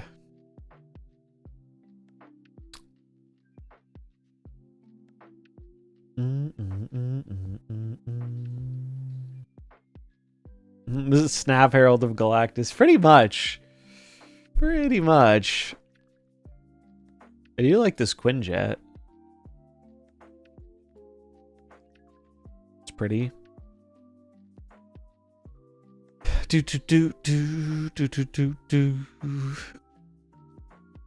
Let's see. I think that's it for bundles, and I think that's it for the patch review. I did want to quickly look at the upcoming schedule. I wanted to see when the album is next month. I've been saving for this Rian album for like 2 months. All right, PAX East, May 8th. Here it is, May 15th. Like 2 weeks. I've been saving my gold for this for a minute. I already have all the ones that came out. I have this one, and this one, and this one, and this one. So I have 4 of them. So what?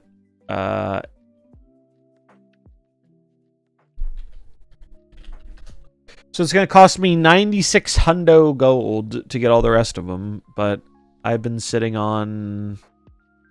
I have 16k, so I'm good. This is what I've been holding all my gold for.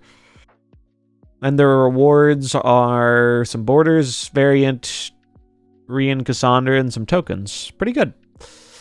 I like these arts. Cobra should be out too. I'm guessing Cobra is the event card. But I don't know. Because they already told us we're not getting more Series 4 cards next month. Because the ones they were going to put out next month, they released today. So if they add any other Series 4 cards, it must be an event one. But that would mean they have to run the event like in the first week or 2 of the season, maybe? I don't know. So I'm wondering how this card is going to be received. Like how we're going to get it. Because it's not out yet. And does it have a release date? Release date unknown. I mean, they could just replace it in the album. They wouldn't be the first time they've done that, I think. But Dum Dum sad face. Any Dum Dum fans in chat?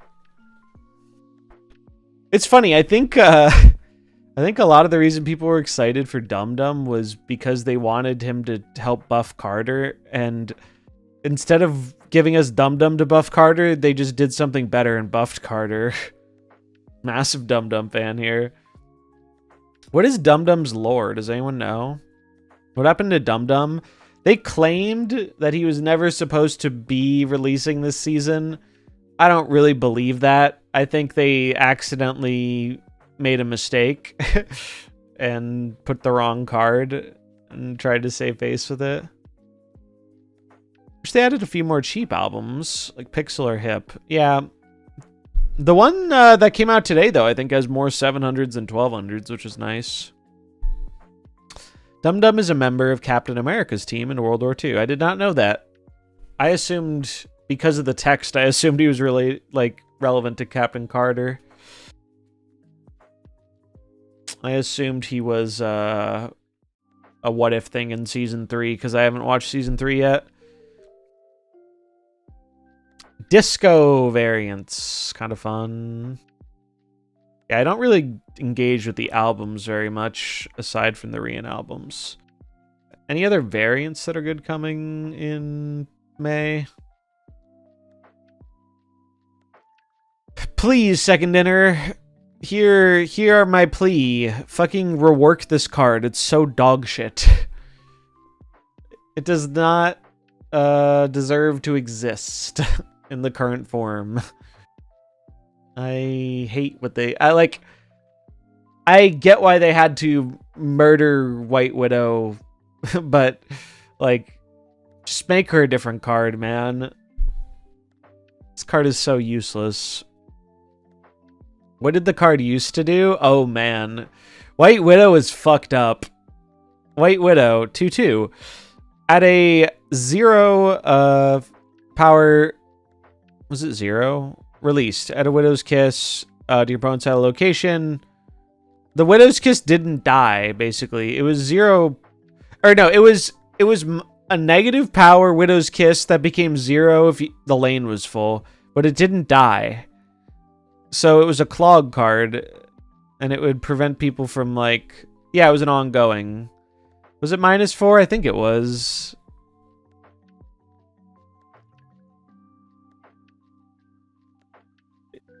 I thought I remembered it being smaller, but I could be wrong.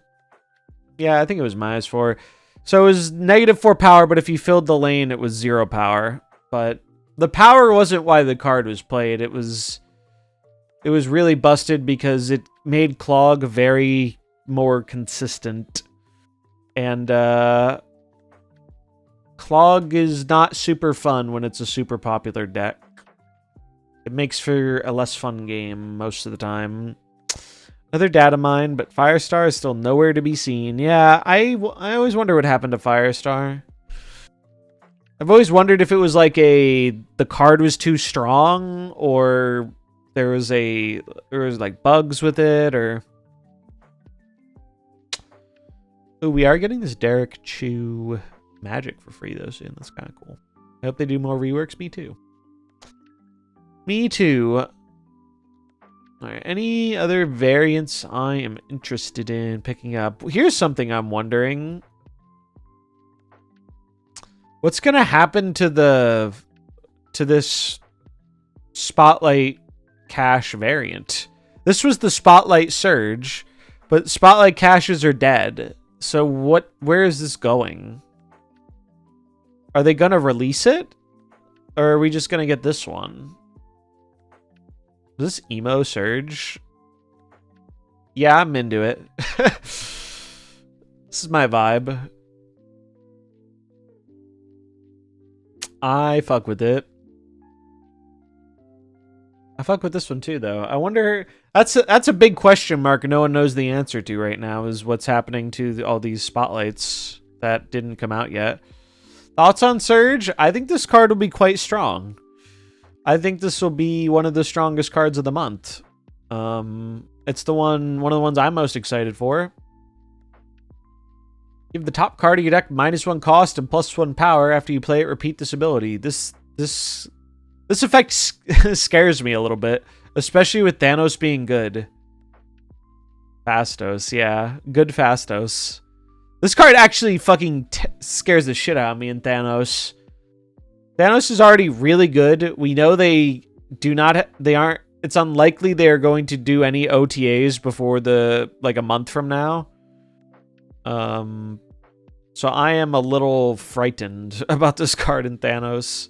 Like, this is a very strong 2-cost card. It reminds me of Prince Kalaseth a little bit from Hearthstone. It's a little different, but very, very strong effect. Basically, the deck building concession is like, you naturally don't want to have super high costs in your deck, because if you draw like a 5-drop or a 6-drop with this card, you're a little sad, but... Yeah, I could see us in a Kitty Athena type deck. Well, maybe not Athena, because Surge would let you play more than 2 cards a turn, but you get the idea. Agent Venom card, yeah. I think there's a lot of applications for this in mid-range decks. Surfer, yeah. Like this... I guess what's scary to me about this card is it seems very good in decks that are already very good. And that's always spooky. Like, Surfer and Thanos are already very good decks, and this seems like a potentially very powerful addition to those decks. But I'm looking forward to it. I did the math. It's slightly better to buy the 1,000 tokens for 1,200 gold instead of Token Tuesday. We get 1,200 tokens for 1,500 gold. Is that first offer in the token shop, I'm assuming? I don't remember the numbers. Imagine you get Wiccan with Surge's effect. Yeah, like... This is a great Wiccan card. Play it on 2.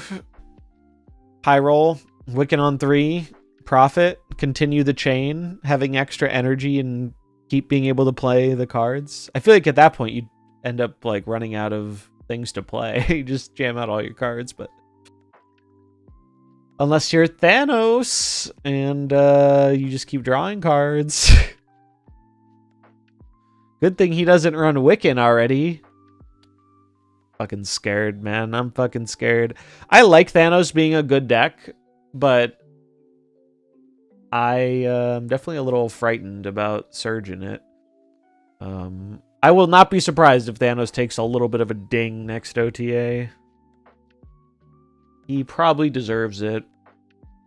But it's nice that he's a playable deck again. And I think it's cool how there are 2 different versions of Thanos. I think it's always neat when you see a deck diverge like that.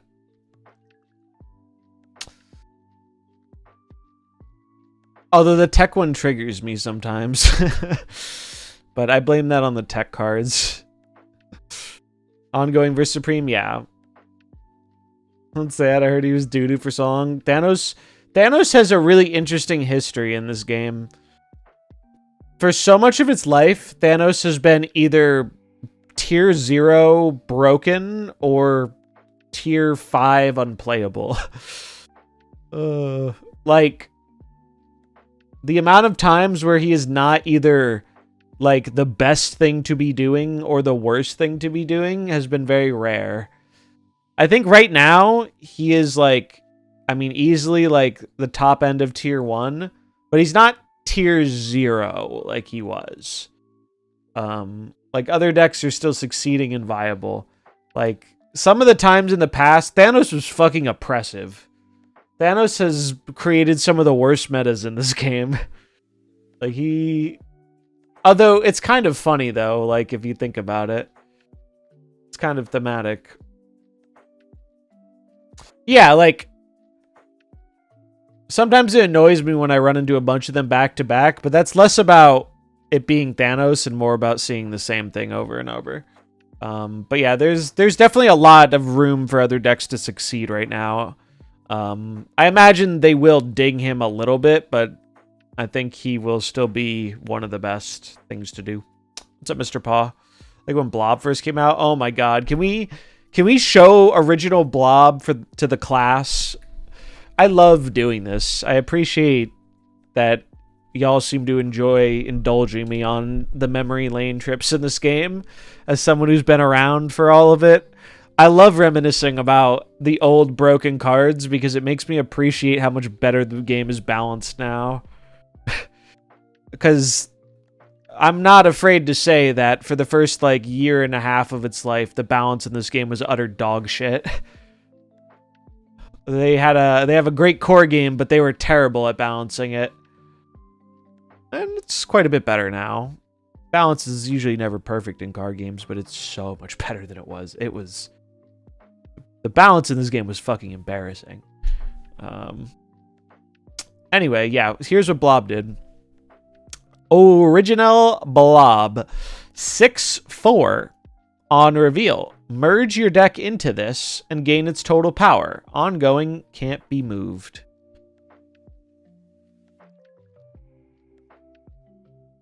Is it even worth it to buy packs? I have an answer to that. Boom. Review. I only want Luna Snow. If you only want one card, buy the card. That's the easy answer. Unless Luna's your only card in packs. Otherwise, don't buy packs. Let's see. Can I find a clip of Blob Thanos just to show you how absurd it was?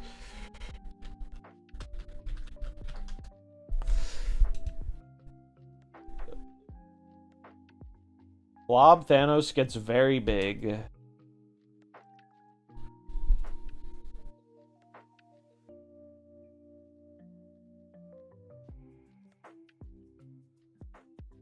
Alright, I skipped a little too much.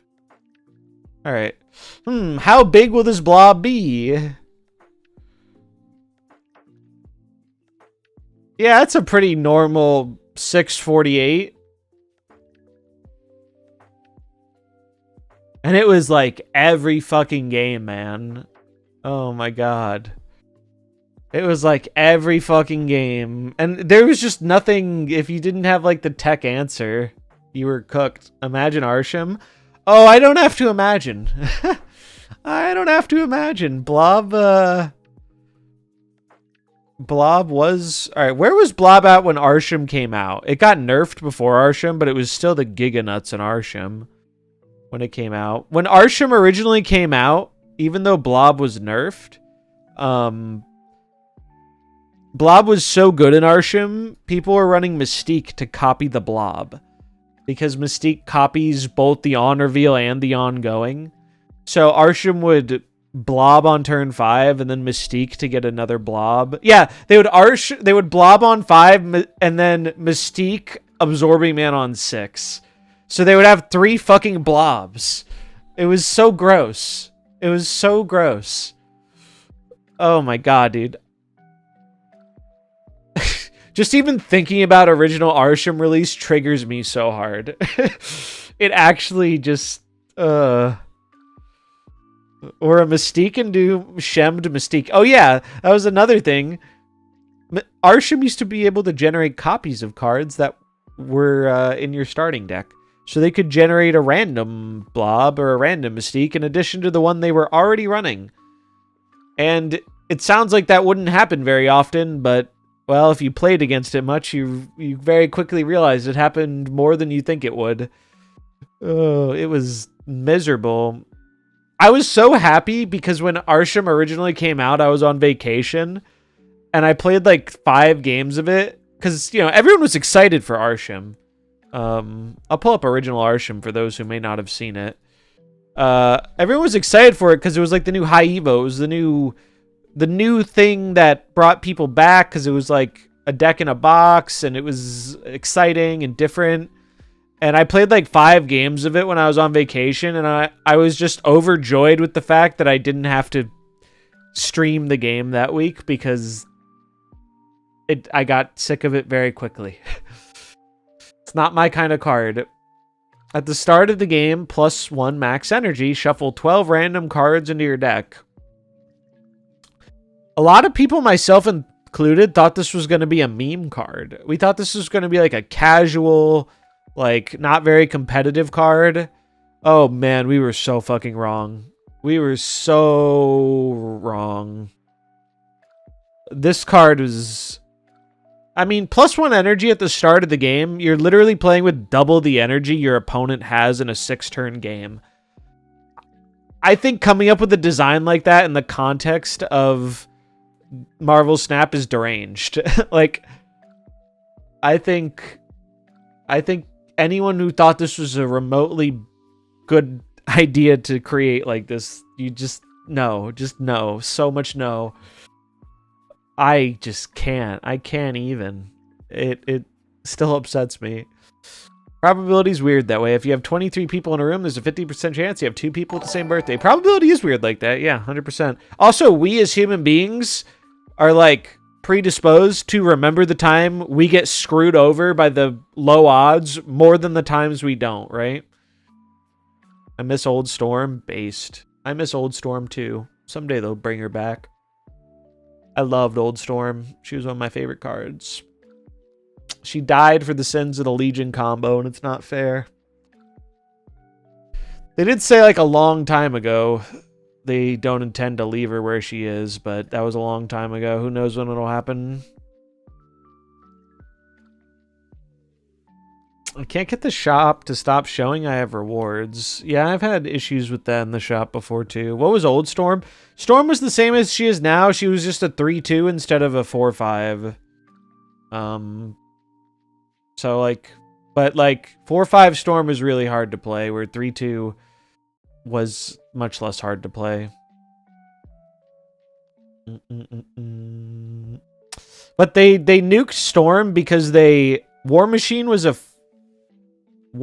an on reveal at first, and then they changed it to an ongoing, and that made the Storm War Machine Legion combo a thing. And I hate the Storm. So like, I was a Lockdown enjoyer, and I hated the Storm War Machine combo because it was just too easy and boring. And I especially hate it because that shit cost me like $400 because I just barely made it. I just barely missed getting into the being in the money in the creator tournament because Dexter beat me with the Storm War Machine combo. And the extra like fucked up part was because of how his games went and my games went, he didn't even make it in the money. He was like just below, but I think I would have made it if I went in because I think I had a slightly better record or something. So I have a special like level of hatred for that combo because it literally cost me money. The rare prize MarvelSnap tournament, but I really hate it though because they murdered one of my favorite cards. Storm had never been an unbalanced card. Every time like Storm was every time a lockdown deck was prevalent with Storm, if there was something OP about it, it usually wasn't Storm. It was usually Alioth or various other cards over time, but like Storm was never an overpowered card in like pretty much the whole history of the game. And so I was sad that they changed her, and I also think it was a stupid thing to change because Storm is it's a really interesting and fun card for like new players, and it's an iconic character, and I hated that change. I still do hate that change. Hersham killed Professor X, Doc Ock, and Loki. That's one of the very few nice things I will say about Arsham, is he killed a lot of other really annoying cards. Man, if you weren't there for Arsham, it's actually crazy how hard they worked around nerfing around Arsham. Hey, Squirrel. Thank you for the Prime. I appreciate it. What was more toxic, OG Blob or OG Alioth? I think most people would say OG Alioth because I think OG Alioth elicited more negative feelings from people. I was on the Alioth enjoyer side. I loved deleting people's cards. I thought it was thematic and mean, and it made me smile. Like, Alioth gave Galactus a run for its money in terms of, like, the card people love to hate. Like, it really... So, I'm gonna say, like, for the general community, it was probably Alioth, but for me personally, I hated Blob more. Because I didn't find Blob very satisfying to play. I found Alioth very satisfying to play. I loved, like, forcing someone into a lane and then deleting all the cards. It was beautiful. It was a thing of beauty. I even still have my live Alioth reaction. Blob's animation's good. The animations they do in this game are fantastic. But yeah, they nerfed Arsham by putting more cards in the deck, which did, like, next to nothing to stop it. And then they released Cassandra Nova. And then they just let this fucking go for 4 more months. Oh, God. I can't tell you, like, how much so many of us were begging them to nerf this card. And they were just like, nah, I don't really feel like it. God, Arsham got away with murder for so long. And then they finally gave it a pretty real nerf. Like, imagine the world where Iron Patriot came out and Arsham can still play a 2-drop on turn 1. Like, I don't even want to think about it. Are we getting a free seasonal card once they fix the bug? So the free pack they are giving us is a Collector's Series 5 pack. So it's not one of the recent ones. It's one of the older pool ones. So we're either getting that, or if they can't fix the bug, they might just give us tokens, which would, if they do the same amount, it would be 4K tokens. I honestly hope they give us the tokens, because I think that gives people more options, right? Like, because with those tokens, you could go buy the pack like we were originally going to get, or you could go buy something else. So I'm kind of hoping they can't fix it, and then they have to give us tokens. That would be nice. But yeah, they're working on it. It's unfortunate they had that come up on the day of pack release, but me and Arsham only have like a 50% win rate at the time of the nerf. They just said too many people were playing it. Yeah, like Arsham is really a weird card on win rate because like a lot of the time it did have a middling win rate, but I think it's like, well, if your collection complete, it's actually, you would have just got tokens from the pack anyway. So it's actually exactly the same if your collection complete. Arsham 1, a lot of people played Arsham incredibly poorly. It was kind of like old Loki. My biggest problem, one of my biggest problems with Arsham though, was not necessarily its win rate. It was how it completely fucked over the snapping mechanic, because you just can't reliably play around their generated cards. So they start having early tempo, and then you're like, okay, well, I'm playing Cassandra Nova and Darkhawk. I'll just go bigger than them. And statistically, they're less likely to have the tech card to answer your things that, you know, beat them. But, you know, sometimes they still have it, and then they blow you out, and then you feel bad. Or they generate a card that can bail them out. Or so for me, it was less about the win rate, and I really just dislike how the random factor played into the snapping system. I really, really hated that. I also just fundamentally hated the idea that, like, they got to have double the energy than you, and I felt like the drawback wasn't big enough to make up for how big of an advantage that was.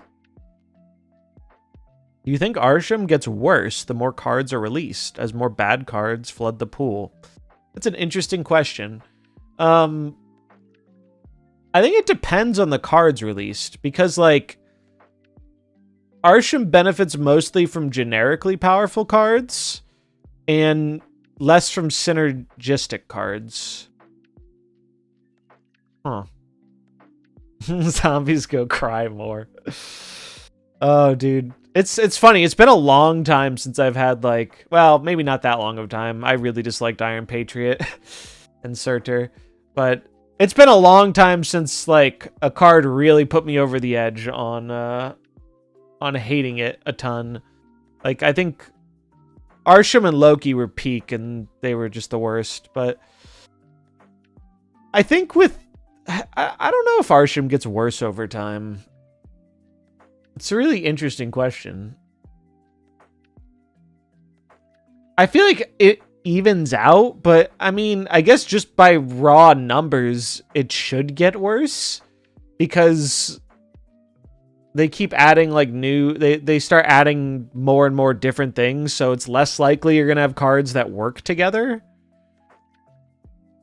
But as someone who played a bunch of it like last week, it didn't feel very different to how it felt like months ago when there were less cards. If they release 5 Toxie Doxies a month, maybe, yeah. True that. Yeah, playing a turn ahead for the whole game was a fundamentally fucked up thing to do. And so adding the random factor on top of it where they could blow you out, and this is another change they made. So like we see the change here, right? Current Arsham doesn't get the extra energy till turn 3.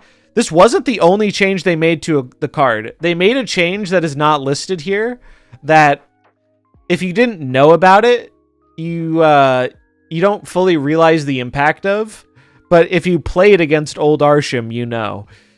The change they made was Arsham cannot generate cards that start in your starting deck.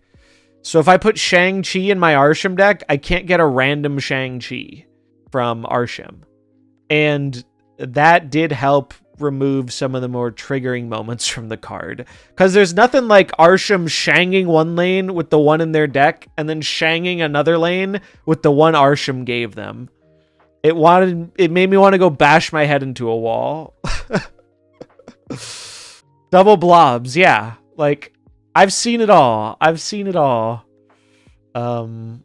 But as much as I have a lot of disdain for playing against the card, I think it eventually found an okay place where, like, it's playable, but it's not super popular. I can't stand when it's popular. I genuinely can't. If Arsham is, like, a top meta card, it just makes me not want to play the game. Because I value deck building, and I value, like, reading my opponent, and, like, those are things that I like showing that skill expression in card games, and Arsham is, like, the complete opposite of that. Grandmaster Shang-Chi still a thing. You got me there. Or just the high roll Loki turn 1, play the opponent's deck. Yeah, the fact that Loki became a part of it too is just like, fuck Arsham, man, fuck Arsham.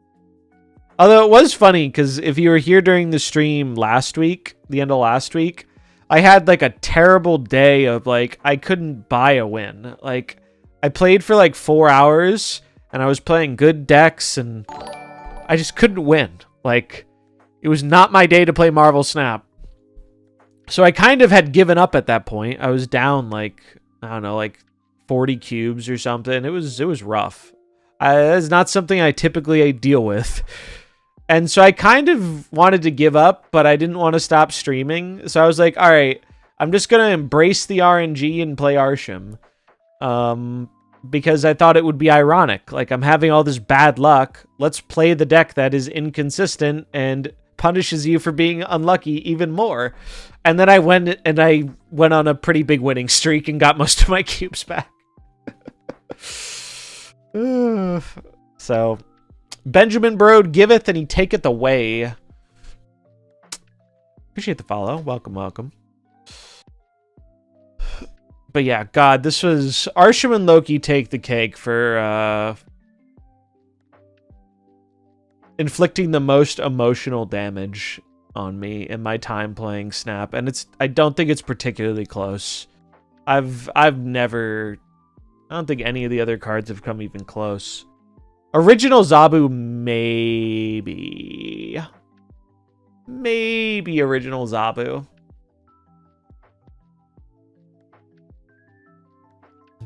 Oh yeah, I've seen that, Alexander. Bayro leader, not as bad, not even close. I was a Bayro enjoyer though. I know not everyone enjoyed her, which is a crime, but leader was fucking annoying, but nowhere even close to Loki and Arsham. I get that the Loki thing, I feel like a lot of people get it, but if you weren't running into higher MMR players at the time, you didn't experience the true wrath of what this card did. It was so fucked up, and like for most of the people playing the game, it was relatively balanced. I know a lot of people still hated it still because it is a very hateable effect. Also, look how many times it has been changed. Jesus Christ. These ones aren't real. Or no, wait. Yeah. Yeah, they put like a trolling at the end. This is when it came out, though. Look how many times Loki has been changed. Original Loki. Replace your hand with cards from your opponent's starting deck. Give them one less cost. Loki was the original 3/5 before we had 3/5s. They were smoking fucking crack when they made the Loki season. Loki season gave us original Eliath, original Loki. What was the other? There was one other busted card. Mobius. 2-mana Mobius. Not listed. All the changes Loki did to other cards like Collector and Snowguard. Yeah, 2/3 MMM. The only card that wasn't good in the Loki season was Ravonna, and they buffed her, and now she's pretty good. Ravonna was pretty weak when she came out, but it wasn't really Ravonna's fault. It was, the other cards were just so much stronger that it wasn't worth building around Ravonna. I tried to make a fun Ravonna deck, and I came up with this cool Ghost Rider Iron Man cook, and I was having a lot of fun with it, and then Loki just took my deck and played it better every game. They became the Ravonna deck without having to put Ravonna in their deck or build around the restriction. And it just made me depressed. I fucking hated it.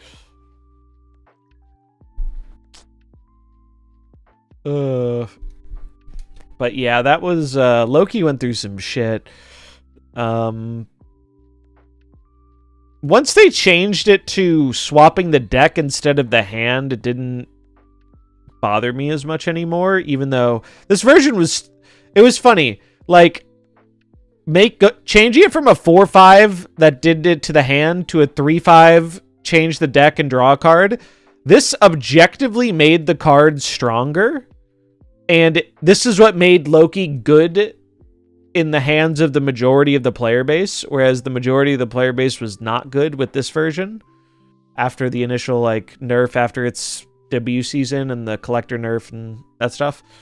But I hated this one less because I don't know, there's just something about I think I hated it less because I think they saw less Loki cards than they saw because Loki would just make a big hand and then they would get 6 or 7 of your cards and it was just fucking annoying. And then even though 3/5 was overpowered with the draw a card, replace the deck, draw a card, it didn't bother me as much on like a personal level. But it was incredibly overpowered and then they had to nerf it, and then Loki's never really recovered super well from it. Making him a 1-drop has made him see a little bit of play again, but he's pretty fringe. He can be kind of funny in the Thanos mirror, actually. Because if you're playing Thanos and you have some card draw in hand and your opponent's playing Thanos and you Loki them, you don't get any of their stones. So you just get all their good cards, and if you have some of your own stones at the start, you can draw more cards and get more Loki cards. And he has some utility, but very fringe. 2 captain cards is worth it. Yeah, like, I think he's found a really a good role. Like, as someone who never thought I would have anything nice to say about Loki, I don't really mind. I think it occupies like an interesting space.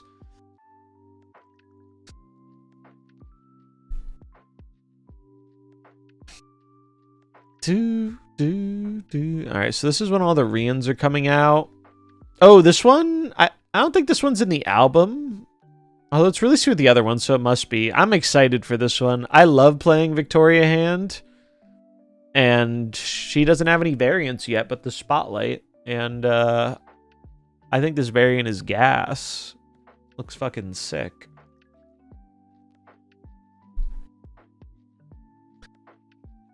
But I don't think there's too much in the way of variants that I'm interested in May, outside of the Rian ones. Might replace that Cobra in the album. You could be correct. That is certainly possible. All right, so it's nothing. There's nothing else I really care about that much. Yeah, Misery's fun. Yeah, if you guys want to see a cool Victoria hand deck. So as someone who had been a little bit bored with some of the releases this month, I recently stumbled upon a list that I really, really enjoyed, and I love how different it plays, like compared to other versions of Victoria Hand. This one, this deck, I believe was created by Roram and Jimmy Dickens, and it is so much fucking fun. It is so fun, and Captain Carter buff was a massive boost to it. So the idea with the deck is use Moon Girl and Frigga to get copies of your best cards, and then Quinjet to reduce, and you have so many fucking ongoing things that these Goliaths are huge. The Goliaths end up being like 2 9s, if not bigger. And like if you generate one, it's a 1/9. It's like they're massive. And then Moonstone is just nutty with Carter and Quinjet and Victoria, and you have Cosmo to protect from tech, and it's a fucking awesome list. This is one of those ones I really appreciate a quality cook, and this is a quality cook. I think the one slot I've seen people try different things in is Kate, because sometimes you don't want the arrows filling your hand for Moonstone. I view her as like she's like backup for Victoria hand stuff, but I've seen people run like Dazzler and some other things there, but I love this list. It is one of my favorite decks I've played all season.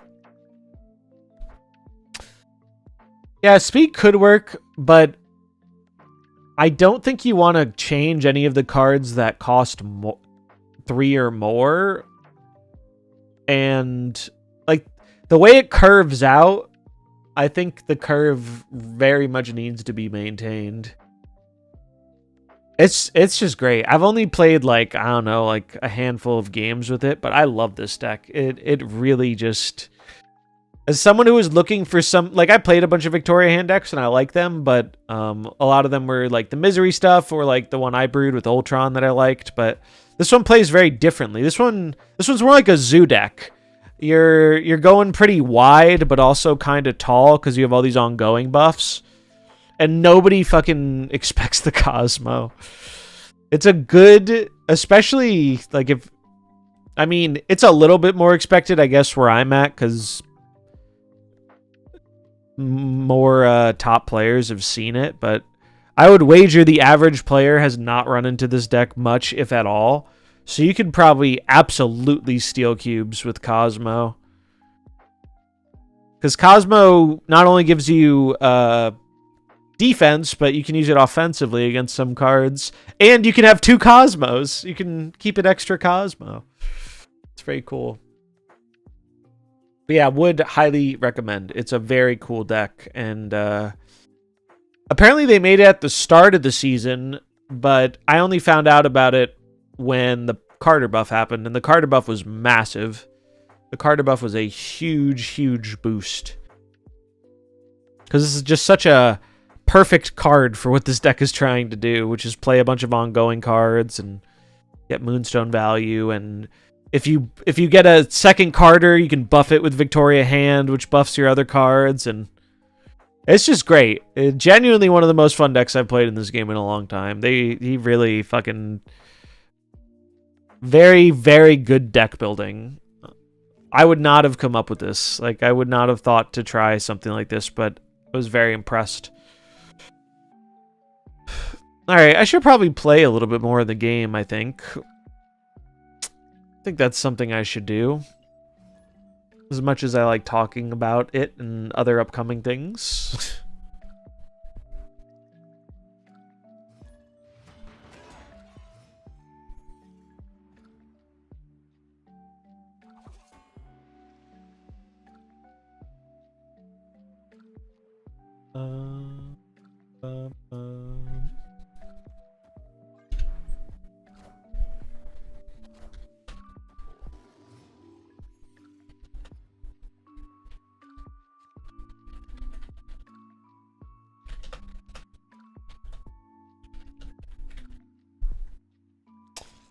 Oh, hell yeah, we have a lane to protect the Scream. Okay.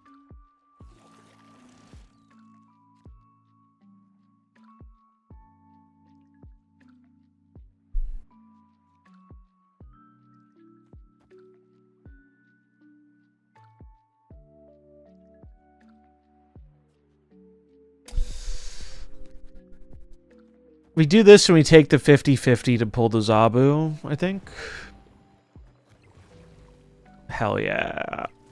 Yeah, I would highly recommend it. It's a very, very fun deck.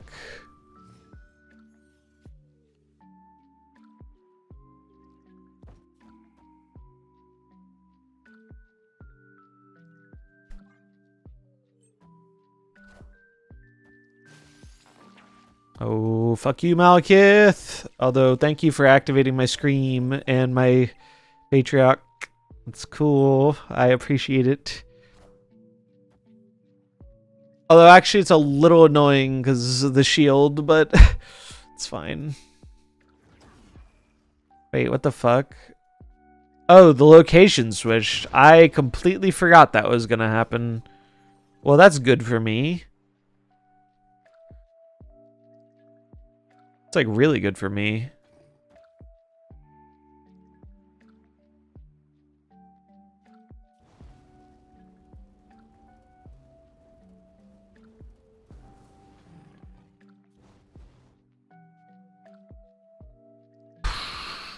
Do I just punt the man thing? I think I do.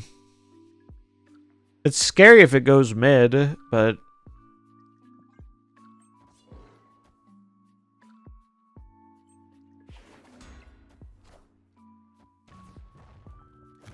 It did go mid. Well, I mean, if they get Luke Cage, I'm kind of cooked anyway, right? The answer to that question is a resounding yes.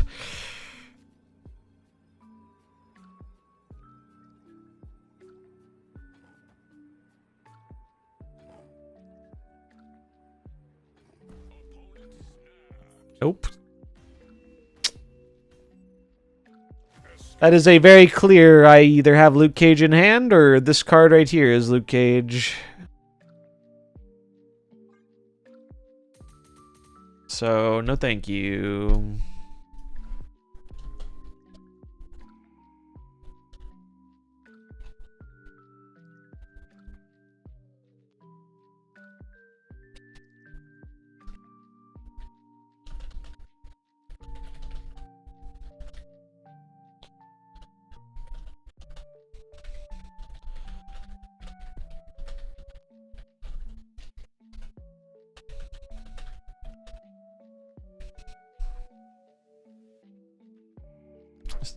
The deck doesn't normally run Luke, but they may drop Ajax plus a bomb. No, this is the Luke version. If they're playing Malekith and Diamondback, they have Luke Cage. This isn't the Haiva one. This is the original Ajax. Before the Haiva one.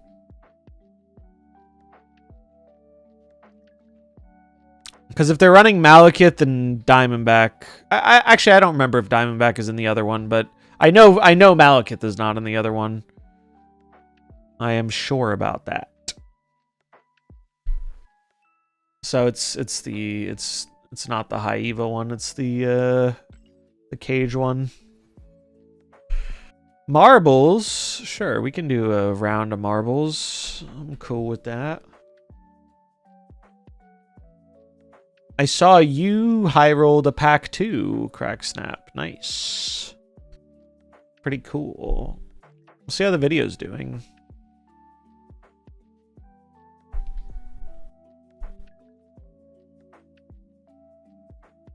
It's a 7 out of 10 in terms of like viewership, but like I'm pretty happy with the statistics so far because I was worried the length would scare people off.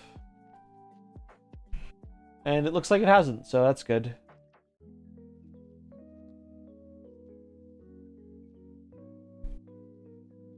You think Hydra Stomper will settle into a 2-card package like Ajax Hazmat did? I'll be honest, I have not played a single game with Hydra Stomper today, so I can't really give too informed of a perspective. I've been focusing on Baytrock and the Fenfei are the ones I've been playing. So I don't have a very solidified opinion on the card. But it's possible.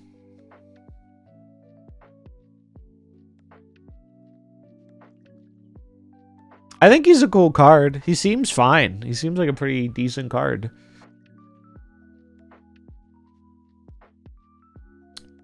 Topaz is the only one I have not seen yet, but he also seems cool. I'm a big enjoyer of them releasing multiple cards at once. I feel like I have so much to try out this week. It's exciting.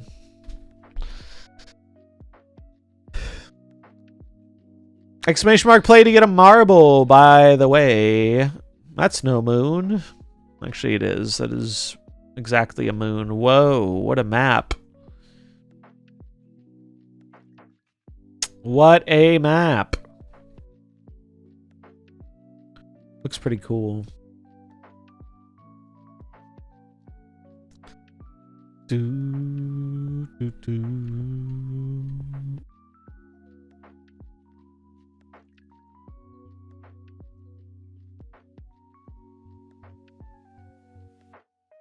What is even going on here? Oh, wait, what? Oh, dude, this is cinema. What the fuck? It's like a movie projector.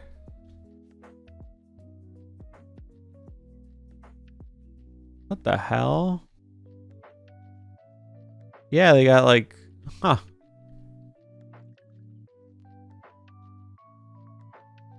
Well, that's pretty cool.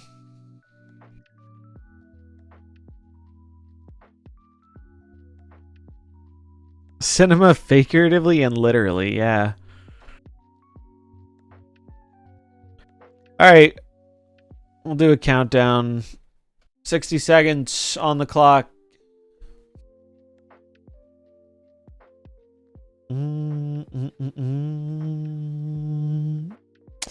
Damn, I still have to do the recording for tomorrow. I might do that in the morning. I'm getting tired.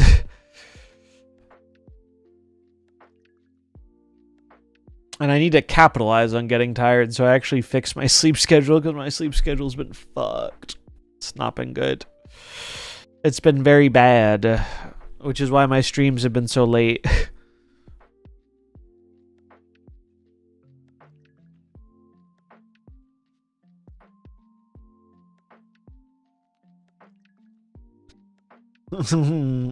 I don't mind doing late streams sometimes, but I had a more productive schedule when I was earlier. 4, 3, 2, 1. Good luck. May the best marble win.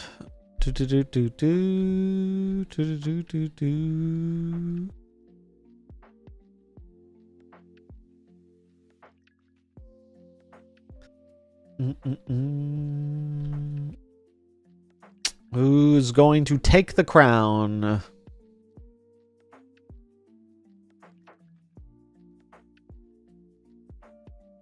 Memory Lapse Guy and Emma with the strong starts, but the rest of the marbles are pretty quickly catching up.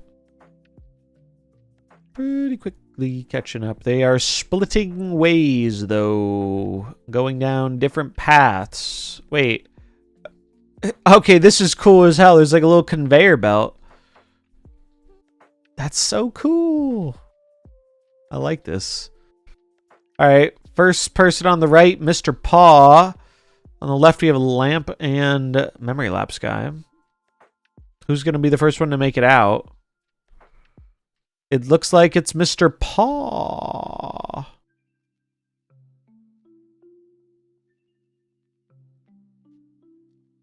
I'm rooting for you, Mr. Paw, because if you win, I'm not out of sub. Or bread LOL.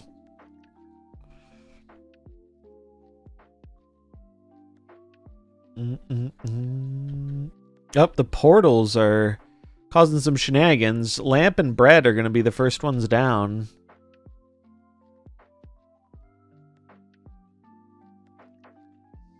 Also, where the fuck is my marble? Bread is cruising, though. Dodging the obstacles. Losing a bit of momentum here, though. I'm going to bounce up. This is a very cool map. I like it a lot. Brett has a big lead.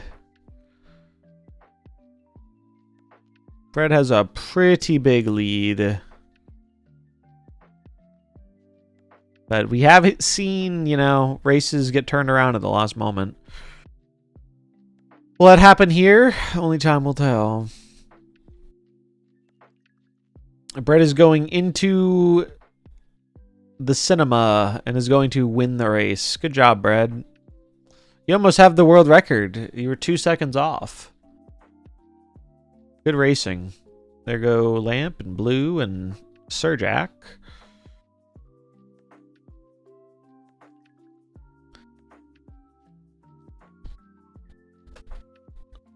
Congratulations on the VIP. Enjoy it. Wow, most of these marbles are getting murdered. We took too long, chat. We took too long.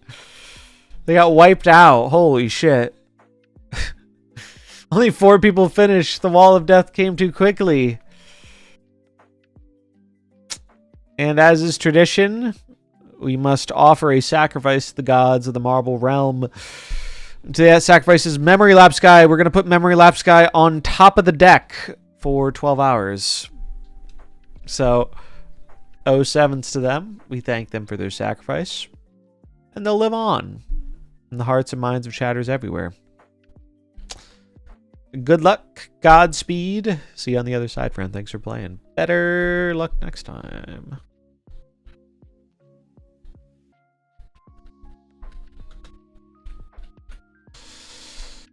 And that was Marbles. Thanks for playing. I hope you had fun. Cool map. I'm going to give it a favorite. It was a fun one. Shame the Wall of Death came so quickly. I can't tell if the Wall of Death showed up too fast or if our marbles were too slow. I feel like it could be a little bit of both. Although Brett almost had the record, so the other marbles can't have been that slow, but I don't know.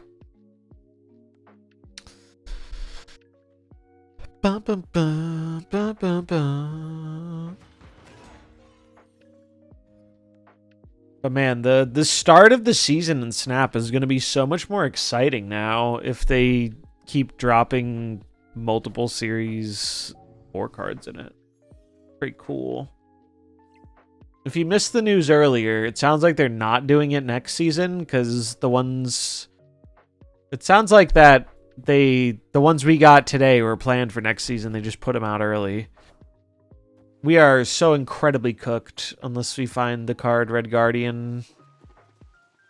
I guess Sam's the next best thing, but it's not great.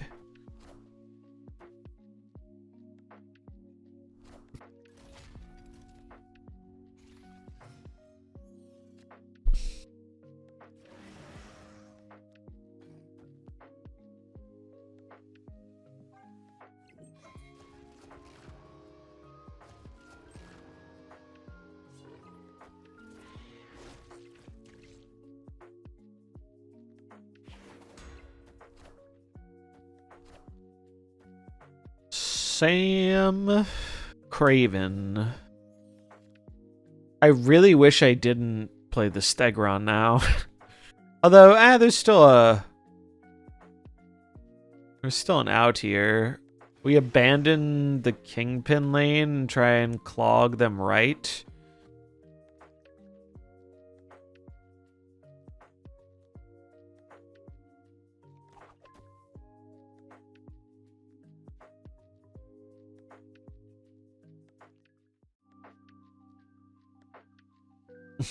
Instant Noodles sounds very good right now. Zorn seems really cool. Looking forward to that card.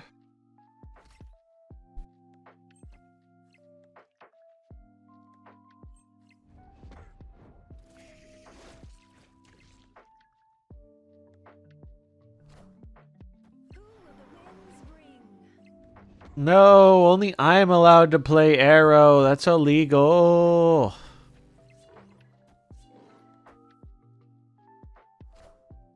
That's rude.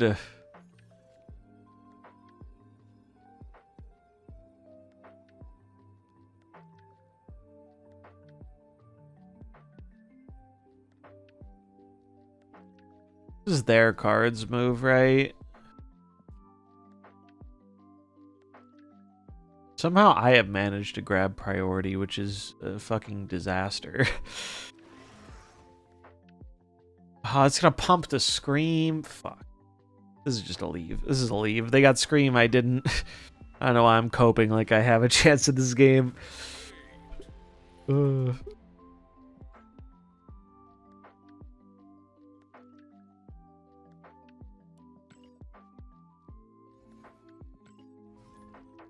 Some copium.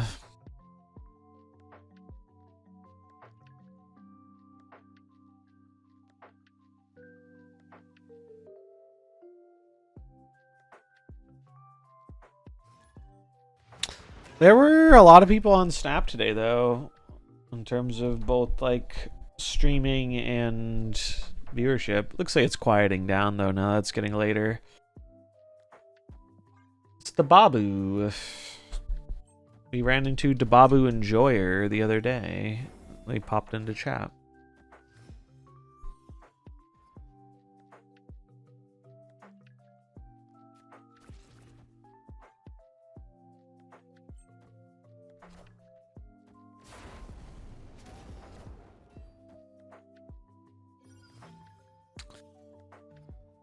Okay, well, I guess we're gonna yoink. Woof woof.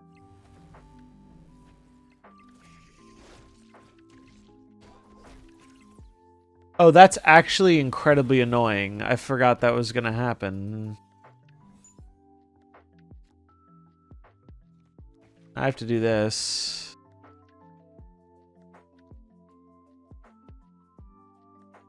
Also, fuck this. Haha, joke's on you, Black Bolts. They playing Arsham? Or no, it's from Iron Patriot. Friendly neighborhood Spider-Man here.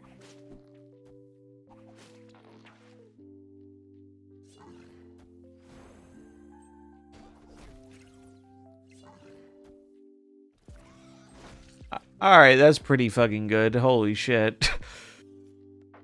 Holy shit. Now Thanos isn't even much of a threat. In the left. Although Arrow's a little awkward. I don't really want to free up space for them, but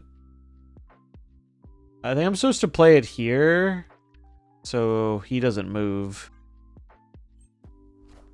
It sucks because I'm giving them space for, like, if they just play Thanos, I'm giving them space, which I don't want to do. Cool.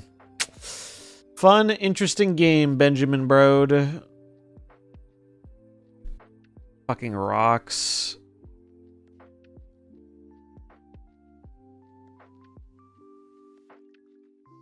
Fucking rocks. I thought about just playing the Arrow left, but I was worried if I play Arrow left here and they Thanos right, I probably die a lot of the time. I die all of the time with the rock top deck. So that was my justification for why I did what I did. Fortunately, it didn't work out. Legendary. Just won a game with 5 Victoria hands on the board and even ended with a 6th one in hand. Classic. Classic Vicky shenanigans.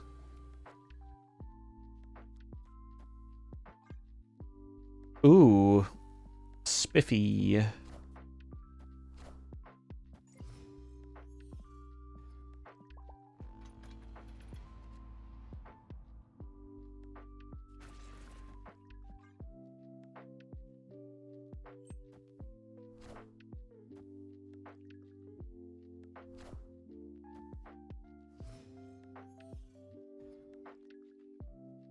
I'm going to do things that are bad. Fuck me. Fuck me. Ugh. Clone Legion, yeah.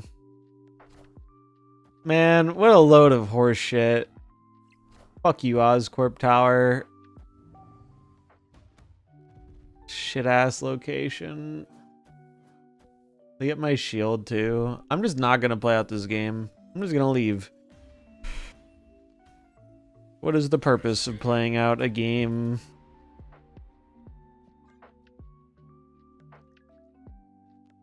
where they get my best card for free? Because unrevealed locations can be shitheads. Ugh.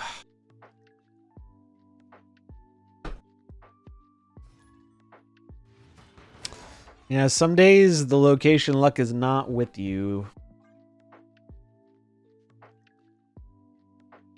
It especially sucks when you avoid a revealed one, and then you get extra punished by playing into the not revealed, and it's just like, fuck me. It's so unfortunate.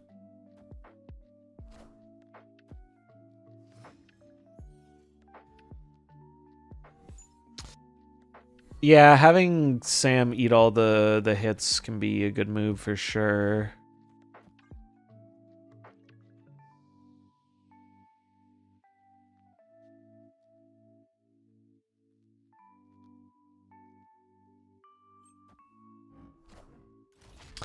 Please, Red Guardian. You stupid fuck.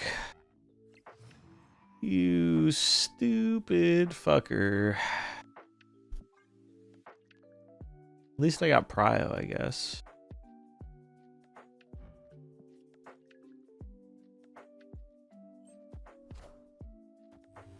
There are a lot of mirror matches. I have seen people do some cool stuff, though.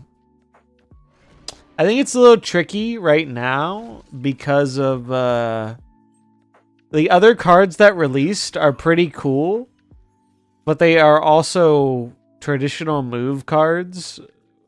And I don't know about all of you, but 5 hours deep in a stream, my brain is not calibrated to be playing traditional move. This is much easier to play. There are a lot of mirrors, though. You're not wrong. At least it's not all fucking Thanos, though.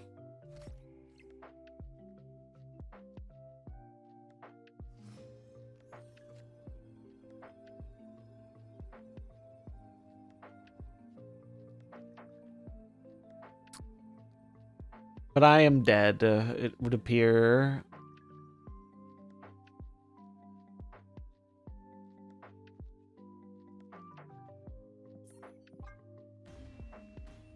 Would appear we are dead. Yeah, I mean, that game, once that 50-50 went the wrong way, it was pretty over. They also had the one drop and I didn't.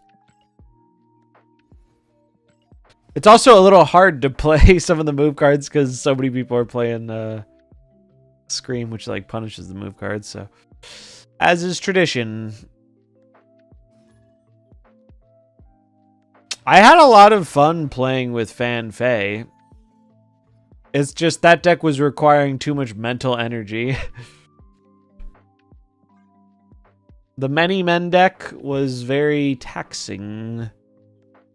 Yeah, well, I think the thing is he's the one that the other two go in traditional move, and traditional move has never been that popular of an archetype.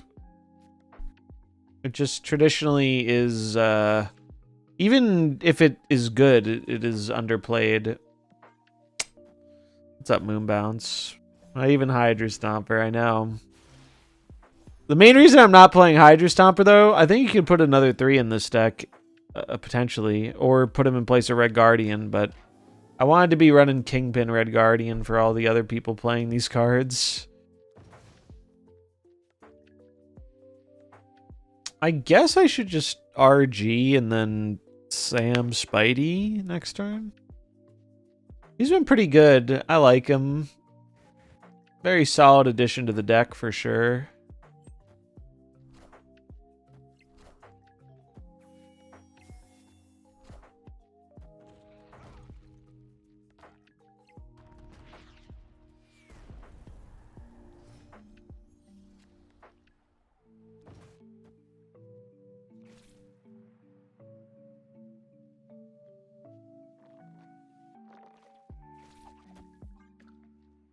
Do this, try and pull one of these into the bird lane and then punt him in with Stegron, I guess.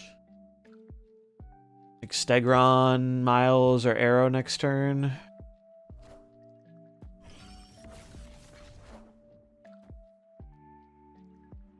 Clogging him up is one of the ways we can actually beat Thanos. Cloggies, that's good.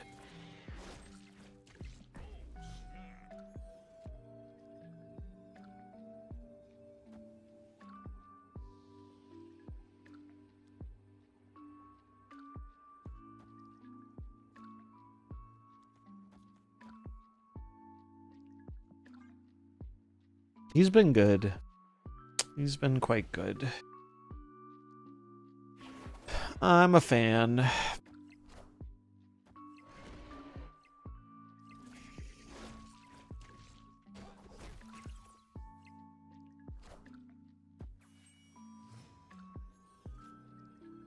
Yeah, I don't see how they win this.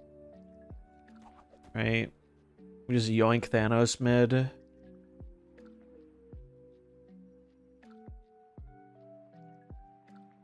Arrow for the win, baby.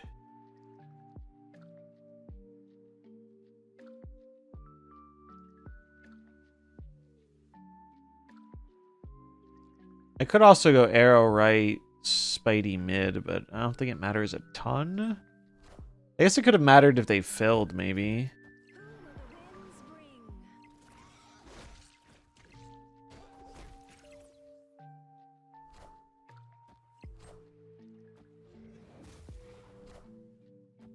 Crazy stay for 4.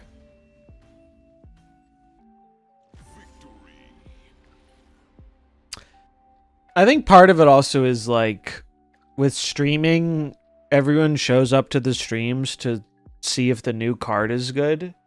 So like we're all like incentivized to play the new card because we all get the is the new card worth getting question, you know? But I think it's always a little bit, it's made a little bit worse for streams. That's why I'm happy they released a bunch of cards at the same time, but I do wish we or I'm fine they're all move cards, but I hope they don't do that every time where they're all for one archetype.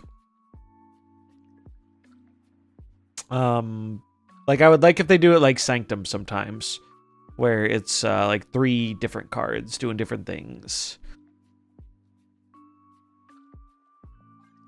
Do you think Penny should get a buff where she becomes Vision when merging with her mech? Or would that be too strong? Yeah, honestly, I don't think it would be too strong. That sounds like kind of a cool thing where if Penny's the one who merges, she gets the ability to move indefinitely. It's kind of cool. Is there a way to target one specific card from the new 3? The token shop. In packs, not really. But just wait for it to show up in the token shop and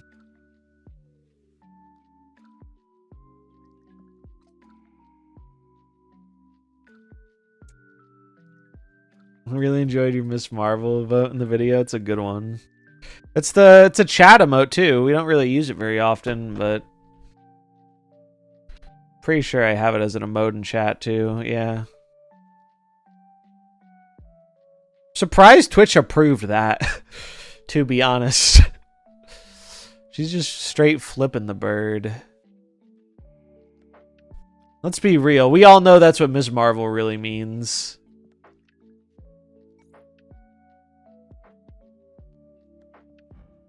Can upgrade my Hydra Stomper. Actually, I shouldn't upgrade this card because I'm going to buy a variant for it and then I can just have it at infinity. I need to get boosters for these 2 cards so they stop showing up in my shop. Actually, I'll upgrade Khonshu because I have a bunch of credits. Yeah, Penny's cool. It's just you have to commit a lot of your early game to her, and like the effect is interesting, but it's hard for a lot of decks to justify because it's a lot worse. Why is this still here? I guess this is still here because it has a 2-day timer and it showed up when I didn't have Topaz, but now I have Topaz, so I wonder what would happen if I bought this. I'm not gonna buy this, but probably I wonder if I'd have 2 of them somehow. Because I do have Topaz.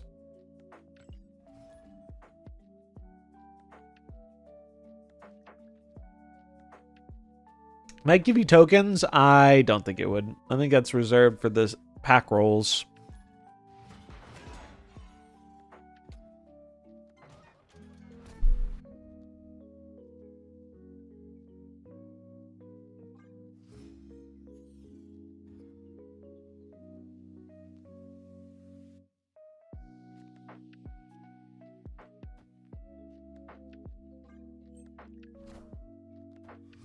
This card seems very good, though. Which is what I expected. I think I don't play anything here. Has Carter been settling down? Carter has found, I think, a very reasonable spot in the metagame. I was genuinely concerned that she was going to be too strong and warp the game in a negative way, but it seems like she landed at a reasonable place where she's good, but not game-breaking, which is cool. Ultimately, much better of a pass card than she was before. I'm going to cordially invite my opponent to goblin these nuts. This motherfucker.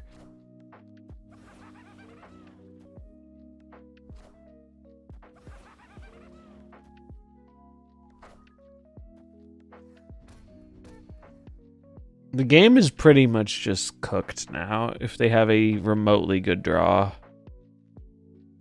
Yeah, coward didn't snap.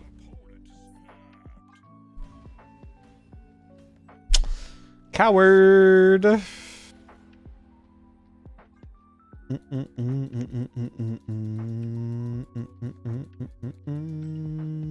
Enjoy your 1 cube, sir.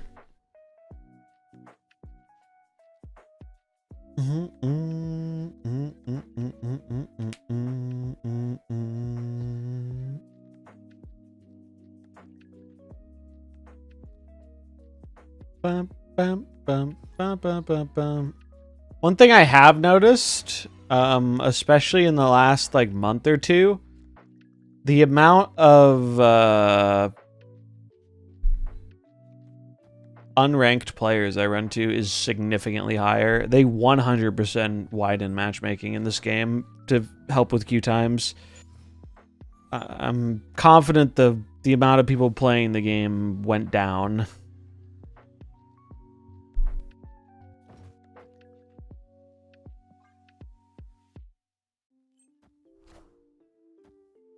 Because it used to be more rare to run into unranked players. Yeah, it's definitely part of why a lot of people are getting frustrated not seeing bots. I completely agree.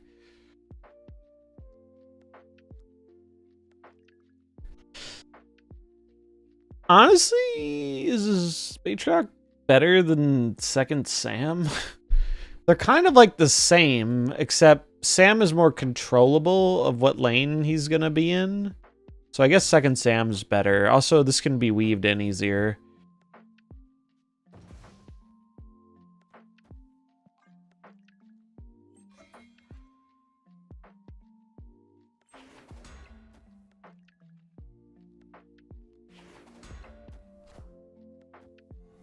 Is Gore worth 6k? I think Gore is a good 6k buy.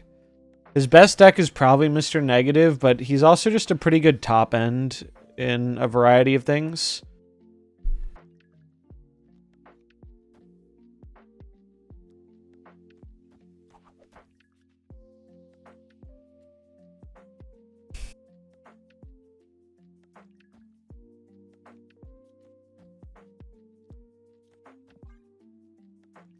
So yeah, I'd recommend him. Especially on the back of Ultra Sweaty Pocket. Yeah, it's funny how that went. It's funny how the Pocket, which had seemed like such a more casual game, ended up feeling much more competitive when they dropped ranked. Which, I mean, it makes sense, but I couldn't take that game seriously for ranked, at least in the meta it was in. I'm sure there will be a meta in Pocket that makes me more interested. I don't know if I'll still be playing the game as much when that happens or not, but the meta in current Pocket just seems like dog shit. Does not seem like a fun meta to me.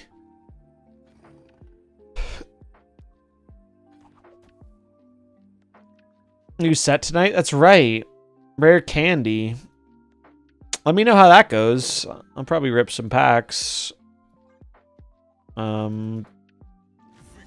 I mean, rare candy being in the set makes the set already more interesting than the last 2 sets they've done. What's going on in the meta? It's basically there's been like one very dominant top deck and then like 2 other decks that are kind of able to beat it, but it's a very narrow metagame, and I think the top deck is incredibly boring.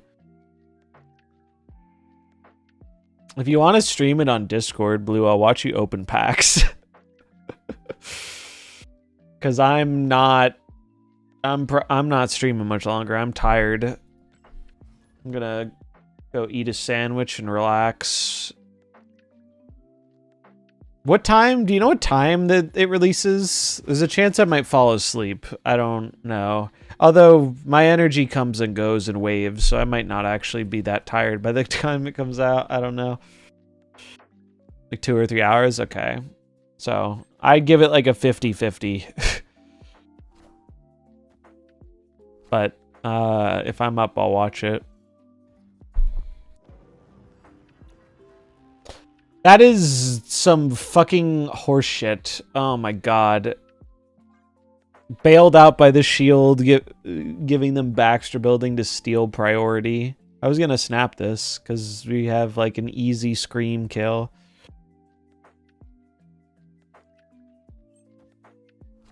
Alright, good news is we still have an easy scream kill, but the bad news is they get a free scream proc that they wouldn't have got otherwise.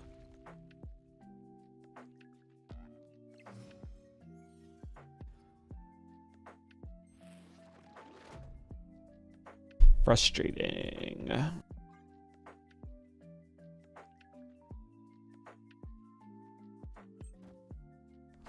Yeah, sounds good.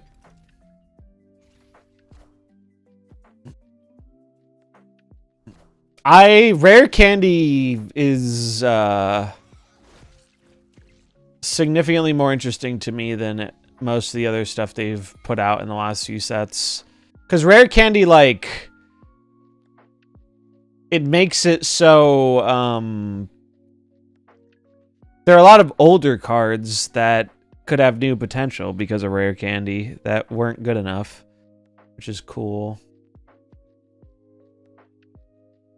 What was the last card they played? It was was it Hydra Stomper? What do I do here? I think I might be supposed to pass. I'm probably supposed to just play the arrow. Let's get a body on board. Oh, they're on a silk version. So they are... Ooh. Well, no, that doesn't really work. Trying to play around their C-ball. I think this is the way to do that.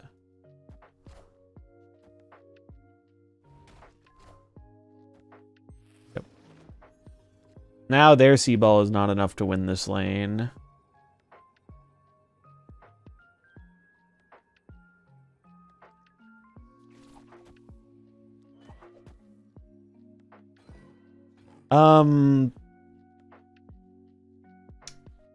I have Prio, which means... How do I do this so the silk goes... Alright, they just leave. Thank you, opponent. Appreciate it.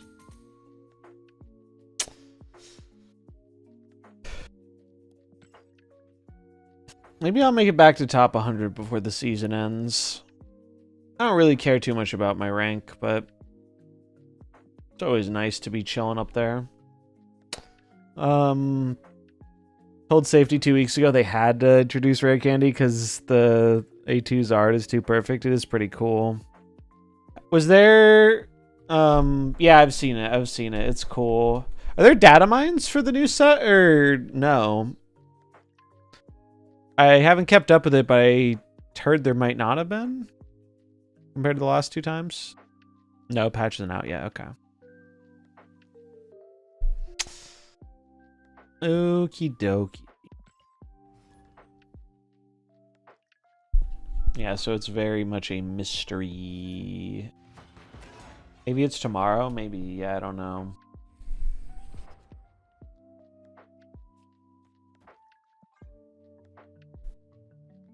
I think it's today. I'm pretty sure it's today. Because I think I saw someone else talking about it. They could be wrong too, though, but I feel reasonably confident it's today. Scream with Human Torch. Now we're gaming, chat. Now we are capital G gaming.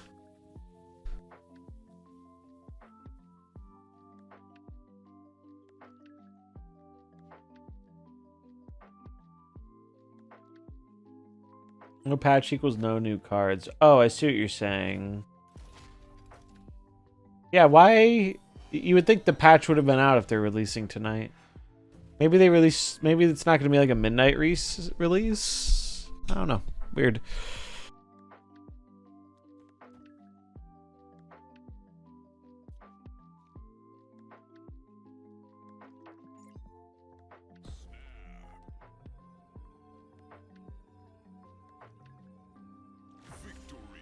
Bum, bum, bum.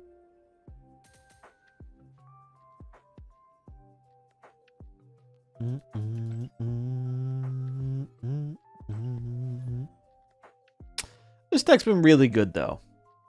Scream has always been good, but the new card definitely feels like a great addition, and Kingpin has been fucking farming today versus all the other people playing it.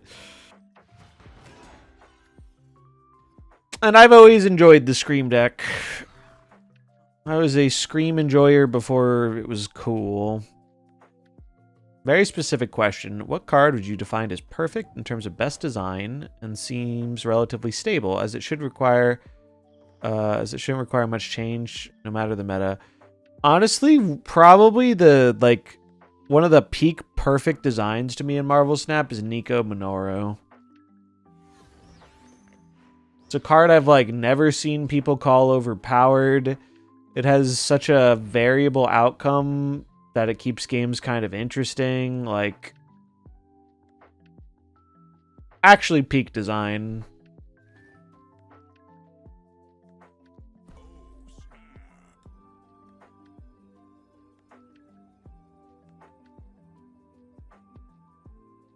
Yeah, I've always been excited for Scream because I've always it made me excited to. It was the first thing in a long time that revisited the tempo move stuff, and I loved that stuff when it was a thing with Silk. So I was just super stoked.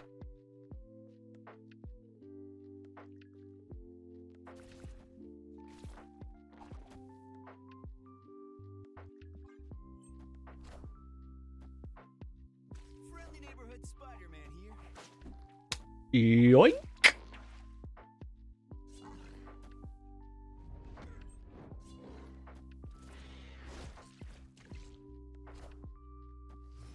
Dracula.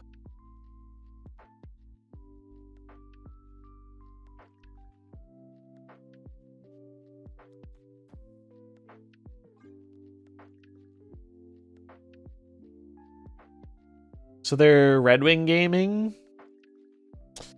Yeah, having a bit of variance, but I don't know, they're just such interesting designs that make you adapt a bit and have variable outcomes, but also enable more diverse deck building. Those are the cards I like a lot.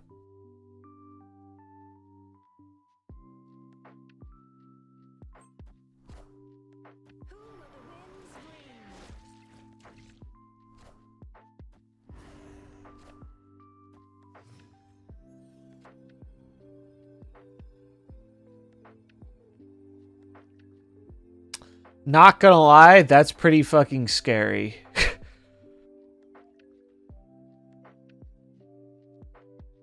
But I'm just gonna yeet the vulture out. I'm just gonna yeet that vulture into the ground. And pray it's enough. Actually, wait. Chat, does anyone know the timing on this? Does the Red Wing should go off immediately, right? They're going to move this Red Wing, and then a card will come down before any of these cards go off. Is that correct? Am I understanding that right? It doesn't matter that I have prio, because move happens before everything. Okay. I do this. Yeah. They didn't move the Red Wing. Wild. That might have made me fuck over myself. Oh my god, I'm dead. Wait, I might not be dead. Do I win tie breaks? We lose? Oh wait, no, wait, what? Aranya, fuck you! Are you kidding me? I mean, I can't be that mad. They're playing a cool deck. I would have won tie breaks though, right? 15? Yeah, I would have won tie breaks, but fucking Aranya. Fucking Aranya. And Wasp. Wasp. I mean, Wasp is kind of cute because it helps them empty their hand for their combo. I can respect it. Would I have won with my other play?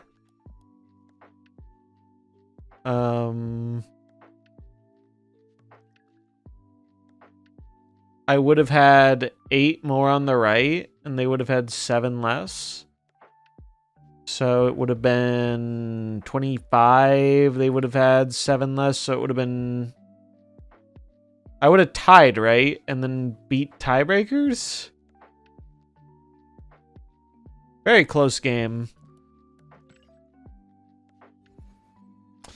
That's one I can't be too upset about, because they're playing something cool and it was close.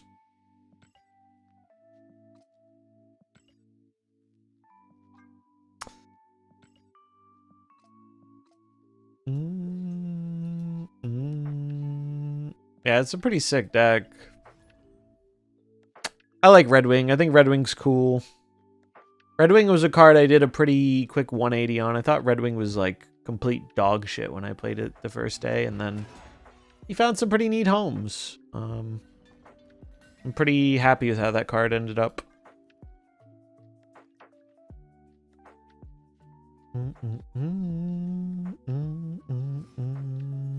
Drac Dump is fun, I agree. I played a lot of Drac Dump in the past, before Red Wing. Better to play Scream now. Surely we don't get punished playing in the Unrevealed.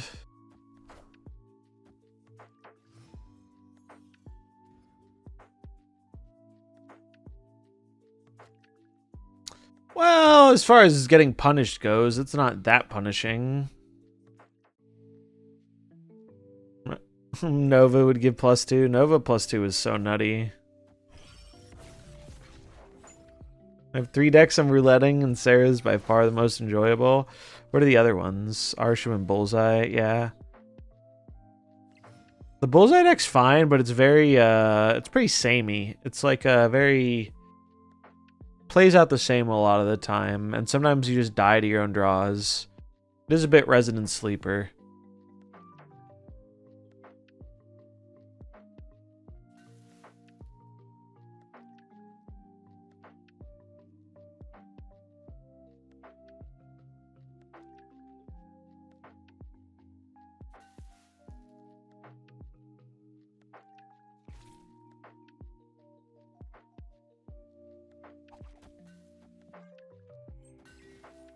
Did I play Spider-Man first? If so, I'm dumb.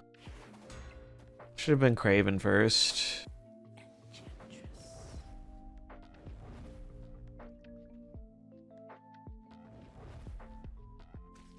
I sure did do that.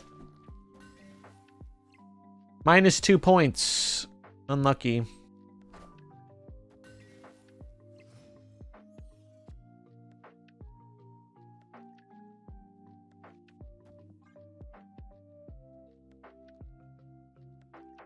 I think we're dead.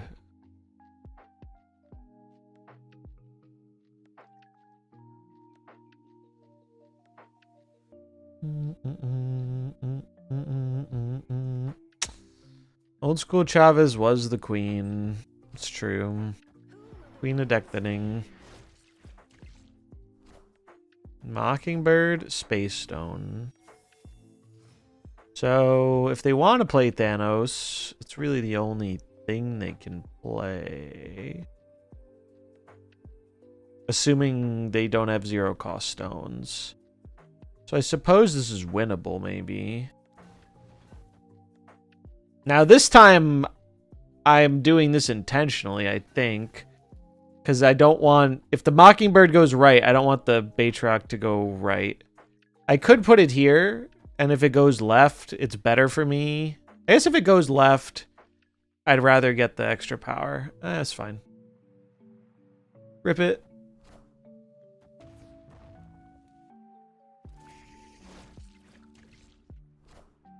Oh, I need to play it first. I'm dumb. Did you guys know that I am like half asleep right now? In case it wasn't obvious. With the quality of some of these plays. Fortunately, their play was lower quality than ours, I guess.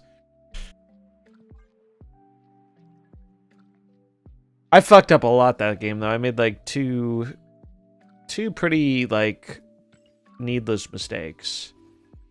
So worth acknowledging. Learn from the mistakes. Do as I say, not as I do type beat.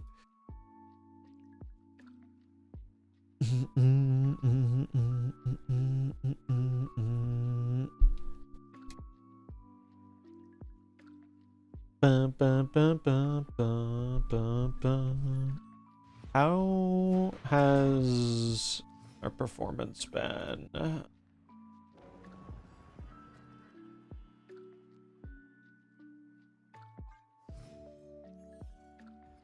Also, man, gotta say, as someone who didn't have Untapped for most of my Snap life and relied on blue and safety sending me stats, it's really convenient having it. So if you ever want stats, Blue, I'm happy to return the favor.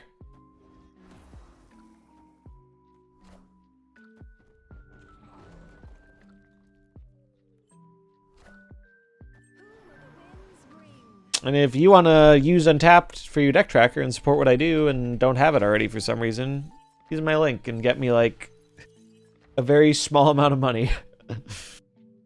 Ooh, hello.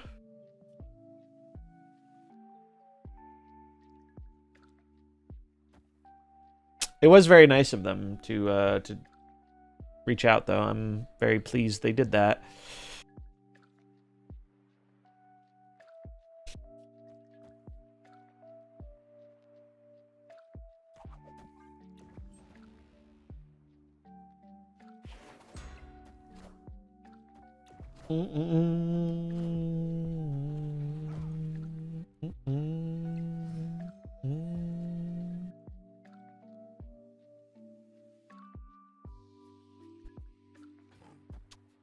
Am I supposed to Stegron? I think I am, because if they just jam an Ajax, I can smack the shit out of it with a Red Guardian, maybe. And then also play my own Ajax. Ah, they got my Stegron. That actually is not a bad thing at all.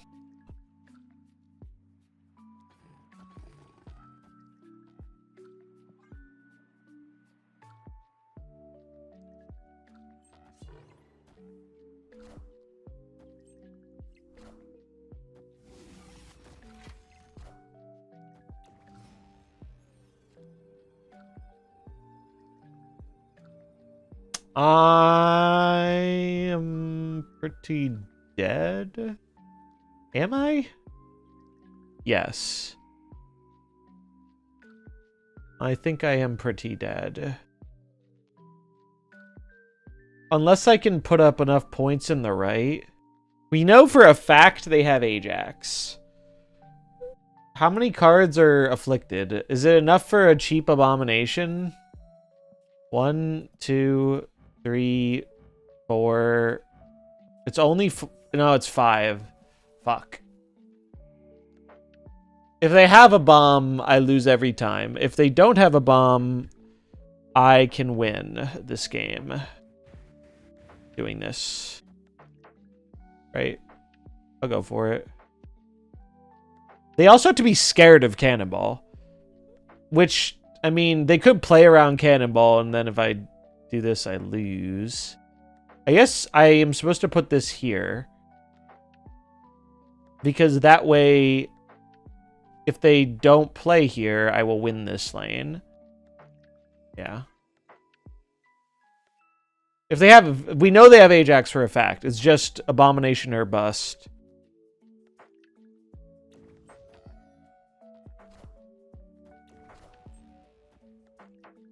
Okay, cool. We're good.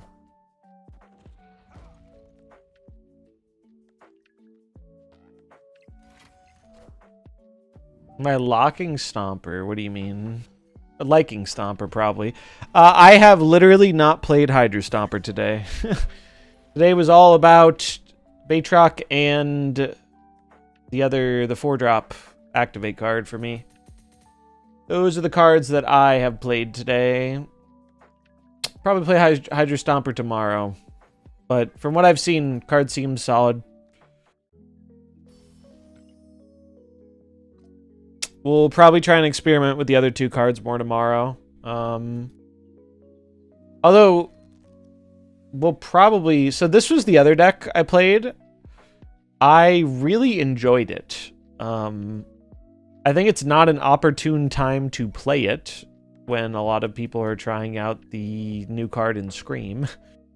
But I think it is a really cool deck that I like how it felt, and I'm curious to revisit it when there is less Scream around, because I enjoy making many men. It's a fun thing to do, and I think we landed on a pretty solid version. The one thing I'm not 100% sure on is Agony over Iron Fist, but Agony helps with board space issues. Content creator I know it's using PAX giveaways. Not like super directly, but PAX is doing a stream tomorrow. So follow the Twitch PAX channel, and they're going to be giving them away there. I know Cam Best used to give away some of the old ones. I don't know if he's getting any of the new ones or not, but couldn't hurt to check him out sometime, if that's a possibility. But yeah, tomorrow, I don't know when, but sometime tomorrow on the PAX Twitch, they're going to be giving them away. So if you want the PAX bundle stuff, head over there. If you haven't seen the new PAX bundle, it's pretty cool. It's like a Miles variant and a fancy border and card back. Looks pretty nice.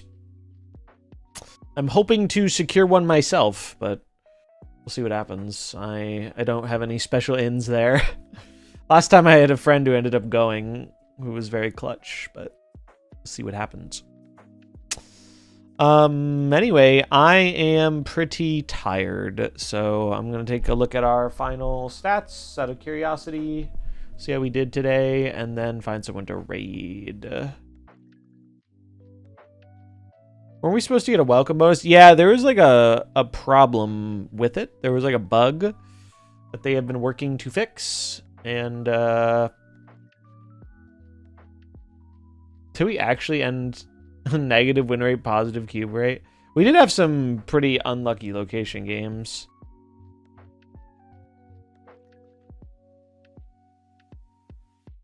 Now, this is our...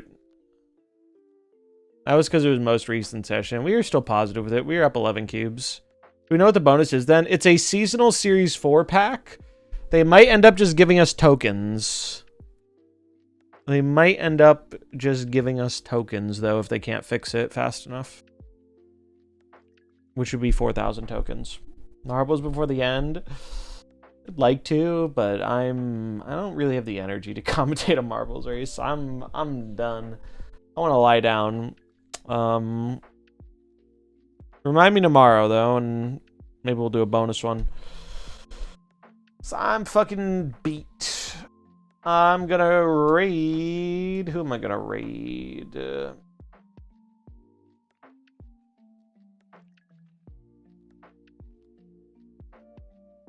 I'll raid Schnurp. I haven't raided Schnurp in a while because I don't usually stream as late anymore. And Schnurp is usually on late.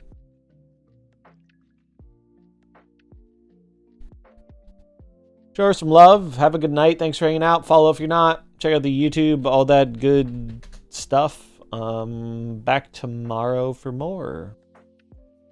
Have a good night. Peace.